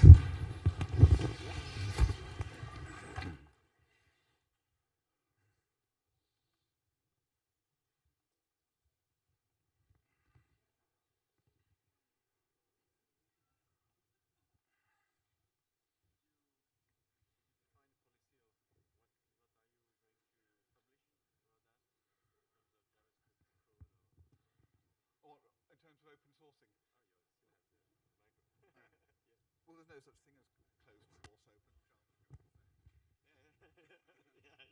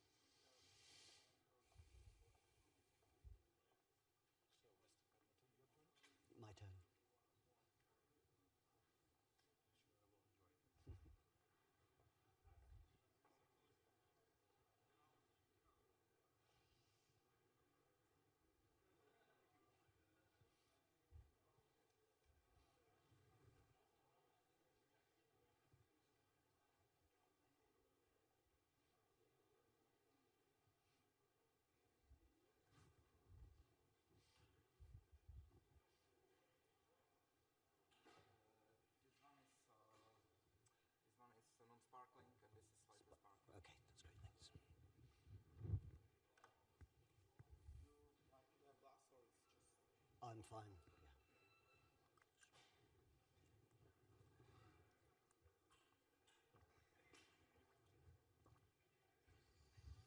Okay, so I hope you have enjoyed coffee break, and it's my pleasure to introduce next speaker, who is Stephen Pemberton. And I think that one of the biggest complaints about XML is the XML itself, the syntax. So we will continue in some talks which are mentioning other syntaxes and other possibilities. So Stephen, please go. Thank you. So this is a follow-on from a talk that I gave at Balisage a couple of years ago called Invisible XML. And one of the reviews for that paper said, this is clearly a submission that needs to be shredded, burned, and the ashes buried in multiple locations. So clearly it was a good paper. And another reviewer said, I think the audience will eat him alive, but I want to be there to hear it. So I've got a very clear view of the exit here. So I'll be out as faster than you lot can get down here. So, all numbers are abstractions. So if we take 3, for instance, there is no thing that's a 3. It's an idea in our heads. You can't point to 3. You can only point to 3 things: 3 apples, 3 bottles, 3 chairs, 3 tables. And so we have to use representations for numbers. And given the context, then, these numbers on the screen here are all a representation of the same number. There's no difference. It's not a different number. They're all the same number, just represented differently. And in fact, when I was a university lecturer, I first realized that people didn't understand, well, that students didn't properly understand this when I got a question in class, well, are we allowed to add decimal numbers to binary numbers? And then I realized what their problem was, that they didn't realize that a number is an abstraction with different representations. And which representations we use depends on convenience, utility, familiarity that we use regularly, on habit, or on the context where you've got to use that representation. And so it is with data. Data is actually an abstraction that we represent in some way or another. So here on the screen, I've got 4 different representations of essentially the same abstraction. The first one is in JSON, and the other 3 are 3 different versions in XML. But what we're representing there, a temperature in Celsius, is the same abstraction. We've just represented it in different ways. And so, as I said, we choose our representations depending on all sorts of different things like convenience and utility and familiarity and habit and context. And one utility, one of the reasons for choosing XML, is its generic data pipeline. You can use it in loads of different places in loads of different ways, and that's really useful. So is there a way that we can resolve those conflicting requirements of convenience, utility, and so on, and still retain our generic toolchain? Well, that's where Invisible XML comes in. Invisible XML allows you to inject any parsable structured document into the XML pipeline and treat it as if it was XML. And I'll give you a couple of examples to show you how that works. Invisible XML is based on the fairly straightforward observation that if you look at it in the right way, XML is just a description of a parse tree of some external form. But again, you'll see that in a moment. So let me take a very simple example. A simple expression, A times 3 plus B. Now, if you're going to represent this in XML, you might choose a representation like this, an expression which is the product of 2 things, the letter A and the sum of the digit 3 and the letter B. Fairly straightforward representation of that. You'd be able to put that through a processor and calculate the answer or whatever. So how do we get from the one to the other? That's what I'm about to show you. So what we do is we take a suitable expression for grammars. This is a very simple one, of course, but because I want to just show you how it works. But this says, and this is a notation, don't worry about the notation, this is VW grammars. It's just a syntactic variant of BNF. And this says that an expression is either a term, a sum, or a difference. And a sum is an expression followed by a plus, followed by a term. And similarly, a diff is an expression followed by a minus, followed by a term. And a term is a factor or a prod or a diff, and so on, all the way down. So if we take that original expression, and parse it with that grammar, then we get a parse tree that looks something like, well, that looks exactly like this, in fact. And if I turn this on its side, then you'll immediately begin to see the relationship or the similarity with XML. Because what I can do is take that and just serialize it as XML. And I've actually got an XML document out from my original expression. Now, the problem with this XML here is it's extremely complicated for a simple expression. And part of the reason for that is because there are terms here or elements here that are actually just a product of the necessity of using a grammar. So what we're going to do is take that original grammar and just mark the nodes that we want serialized in the output. And now if I take that original parse tree that we've just seen, this one, but only serialize the marked nodes, then I get exactly this, which is exactly the XML document that I had at the beginning. So what you can see is that by defining the grammar, I can very easily get out a very simple and pleasant representation of the expression in XML. Now, so that bit was nothing new. That's what I said in the Balasage paper, but much compressed. This paper is about how to round-trip that document. That is to say, how to get the original document out of your XML pipeline once you've processed it in whatever way you want. Now, in my original talk, and the one thing that they did attack me about because they didn't understand what I meant and I didn't understand what they didn't understand, was that I said you could get the original representation using a bit of CSS. Now, what did I mean? Well, what did I mean? So here's an example of some CSS which I've parsed using invisible XML into a bit of XML. So you've got body is color blue, font weight bold, and that gives you CSS is a rule that contains a selector, body, and then a block containing two properties, one for the name color with a value blue, and one for the name font weight with a value bold. So I've just done exactly the same process on CSS, taken this initial text, and produced some XML from it. Now, the nice thing about this is that if I now re-serialize that with CSS, so I'm using CSS to serialize CSS, if I just have these four rules, adding now the missing braces, colons, and semicolons, then I get that original piece of CSS back out of this XML.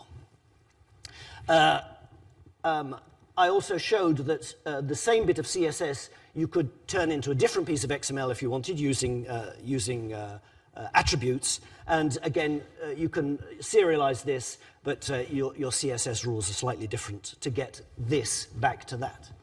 So what I said in that original talk that didn't get understood was that in some simple cases, you can take your XML that you've got out of iXML, and you can re-serialize it back to the original document just using CSS. However, in the general case, that's not possible because you lose context.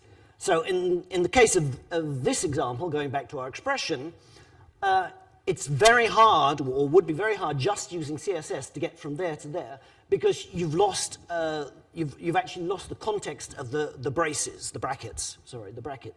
So that although you could infer that there had to be brackets there, you can't guarantee to put back the things that were in the original expression. So it's that general case that I now want to discuss. So that original full tree that we first had, serializing that is trivial, because all you have to do is walk through the tree depth first, and if you come to a terminal node, you just output it, and if you come to a non-terminal node, you just serialize it. This is an extremely simple piece of code that just will serialize any parse tree. So what we want to be able to do is use this on the reduced version of the tree. So what we have to do is construct the original parse tree from the reduced parse tree. So what we do is we take the grammar that produced our reduced parse tree and walk through them hand in hand, regenerating the original parse tree, which we can then output. In fact, this is just parsing, But rather than parsing text, we're parsing a parse tree. And there's some benefits because the parse tree we know is going to be grammatically correct. And so that makes our life a bit easier. But basically, all we're doing is parsing a parse tree to create a new parse tree. Now, I should say that this method does create some problems, which you could consider a problem or not. For instance, if you produced in your XML a representation of a string, but in the original source language you have the choice of using double quotes or single quotes, then that is the choice that you used is no longer present in the parse tree. So that means that you can serialize a string as a string, but you can't guarantee that you serialized it in precisely the same way as the input had. So if you'd used single quotes in the input, you might get double quotes in the output, unless you ensure that in your parse tree you keep those bits of information around. The same thing is true for these two expressions here, where there's a superfluous pair of brackets around it. Unless you include information in the parse tree that you've used brackets, then you can't guarantee that you'll get exactly this parse tree out. You're more likely to get that one out because it's semantically equivalent, just syntactically different. So, what we also want to know while we're doing this work is what is the grammar of the reduced grammar, the grammar of the reduced trees that we're producing. Now, in the paper, I go through the algorithm for that, but basically any non-terminal, like term there, that isn't kept in the final tree, you substitute its definition, so the definition turn is factor, prod, or div, you recursively apply those definitions in the rules until you've got nothing over but things that have been marked. So in this case, for the expression, what we get is something that looks like this. I've simplified it because every time the word operand there comes, you get this whole bracketed thing, so I've just made it simpler. But basically what you can see here is that an expression is just an operand, a sum has two operands, and so on. And what you can see also is that there's a great similarity between this reduced grammar and a data schema. And indeed, there's a very close relationship between the two. So that what this is telling you is the structure of your resulting tree, which is in fact just a data structure. So this is what IXML looks like. You've got your grammar, and you've got your document, and you parse it, and you produce your document. So square things here are text documents, round things are processes, and triangles are XML. Now, in fact, this is not quite, it's not exactly how it is, because, of course, the grammars are IXML as well. So, in fact, it really looks like this. You've got a bit of XML that represents the grammar, you've got your document, you parse it, and you produce the document. But, of course, you can apply that recursively so that the grammar itself can be the product of a grammar description, and you've got a grammar for the grammar in XML there that describes the structure of that grammar. That produces your grammar in XML, which then you use for your parsing. What this gives you is representational neutrality, because as long as this grammar here is structurally correct for a grammar, we don't care what it looks like on the outside. We only care about the data structure. So that means that if I'd rather have this format for grammars using BNF rather than using VWF, then I can, as long as the reduced grammars are identical. So here, this is the grammar for VWF. So this is the grammar defining itself. This is the grammar for BNF. Again, it's the grammar defining itself. And as long as, and these do have the same condensed grammar, but as long as they do have the same condensed grammar, then it doesn't matter which of these I use for defining a grammar, they both work equally well.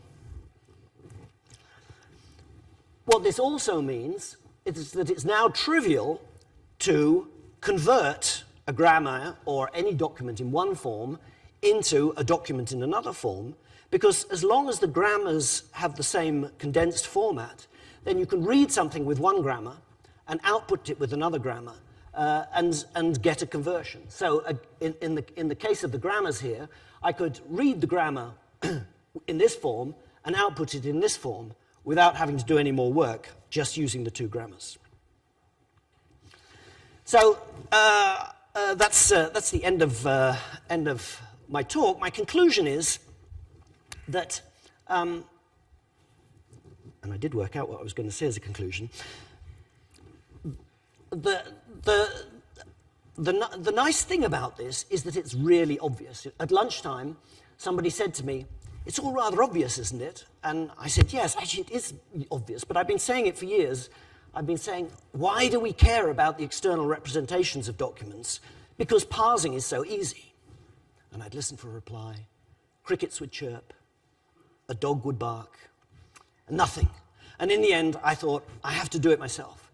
So IXML, and another thing I learned today is that there's another implementation coming along. So somebody said to me today, "Oh, by the way, I'm using IXML." Oh, I didn't know. So I know of 3 implementations coming along. One is being built into XSLT forms. Another, I don't know if it's being built into something. And this third one is being used in a project somewhere. But people seem to be picking it up. The nice thing is, clearly, that we don't care what formats our data is in, because we can get it into XML and use it there. That's my talk. Shall I run?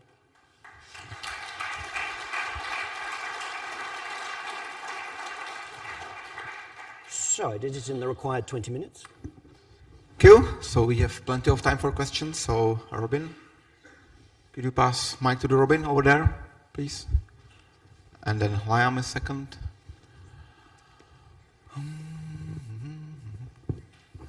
Thank you. Yeah, hi. I confess to being the person who sat next to you at lunchtime and made that comment, but very interesting talk. I think it's a great approach, and it would be fantastic to see it being implemented. My question is that the condensed grammar that you talk about, does that require human intervention to work out which bits to condense, or is that automatic? Because it seems to me to be some human choices. So the marked grammar requires the human to go in and say, "I only want these bits in the tree." Right. And that may be a question of experimenting in the beginning until you got the hang of it. So it's up to the designer of the grammar which bits end up in the XML document. But you obviously need to prove that that choice is a correct choice in the sense that you've lost no information. Well, that's up to you. But yeah, you have to prove it yourself. But it depends what information you want to get out. I mean, if I was only interested in the selectors in a bit of CSS, then that would be trivial to do, because I would only mark the selectors, and those would be the only ones coming out into the. I mean, it's a bit like a grep in a way, that you just get grepping bits of the tree and putting it in the output. So right. you have a lot of choice. I mean, in the simplest case, you just mark everything and you get the whole tree and you can do what you want with it. But it's clear that a lot of things only add noise to the output XML, and that you can unmark those very simply. Yes, but my point is, if you mark nothing, then you're not going to get anything useful out there. That's right. So there is something in the middle that That's actually right. You've got to make sure that you get want. the stuff that you want. That's right. Yeah. Liam? Yeah, next row. Yeah, Liam Quinn, W3C. It's interesting, and I've always been myself very interested in the ideas around implicit markup and inferred markup from early SGML days, when it bugged me hugely that they made no difference between terminals and non-terminals in grammars. And when I talked about that, SGML people used to look at me blankly. But have you compared DFDL, the daffodil spec? I haven't actually, no. So it's a different approach, okay, because it annotates a schema, an XML schema, with the input grammar. Yeah. But you might find it interesting to look at that and compare. Yeah. Well, I mean, there's a lot of similarity between schemas and grammars. That's for sure. I don't think that they give you the ability to do this. You do need a separate grammar as well. Might be surprised. Okay, I might be surprised, yeah. There is another question over there. Nico Verwer from McKinsey. You said that it's trivial to convert one representation of a document into another, provided that the grammars have the same reduced grammar. Yeah, that's right. Now suppose that they have different reduced grammars because someone kept some useless elements or non-terminals in there, which really are not necessary. How is there something like the most reduced grammar which you would need to find first? Well, I simplified it here a bit. In fact, subsets there are rules for subsets where it's actually okay. And it also depends on the document structure itself, that you could transform some documents with non-equivalent grammars simply because the document doesn't use the bits that aren't compatible. But I haven't done the mathematical work to work out exactly which subsets are allowed. Yeah. Okay, thank you. There is a question over there from Matt, I suppose. Yeah, over there. And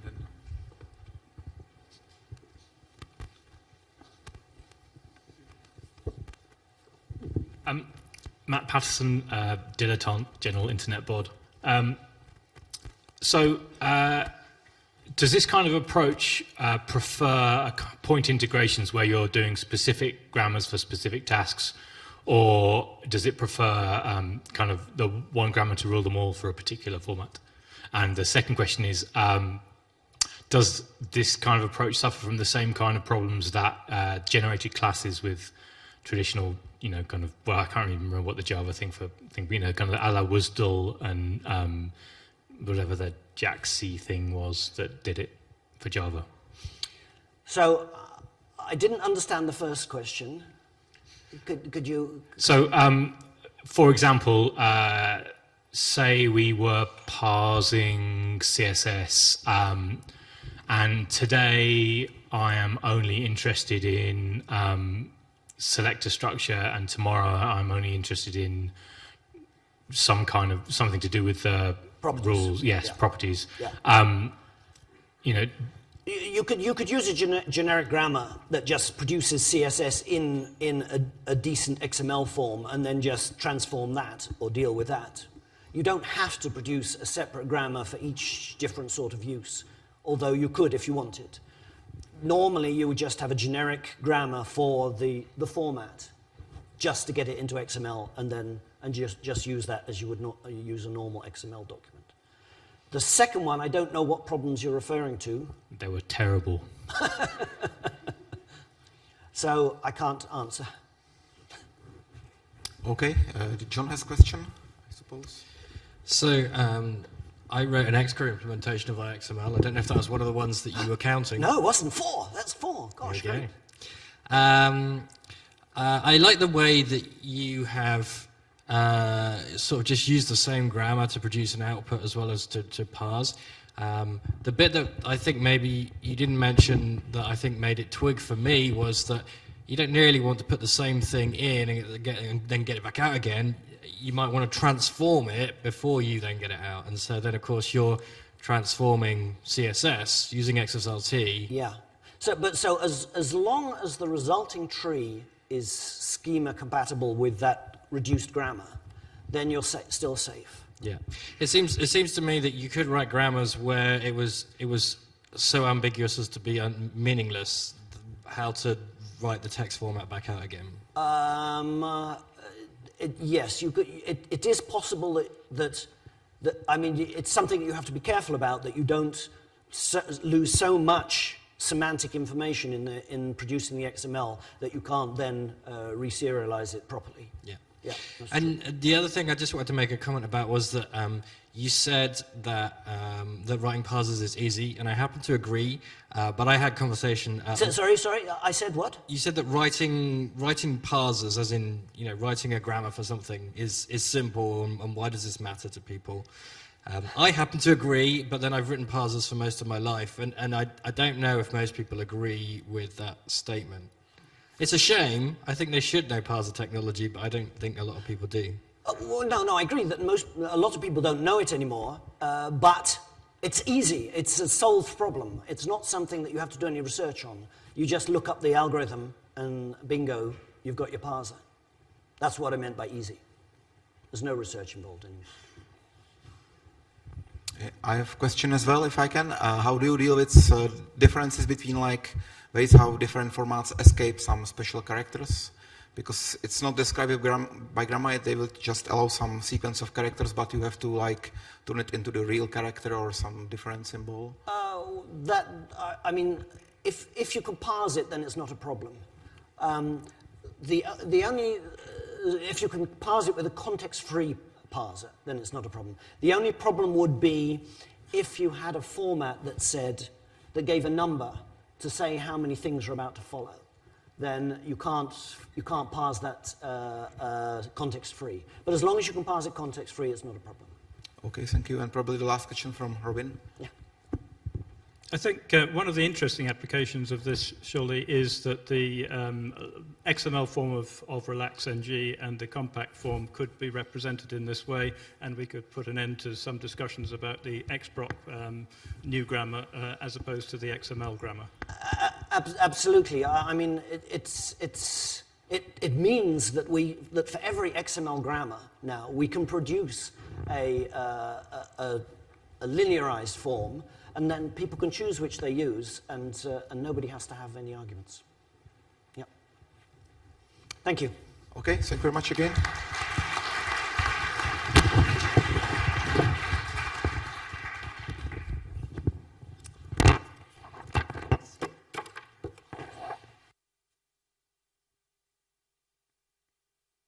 So the next speaker will be Felix Sasaki, and we will continue in this topic, which means reusing XML tools for non-XML data.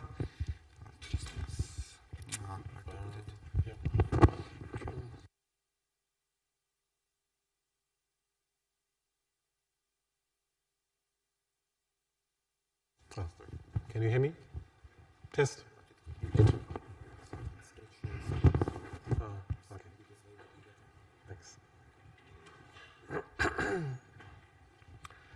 Okay, thank you very much. Thanks. So the title of this presentation is From XML to RDF Step-by-Step, Approaches for Leveraging XML Workflows with Linked Data. And this is on behalf of quite a big set of co-authors from quite different organizations with very different motivations to be interested in this topic. What is this topic? So if you say I have some additional data I want to put into my existing XML vocabulary, it may break things. So assume you have your vocabulary here, which has a well-defined schema, well-defined transformation rules, queries. Then saying, okay, I just add a linked data storage element here, will break these things. One of the reviewers of a paper said, well, your schema, if it's well designed, has the right extension points. But this presentation is a lot about practice. In practice, you have to deal with existing schemas, existing workflows. Then you cannot easily say, I want to add an extension point here to embed other types of data. So this adaptation of schemas in real life may not be possible. Motivation behind this presentation is how to deal with these scenarios. And you may have, if you listen to this topic, in your memory the presentation from Jenny Tennyson a while ago. She talked about RDF Chimera, and you may say, isn't this just a repetition? Isn't this the same? I would try to differentiate it as follows. This RDF Chimera topic is really about how do various formats relate to each other. When you say I have format A, I convert it to format B, I have a pipeline from A to B. Here in this presentation, and actually in the scenarios, the business scenarios I'm going to talk about, it's more about integration information, which is available in various formats and in various workflows.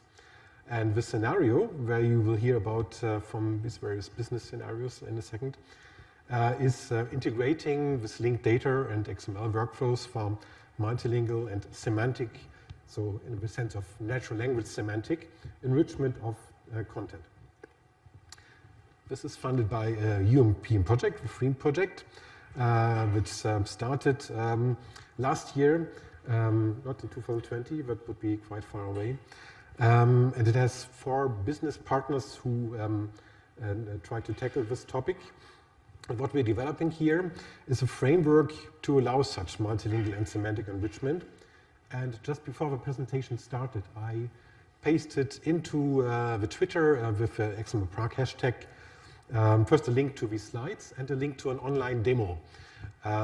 So I didn't want to take the risk to do a demo here, but please feel free to break the demo on your own computer and see how this works.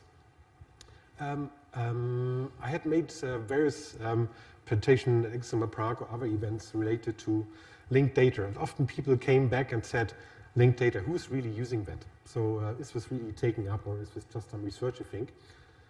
This project and also the real issues about XML integration are coming from various cases, and I want to introduce 4 cases briefly. So one case is about using linked data in publishing workflows, and here we have a company, Wolters Kluwer, who deals a lot with content from the legal domain, for example. We are a customer of a different company, Agono. Agono is aggregating metadata about publications from researchers related to agriculture or food. Agono is using this FREEM platform. What you see here on the left is how this metadata looked before doing this semantic enrichment. So you just have a creator person element with just unstructured text saying that Giannis Stoitis is belonging to a list of creators. What you see then on the top right is how this looks like after enrichment, where some ORCID ID generated. ORCID is a well-known vocabulary for identifying researchers, research organizations, and so on. And also the affiliation is separate from the textual content. What you see then on the bottom to the left is another example where subjects are classified. So subject is mentioned in the content here with the subject code in the CData section. And after the enrichment, the tool creates unique identifiers for the various subjects involved. Another example in a different area, linked data and XML localization workflows. So here we have a company, VistaText, who works on with a very well-known format, XLIF. Those of you who attended yesterday, maybe we were in a session about XLIF localization workflows. As of the upcoming version, XLIF 2.1, there will also be possibility to use the internationalization text set together with XLIF. And VistaTech is working on when using linked data sources to enrich this XLIF content with additional information. We have a dedicated editor for that, Ocelot. And the steps when this editor is doing the enrichment is first that from the XLIF format, there's a conversion step to linked data. When there's a translation, using also selected enrichment services, there's additional semantic enrichment, integrating other sources. And when there's the content publication, that's not implemented here, but the rest is implemented. So this figure is relatively small, so if you want to see more, please follow the hashtag link I just sent. What it should show you is that there's some additional information presented to the translator, and what you will see here, the translator gets links about the location that's being translated and additional information taken from open data sources. And what's behind here is, again, an XML representation, XLIF being enriched with this additional information. Now, the next case, enrichment of linked data in book metadata. Here we have organization iMinds. iMinds itself is not working as a publisher, but has a relation to many publishers in the Flanders region. And they are doing this enrichment. You might think it's similar to the Agono Wolters-Kluwer case we just had. But they're doing with a different format, which is widely used on Onyx. It was also mentioned in the morning, the presentation on accessible digital publishing content.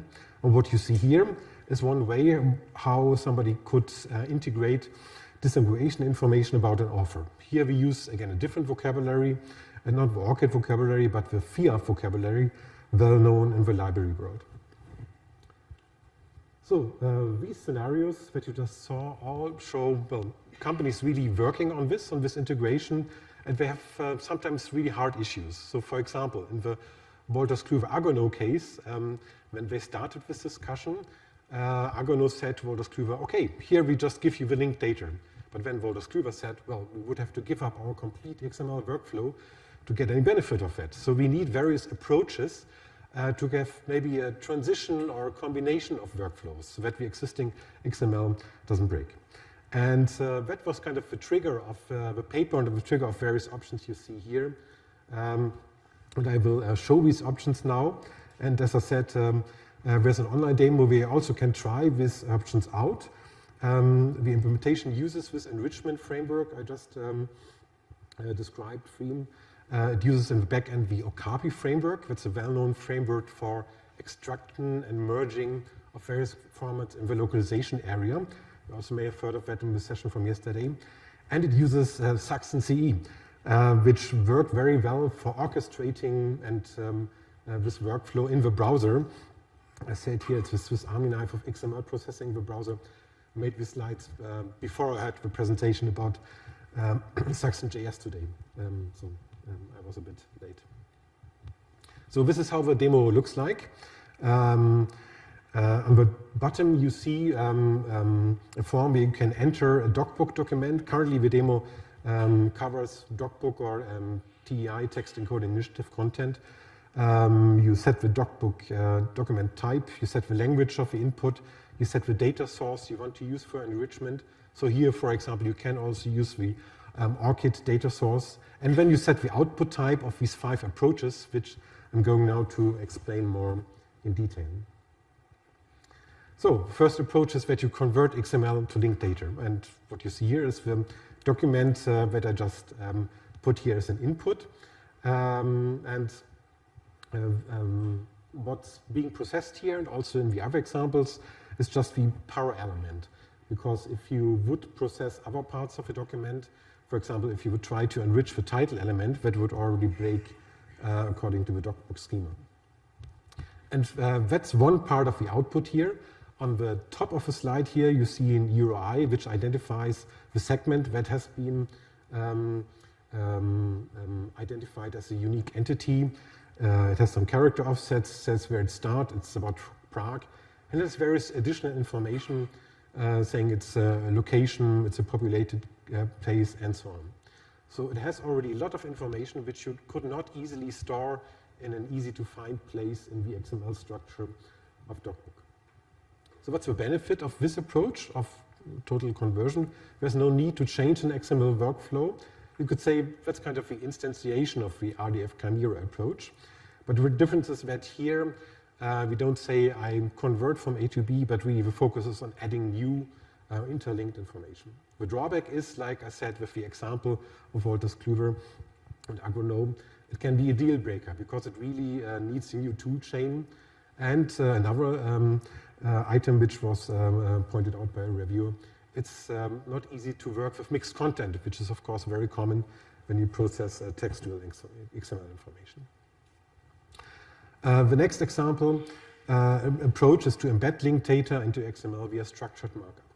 And if you see these highlighted attributes here, like vocab, typeof, property, resource, this is already well known from the HTML world. That's basically RDFA Lite, which you could use to add this information that something is of type place, has a name and a unique identifier, and so on.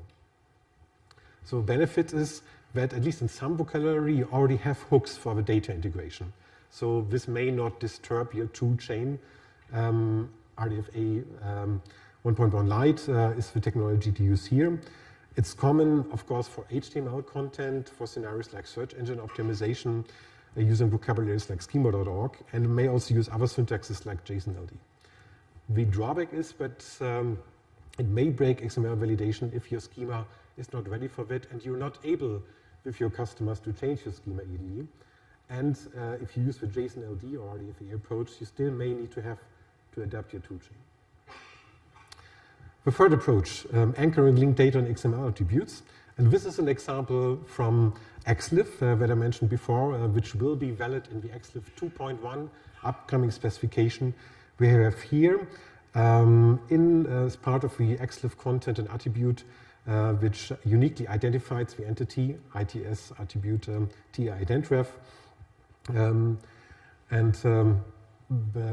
As I said, in this standard, XLIF 2.1, this type of enrichment is so important more and more also for localization scenarios, where people added this natively to the upcoming standard.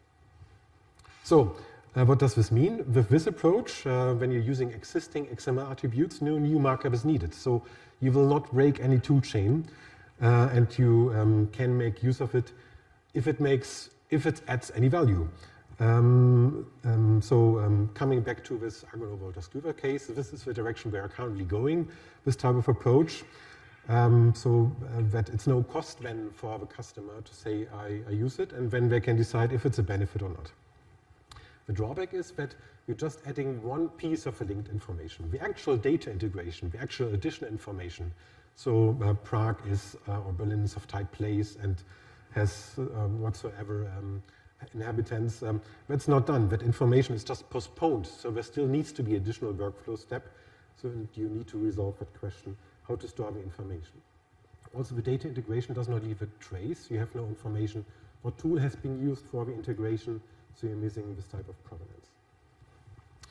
The fourth approach, embedding linked data in meta sections of XML files. So what you see here is again this docbot document, and no need to try to look into details. I just want to point on one aspect, that here in an annotation element, I put a block which is valid according to Logbook with the escaped linked data. This looks awful, this is awful, but it doesn't break the toolchain. It allows you to do it, and if then the toolchain is extended to process linked data, then you don't need to change the XML part of the toolchain.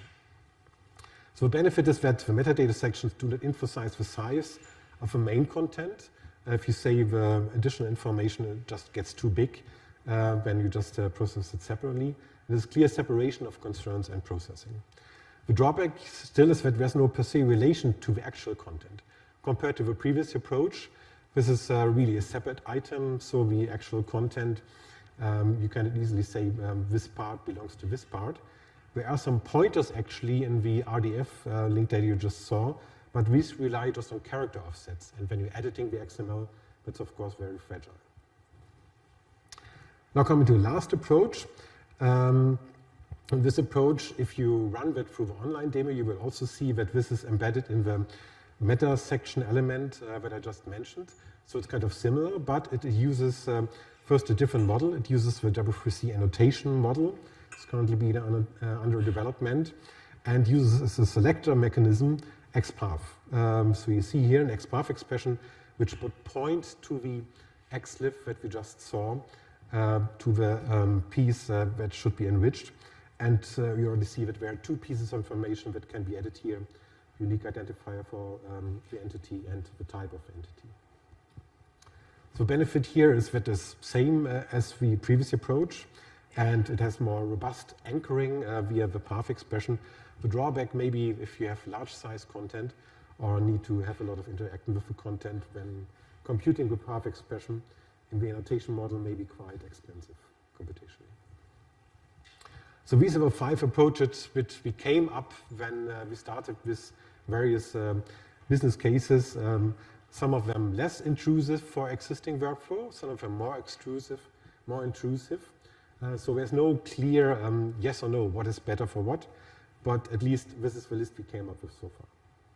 One of the co-authors, Axel Pollers, brought on a different topic, how to build bridges between RDF and XML processing.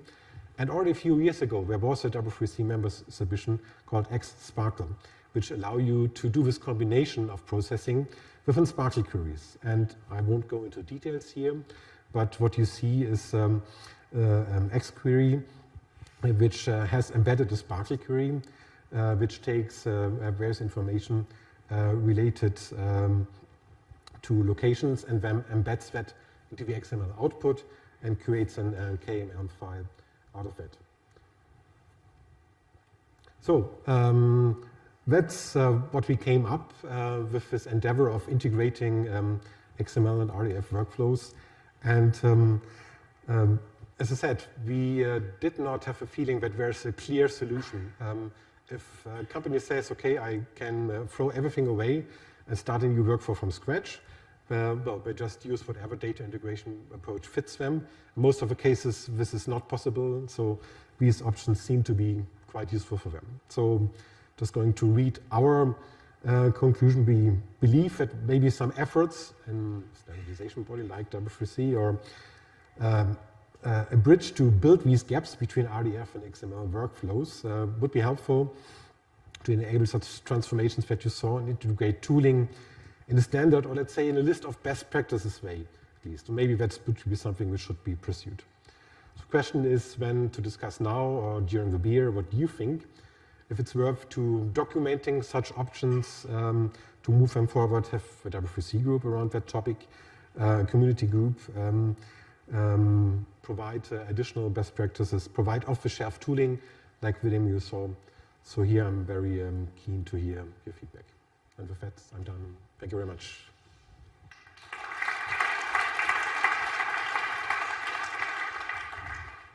So I think it's time for discussing it here because the beer will not be served before the 7 o'clock in the evening. So if you have some questions, the questions will not delay beer actually. So John.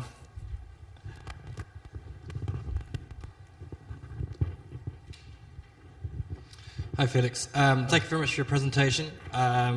It's certainly worthwhile to continue pursuing ways in which XML and RDF can be used together, I think.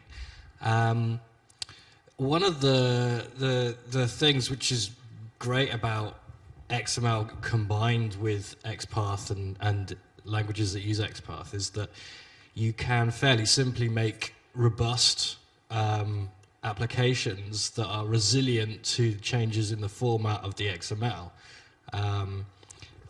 You know, where parts of the tree that are completely new just get ignored and aren't processed, and parts of the trees that, you know, have the cardinality changed can still carry on and be processed fine. And it seems to me that one of the best practices that we have understood in the XML world is that schema validation does get in the way of that kind of flexibility and resilience to change in format, and therefore schema validation needs to be chosen to be performed at particular times, not throughout the tool chain, but at the times where it's most appropriate. So usually that would be the edges of the system before it goes to somewhere else that is really relying on a particular format. So whilst I fully accept all of the things that you were talking about, in terms of, you know, you have this constraint, there is validation going on, I wonder whether another route would be to start educating people in the kind of best practices of when to use validation or not. It's an interesting aspect. It's then more directed to the XML people so that they work in a proper way to allow other people to then make that other tool chain. In the examples I mentioned, it happened like, I guess, in many bigger organizations, whereas one department says, look, we have this new cool linked data thing, and whereas the other department says, we have this 5-year-old XML tool chain. So that's kind of the scenario where you're coming from. And in that scenario, you probably won't reach the people who design the XML tool chain. The easiest way then to still reach them is to say, do I have something which doesn't disturb what you have already developed, but at least you may benefit from it without needing to re-implement the change. Okay, is there any other question? Yeah. I just wanted to comment on the snippet you've shown, you see, with the XLIF with ITS embedded.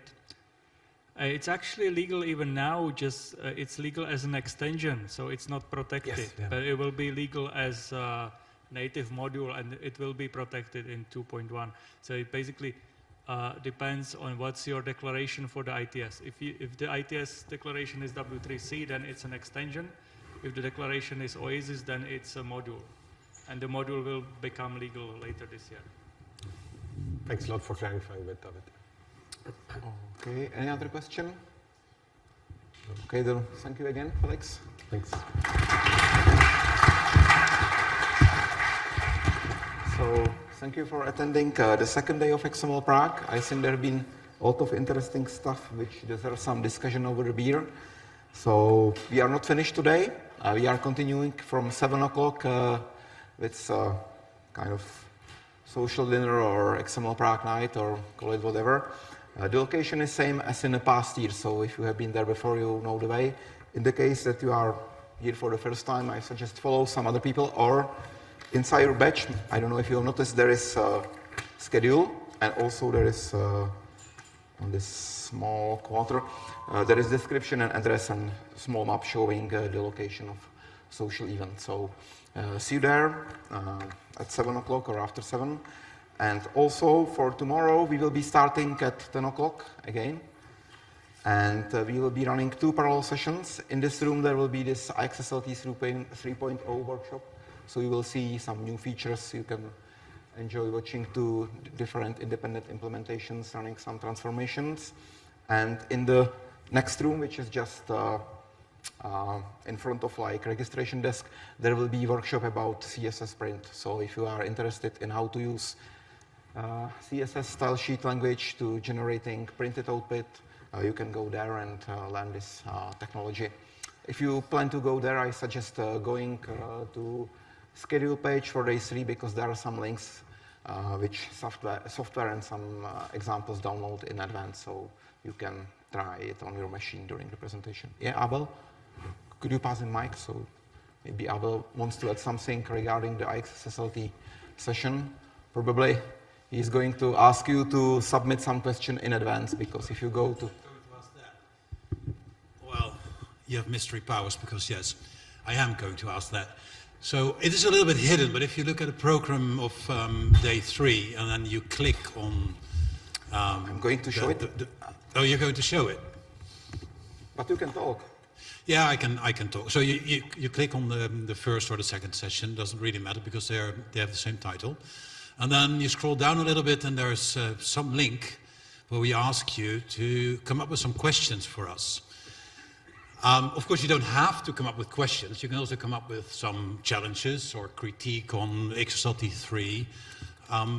Anything goes. We have some time, enough time for you to deal with those questions, to discuss them openly, or to show you how things may be a little bit better when you were to go over to use XSLT 3. Go ahead, don't be shy, and add your comments. Thank you. Yeah.